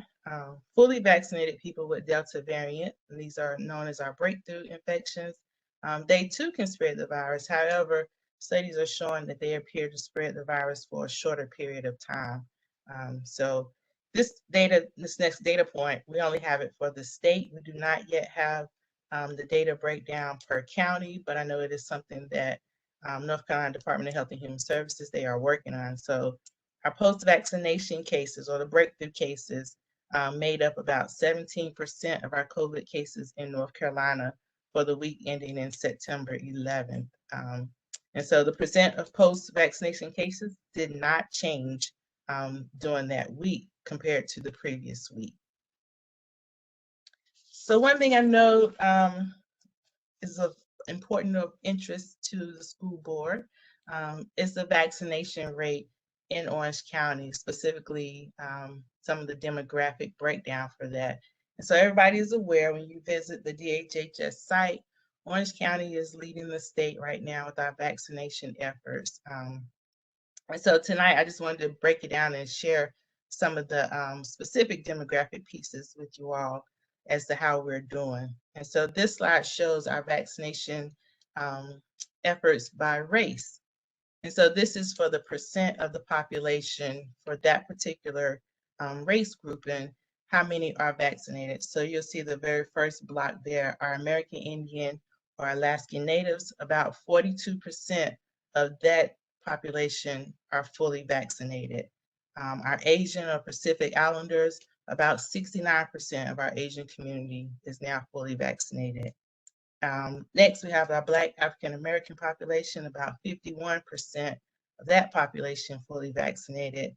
And then for our white population, about 62% are fully vaccinated. Next slide, we'll talk about the breakdown by ethnicity. And so for our Hispanic population, it's showing that about 64% of our Hispanic community members are fully vaccinated. And so that tells us we still got a ways to go, but about 64% are fully vaccinated. And that will leave the rest non-Hispanic, about 63% fully vaccinated. The slide I figured was of most interest to you all was our vaccination breakdown by age. And so again, we're not doing too bad. For the 12 to 17-year-old, this is the youngest group currently authorized and eligible for vaccination.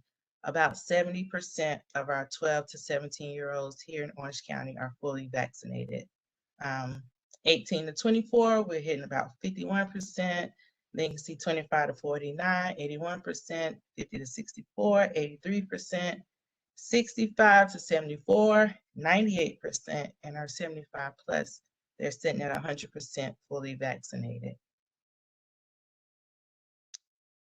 So control measures. Last Monday, we received an email from Dr. Betsy Tilson, State Health Director, and she felt the need to give us some clarification around control measures in the schools. And no surprise to you all, this was, I think, in response to some recent school board measures that another district took in the last couple of weeks. And so she just wanted to clarify and make it plain about what the public health law requires with regard to isolation, quarantine, and exclusion in North Carolina.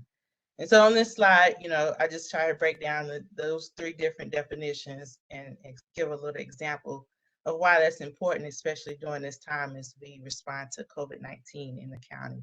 So isolation, again, this is the control measure used to separate people who have been infected. So this is the order that we give when someone has a confirmed diagnosis of COVID-19. They get isolation orders, meaning they are to go home, stay, and separate themselves from other individuals in the community. The isolation period for people diagnosed with COVID-19 is at 10 days. If at the end of the 10 days, the person no longer has a fever or any other symptoms. And so after the 10 days, they are released and they're free to return to work, school, and other activities in the community. Quarantine, this is the control measure that we use to separate someone who has been exposed, meaning they have the potential to develop the actual communicable disease in question. And so during that period, again, you ask the person to stay at home to prevent the spread. You want them to really just quarantine and not come out and be around others during the quarantine period.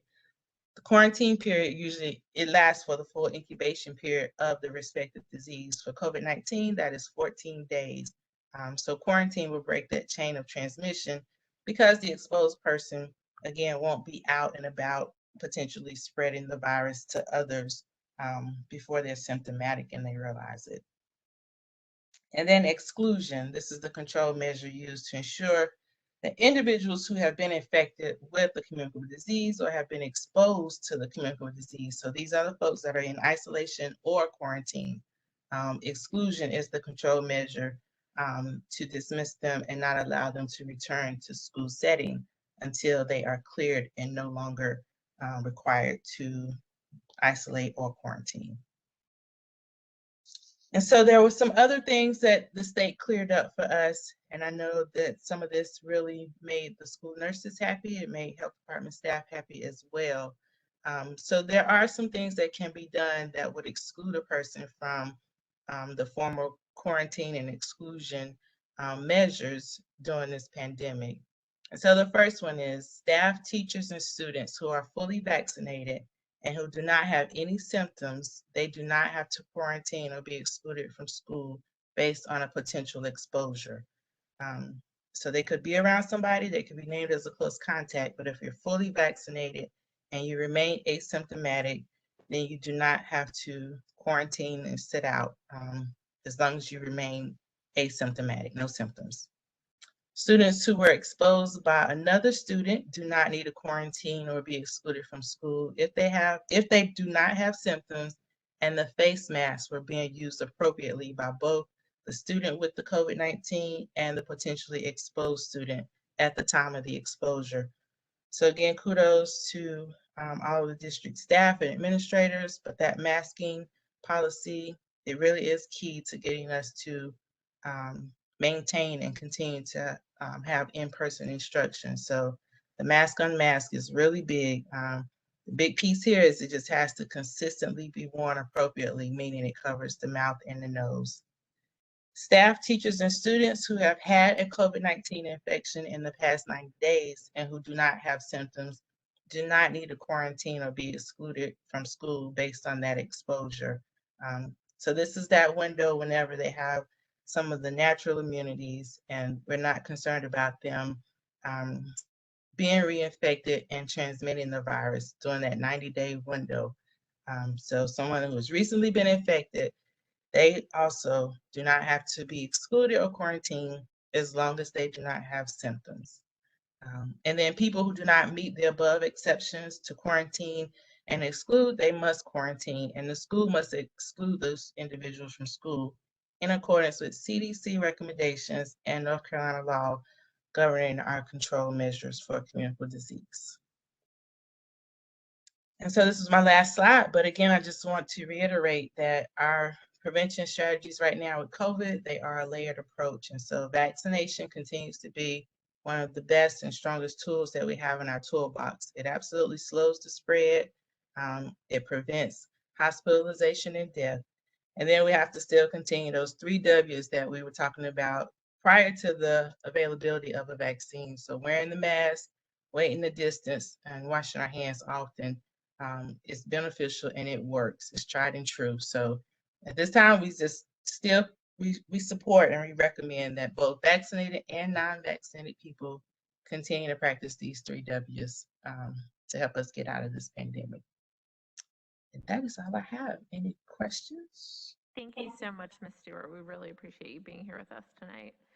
Any questions from the board for Ms. Stewart? Okay, I'm not seeing any, but thank you again so much. Oh, thank you.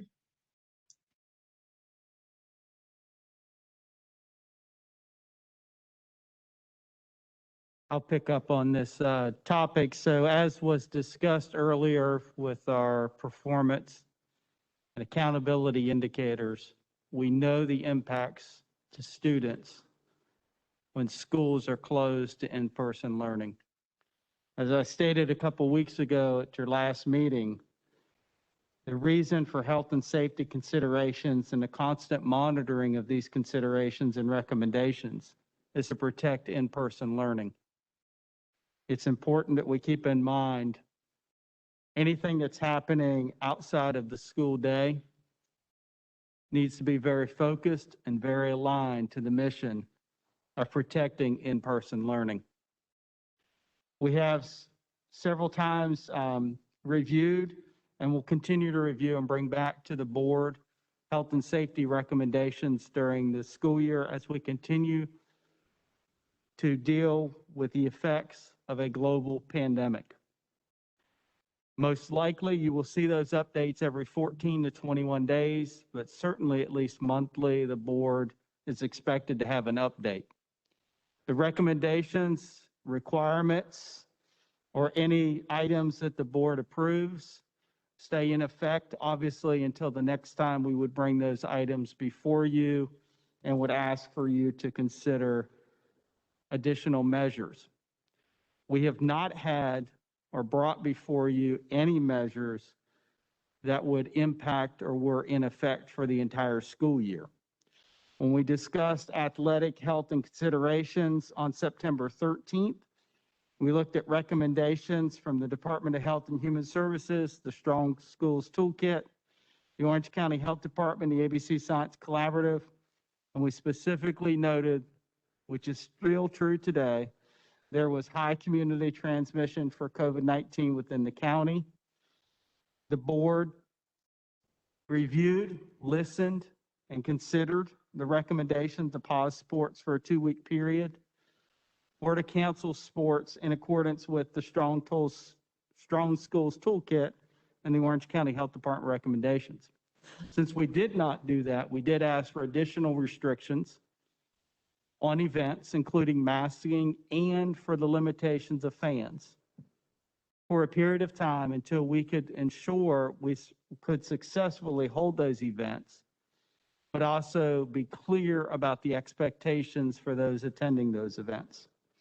We're here this evening to bring you an update to those recommendations based on the information you've heard from the health director and also from staff in conjunction with the ABC Science Collaborative. You will certainly need to refresh your online materials in order to see the latest update to these recommendations. As we have learned, as you listened to a few minutes ago, the community transmission may be high. Cases are coming down. It's disappointing to hear about the number of deaths that were just mentioned. But just this evening, there were 3 counties in central North Carolina that were noted as having falling cases the last 7 days. One of those was Durham, number 2 was Orange County, number 3 was Chatham. Central North Carolina is heading in the right direction. Our vaccination rates certainly are high. Our vaccination rates of our athletes are going up. We're having compliance as was expected. And so therefore, we can certainly bring you recommendations as we move forward. For our athletic and extracurricular teams, we still have the biweekly requirement for COVID-19 testing for all unvaccinated participants. That number is getting smaller because more athletes are being vaccinated. I don't have statistics for all schools, but I can tell you at both of our high schools, we're now in the 70 percentile range for student athletes that are vaccinated, although some sports are at 100%. Some are not quite that far along, but on average, we're now in the 70s for both high schools, which is excellent news. For our team restrictions, we would recommend that we continue to follow the requirements by the health department, and that could result in suspension or cancellation of sports or activities as needed based on current conditions. But until such time, athletics and extracurricular programs, because we did want to ensure that we were bringing you recommendations for both, will continue to operate so long as there is enough eligible individuals to participate, unless cases, clusters, or number of individuals in quarantine prohibit the team, club, or program from operating safely. Under the Strong Tools Toolkit and the Orange County Health Department, again, we are in high community transmission, cancel or hold high sports and extracurricular activities virtually to protect in-person learning unless all participants are fully vaccinated. We're not there with that standard. We have reviewed that. We reviewed that in August, and we reviewed that on September 13th. Without a cancellation or a stoppage, we certainly need additional restrictions, and we have those in place. Our testing program is coming online. We have mask mandates both on and off the field for particular sports by sport. And then we also have recommendations, which I'll continue with, for the health and safety of the venue and those individuals participating. Those recommendations are based on community-wide transmission, going everywhere from the high level we're currently on all the way back down to the low level. Fan mask restrictions, we need to monitor that. ABC Science Collaborative was very clear Behavior matters. You heard the health director just talk about being able to ease the quarantine restrictions and keep students in school depends on the mask. It's absolutely important that individuals that are on our campuses understand any and all mask requirements, as was mentioned here this evening about the proper wearing of a mask and monitoring that. But we need to look at that. We need to monitor that. For low transmission, you can see required indoors, recommended outdoors, all the way to where we currently are. And we're recommending for the next 3 weeks that we continue with the required indoors and outdoors because we still have high community transmission. Fan capacity restrictions, and part of what we have to understand is the CDC guidance and the Strong Tools School Kit guidance centers around masking and what we're doing inside and outside of buildings when it comes to events based on vaccination status. It is nearly impossible for school district employees to monitor compliance or to check records or individuals coming into events and checking vaccination statuses. So we would recommend that we continue keeping a standard in place when we're under high community transmission that would be based on mask compliance, the transmission, and that we do have some limits on the venue capacity so long as physical distancing can be met. So we can ease the standard for the previous 2 weeks with not just a set number of individuals. And I know you've heard quite a few feedback from individuals in the community about the 2 versus the 4. Part of that's driven by schools that sold passes in packs of 4 for families, or individuals who just neatly don't come in packages of 2, which is certainly understandable. But this would allow each venue to operate up to 50% capacity, because capacity numbers and the numbers they're going to be able to offer may be 6 in some cases, because they have the space and they can physically distance. In some cases, it might be 3, just based on the size of the venue and the number of seats and being able to socially distance. The key being mask compliance and physical distancing. For substantial, moderate, and low, we're not recommending any additional restrictions at this time. Physical distancing requirements as recommended by the health department is 6 feet for non-household members indoors and outdoors. We recommend that for moderate, substantial, and high community transmission. Under low transmission, we would review that based on the community rates and discuss that with the health department if that would be necessary. Concessions and supplemental food sales, again, the risk is individuals removing masks, congregating, individuals all coming to a single point or a single area. Under high community transmission, we recommend continuing with no concession sales. Substantial, there would be no concession sales indoors, but they would be allowed outdoors. And then under moderate and low community transmission, again, it would just be determined based on how we're doing with community transmission rates, compliance, or any other factors that would be reviewed with the health department. Those are the updates that we have under athletics and extracurricular activities, and I will pause there for questions or feedback.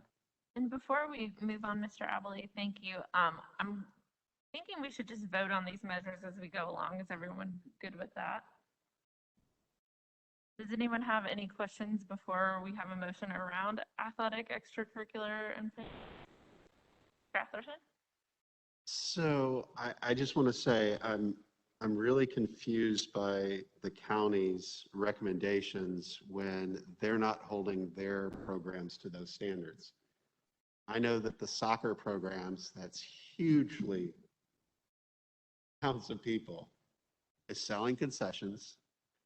Masks are not required by any of the players, by any of the stands, and they're doing it. Chapel Hill, we all saw the email and the Twitter about their perspectives on this. And before we put these restrictions in place, we were doing great, as somebody mentioned earlier. So I am in support of removing the spectators, allowing the concessions, and requiring the mask. That's where I am. Requiring mask. So requiring the mask for the participants in all cases. I mean, I think that's a reasonable standard to hold, because I agree we can't measure and ask people what their status is, but So I you're think we can be safer. Are you proposing no physical distancing requirement? And that folks can take their masks off to eat and drink? There's still, if there are questions. Stuart is still Yeah. virtual if anyone needs to ask her this. Can I ask for some clarification to what, like, I'm looking at the, right? Is that okay? And so will, so are you saying you session based on low mod? Are you saying you want concession? Like I just need, Yeah, to slow down with what yeah, you're saying. that's where I am, because before, I mean, we should keep in mind that before we started these, we had full concessions. People were eating pizza, drinks, and they were managing it. There were, from what we were told, there were some compliance issues, but I'm sure those would be addressed. So my concern is, you know, the concession stands were managed before, and we see it managed at the county, we see it managed in Chapel Hill, we're seeing it managed at, you know, all of the other sports. I'm not sure why we can't manage it as well.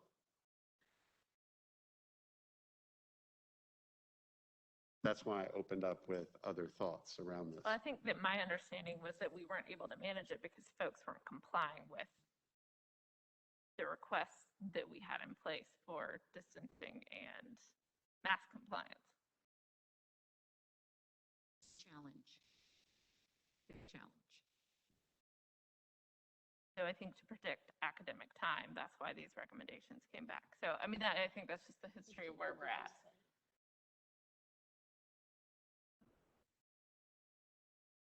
I think he said that they could operate up to 50% capacity, but that would increase the number of spectators that each student could bring depending on the size of the venue. That's correct. The cap would be 50%, and then the schools would then determine the number of individuals by limiting it. There will be a competing interest at a certain point in time under high community transmission. If we are only able to seat 200 individuals or 500 individuals in an event, is that going to go to all family members, or is that going to be general student population? Those are hard decision points. We have tried previously and through the previous recommendation to allow families and individuals to see their children participate and reserve the seats. And our recommendation to the athletic directors is to allow those family purchases to occur first. And then, you know, by Wednesday or Thursday, if there's, you know, for instance, a Friday night game, then you open them up to the general public at that point in time. So we have an operational process that we can make this work under a restriction. We just need to help guide schools as to what, if any, the restrictions will be. The other thing I will add is there were two things that have occurred since the beginning of school. One is getting all students back on campuses safely and monitoring for any resurgence or issues, cases, clusters, et cetera, that were coming out of the first 14 to 21 days of school opening for the first time in over a year with all students on campuses. And then the second surge we've been monitoring, looking at was Labor Day and the number of individuals who may have been on quarantine who might have resulted in positive cases or secondary transmissions. To the point made, we have done well. We have done well managing, we have done well getting more individuals vaccinated, and we certainly are in a better position tonight than we were 2 weeks ago. Although I want to say with a pause, this is still about continuing to monitor to ensure we're heading in the right direction. The health department, and I think Ms. Stort's still on the line, leaves some of these decisions certainly locally, like the concessions and when it comes to capacity restrictions short of a mandate. What we're trying to do is to make sure we're able to manage with the other recommendations, which includes our universal recommendation for the masking. And again, this board was one of the few districts very early on in early August that said we were going to have universal masking indoors and outdoors for our students. And now many districts find themselves in that position. But also then adding in physical distancing requirements or any other requirements. I think folks want to continue to participate. They certainly want to do what they can to protect the environment. And I think that's where continuing to monitor and ensure that we have compliance is the key to whatever recommendation or decision point the board makes. If I could add, especially while we're still in this high transmission state. Ms. Doyle? Well, question and a point. So I would be, my point would be, I would be open to increasing capacity to 50% and prioritizing family before to consider the outside sessions, which is a distinction made here. But there was something else that dovetailed with this that brought this to a head a couple weeks ago, and that was that our nurses were still doing contact tracing and they were at a breaking point. And the other reason to reduce some spectators was to not add cases that would add to a work variable. And so I know at that time that it seemed that our contact tracers that we were hiring, were going to be coming online that same week. And I'm kind of curious, Mr. what the update is on the number of contact tracers who we've already been able to hire, and that workload shifting to staff and off the Well, the tremendous help has come from the clarification with the Orange County Health Department and the Department of Health and Human Services on the quarantining requirements, as long not having students quarantine, one, who are vaccinated, but two, who are masked and properly masked within that 15 minutes of time. Ms. Sylvia Compton's here, and she can provide additional input on the caseloads and how those caseloads certainly are coming down now that we have the additional guidance and the clarification. We are locally hiring individuals to help and assist our school nurses. In fact, we interviewed a candidate today, Ms. Compton did. And then we're also working, and we were not able to bring that forward tonight, a plan to bring in a medical staffing company just because we didn't have enough quotes or individuals that responded. And so we have an RFP that was reposted for individuals, and we'll be bringing that back at the next meeting in order to provide some of these services for us, which would include what the board has previously approved. And so I'll turn over to Sylvia if she wants to give you an update on the contact tracing. Hi, so with the new guidance that we've gotten from our state and local health department for September 20th, it does state that the exception for students within the school setting, so that includes the busing to and from school, within the school setting, their educational day, and then after school. Still does not include sports, any other extracurricular activities, and does not apply to adults or visitors. Anybody that's within 6 feet for more than 15 minutes, if both parties wore the mask properly and consistently throughout that time, we no longer have to exclude them. So as the week has gone on, that has helped out tremendously. We're still seeing increase on the bus, and we're trying to make sure that we keep those seating charts in order, but that's really the only place we're seeing now where we're having to exclude children, not as much in the classroom this week. So that has saved time with contact tracing.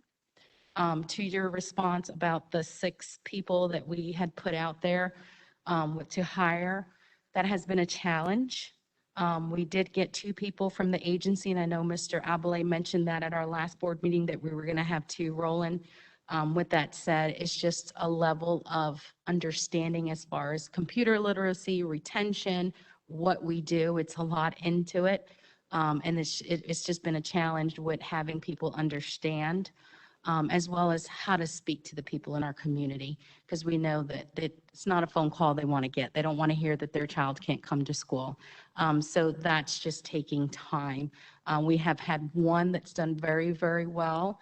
Another one, unfortunately, today I had to turn back just for some computer literacy skills that we just don't have time to train them. The nurses are doing the best to train them on contact tracing, but when it comes to those other skills, we just don't have time to do that, which is why I've been advocating for this company to come in and do this for us. This will give us just a time to just settle for the school nurse. What we have been missing from day one is all these health plans, the training that we need to do with staff, training that we do with students as far as teaching them how to help themselves with their own care, which is very important.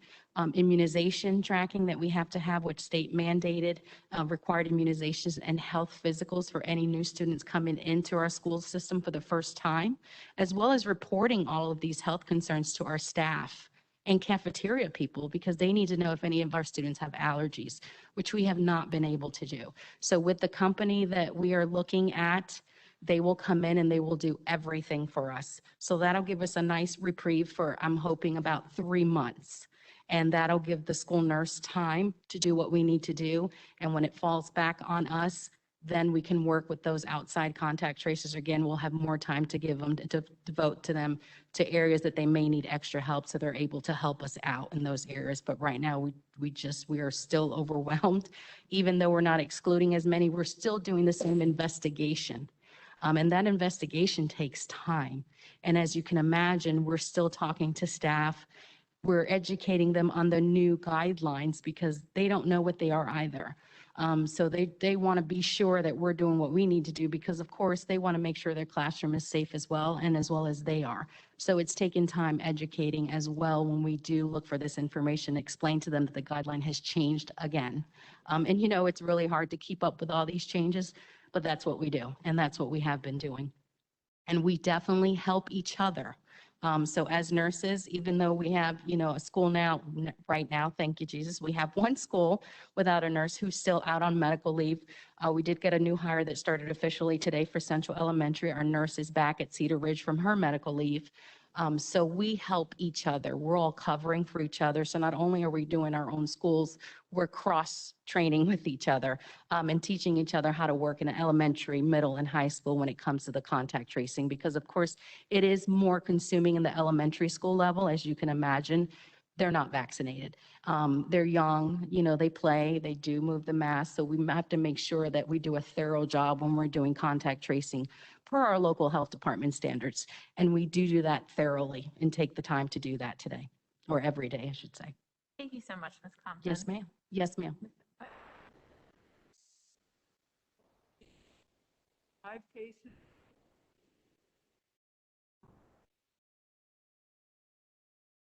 I'm aware of 3 additional cases since our last meeting.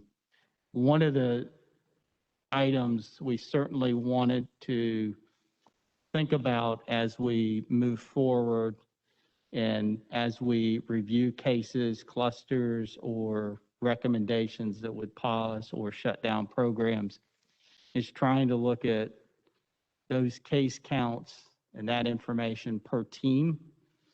Because if you group all athletes together, may cause a couple issues. One is you could have individuals on teams that are exposed or presumptive positive or positive, because student A lives in a household where there was an exposure and a positive case, and student B lives in a household where there was a positive in a case. Because you have X number of individuals on a team, that's probably not statistically significant.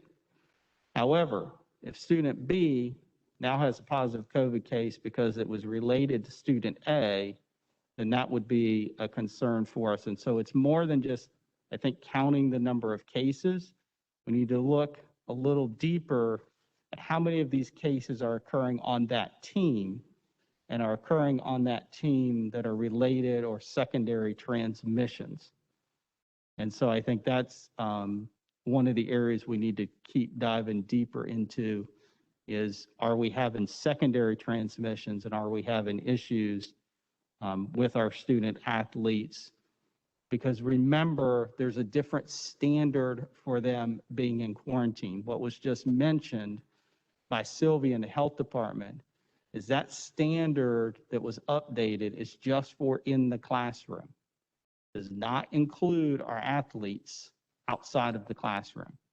And so you could have a larger number of athletes that are in quarantine because the standards are different, which is why it's essential, regardless of the masking requirements per team, when they are not on that field, for instance, individuals who are wearing a mouth guard where it's a safety issue, that they have the masking provided. Now, we did provide athletes updated face coverings, and those were fielded successfully last Friday night.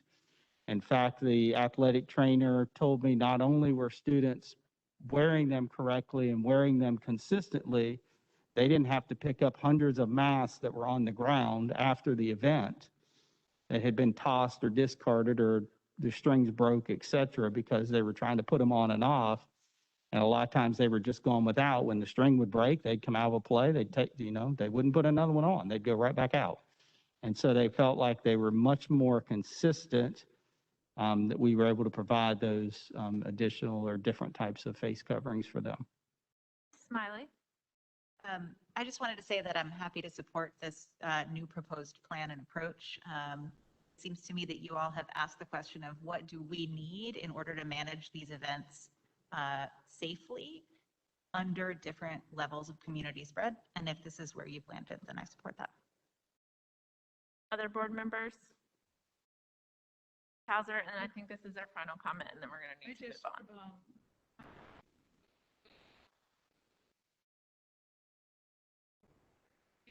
Thank you. Thanks.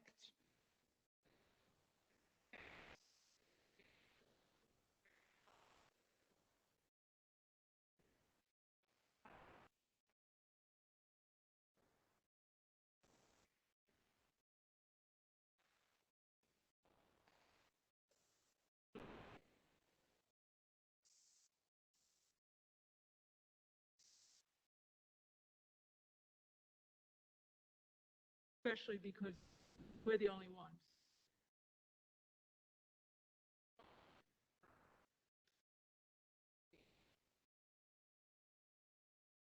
Going great. Okay, thank you all for this robust discussion. Is there a motion from a member of the board? Yeah, I motion to approve the recommendations with the addition of allowing sessions outdoor, but not indoors or high. All in favor? Aye. All opposed? Okay. Nay. Motion does not pass. I'll motion to approve the recommendations administration direct.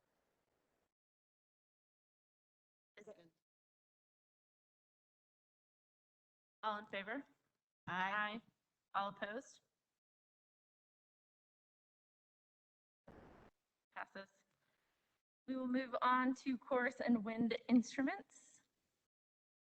Thank you. At the start of the school year, we recommended strict guidelines to, again, for the singing or playing of wind instruments within the classrooms. As we now know, Shortly after we issued our guidance, there was an additional update to the toolkit the week prior to school starting that recommended 6 feet apart in the classrooms or to complete singing, dancing, rigorous activity, including playing wind instruments outdoors.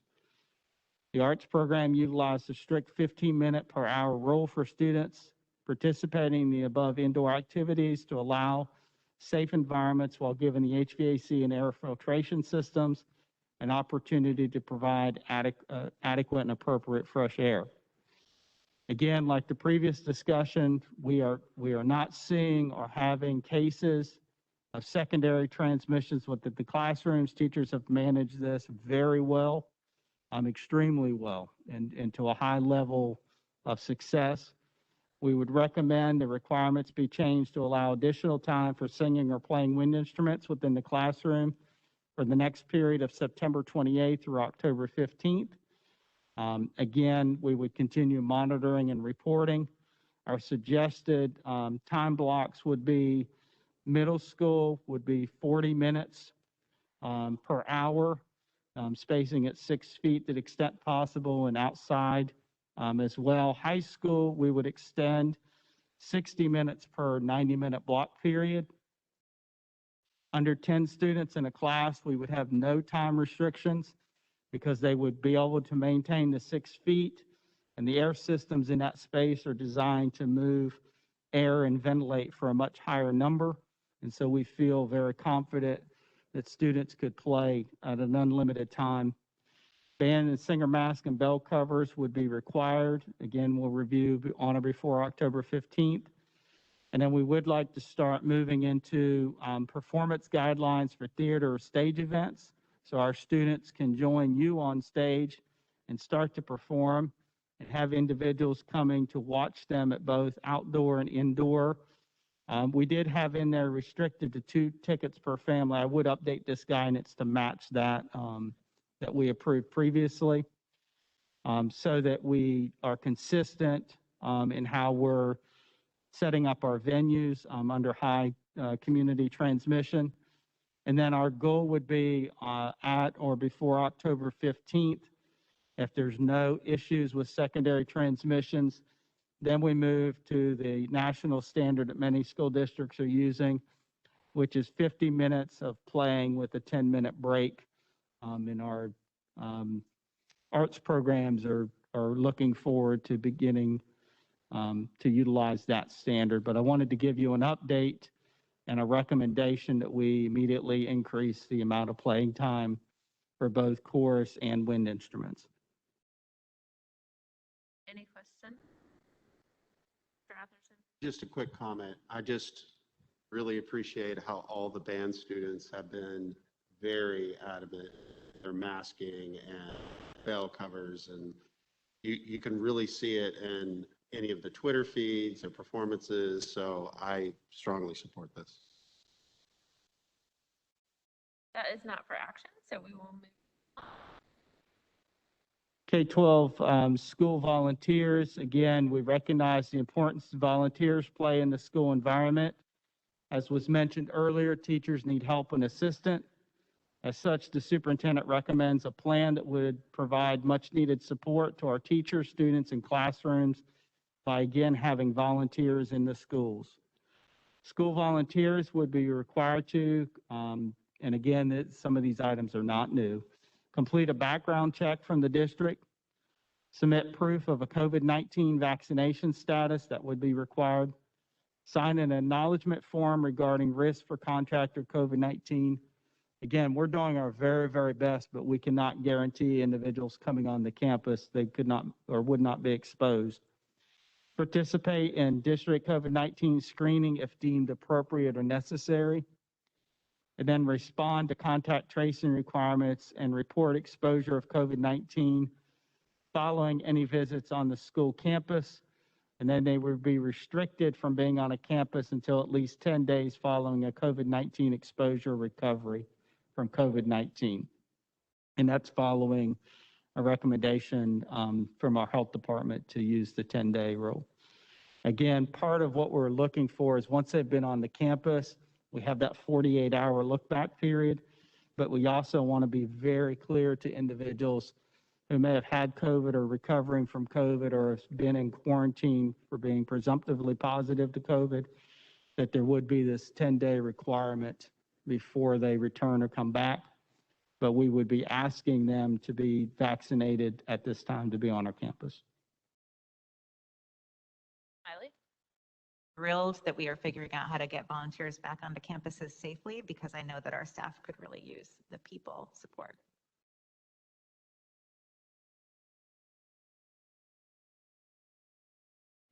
Thank you so much. If it's okay with the board, I'm going to skip the quarantine protocol update because I think you already had it. Okay.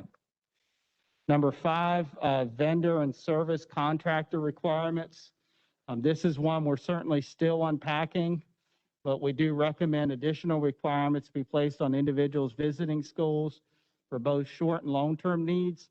Again, in order to protect the school environment from additional transmission of COVID-19. All visitors to schools providing direct services face-to-face with students must meet the same vaccination, mask, and physical distancing requirements as employees. Individuals or contractors who are providing direct services face-to-face with students would be required to submit certification that those individuals have been vaccinated. So if a company has 10 employees that's coming on the campus to perform a service, we're not going to individually check all 10 of their vaccination status. Much like we do with the sexual offender registry or background checks, the company completes a certification acknowledgement. We would require in the same case, these individuals coming onto campus, they have checked and certified that they have met the vaccination requirement. All individuals, vendors, and contractors would be required to certify that their employees must be masked at all times, must not report or enter any campuses if they are ill or have any symptoms for COVID-19, or have had COVID-19 within the past 30 days or awaiting COVID-19 results. The reason this is a little bit stronger than the recommendation for the volunteers, I just wanted to explain, is sometimes we have individuals coming across the United States. Our volunteers are locally. They're from Orange County. There are parents, there are guardians, there are community members who are here supporting and assisting us. Individuals who may be coming from different places or coming from states or areas that have much different and broader terms of COVID requirements or other requirements that we may need additional time in order to make sure they're safe for being on our campus. So we did ask that we consider a 30-day waiting period for them. All individuals, vendors, and contractors would be required to report to the school facility where they were on site, again, for our 48-hour look-back period. And then failure to follow COVID-19 requirements by individuals, contractors, or vendors may result in a cost being placed on the contractor or company if the district is required to mediate, clean, or close a building. Those are costly endeavors. We cannot have individuals failing to abide by restrictions or guidelines because we know there's going to be a cost to our students who are displaced, a cost to us to shut down buildings, and certainly a cost if we have to bring in specialized individuals or crews to clean facilities. And we did want to just pass that cost along to those individuals responsible. Questions or comments about the vendor and service contractor requirements? Or is there a motion? Motion to approve. Second. All in favor? Aye. Aye. Any opposed? Motion passes. I will step aside, and I believe my colleague, Dr. Dawson, is going to talk about school calendar updates. Thank you, Mr. Alley. Good evening again. As you are aware, this pandemic is taking a toll on all of us. With the return to in-person instruction this year, which we know is a must for the academic and social emotional well-being of our children, our teachers and school staff have been called to duty like never before, and our teachers and staff have stepped up in every way. In support of all their efforts and to provide additional time for their attention on improving the instructional core through data analysis, collaboration, sharing of best practices, planning, and professional development, The superintendent in the district recommends increasing teacher work time by two things. Adding an additional teacher work day on Tuesday, October 26th for the traditional calendar schools. Please note that they already have a teacher work day for the October 25th. And on Monday, October 25th, making that a teacher work day for the year-round calendar at Hillsborough. And by adding another full teacher work day later in the year, which we will identify with further input from our school leadership. The Department of Public Instruction requires either 185 days or 1,025 hours of instruction. And our currently approved school calendar is for 180 days, and we're scheduled to provide 1,125 hours of instruction. These hours are slightly higher now with the abbreviated lunchtime. We have the flexibility to offer the additional time for our teachers while still meeting the state requirements. So again, we are requesting 2 full additional teacher workdays, one for our year-round on October 25th, and for our traditional calendar, adding October 26th. And then we will bring back to the board the second day after we consult further with our principals. And we did have conversation with our school leadership team already about this, and they are really in support and actually asking, as we know that the teachers want to be focusing on instructional core, and they're asking for additional time so that they can take the time to do some further data analysis and really be able to set the strategies that they need to provide that instruction and support for our students. Thank you, Dr. Dawson. Thank you for bringing this recommendation to us. I know that it is something that has been resounding pretty loudly, and I'm excited that we're going to vote on it tonight. Any questions for Dr. Dawson? Or a motion? Second? All in favor? Aye. Any opposed? Okay. Thank you so much. Thank you, Dr. Dawson. And I believe that concludes our information here. So with that, do I have a motion to go into closed session pursuant to North Carolina General Statute 143 through 318? Point 11, A1, A3, and A6 to consult with the attorney as needed to preserve the attorney-client privilege, to consider confidential personnel matters, and to prevent the disclosure of personnel information that is privileged and confidential under North Carolina General Statute 115C through 319 and student information that is confidential under FERPA. So moved. All in favor? Aye. Any opposed? Okay. We are moving into closed session. Thank you, everyone, for being here tonight. We really, really appreciate you all so much. Yeah.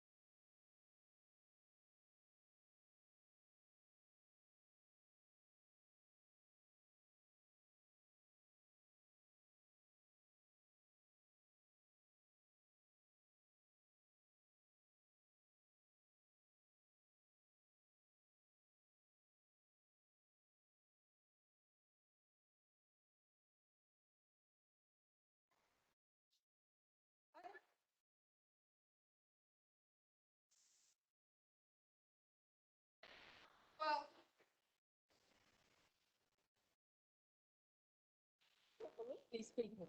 They're Eating still on? So we're still in. Bye. I got to be up Personnel at report. 5:30. All right. No. Madam Chair, Yeah, I move that we, what's the word? approve. Approve the personnel report. She's gonna miss it. Is there a second? You're gonna miss it. Is there a second? I'm a second. I'm a second. All in favor? Aye. Okay, personnel report is done. To Adjourn. adjourn. Second. Aye. Adjourn. Good night. Thank you.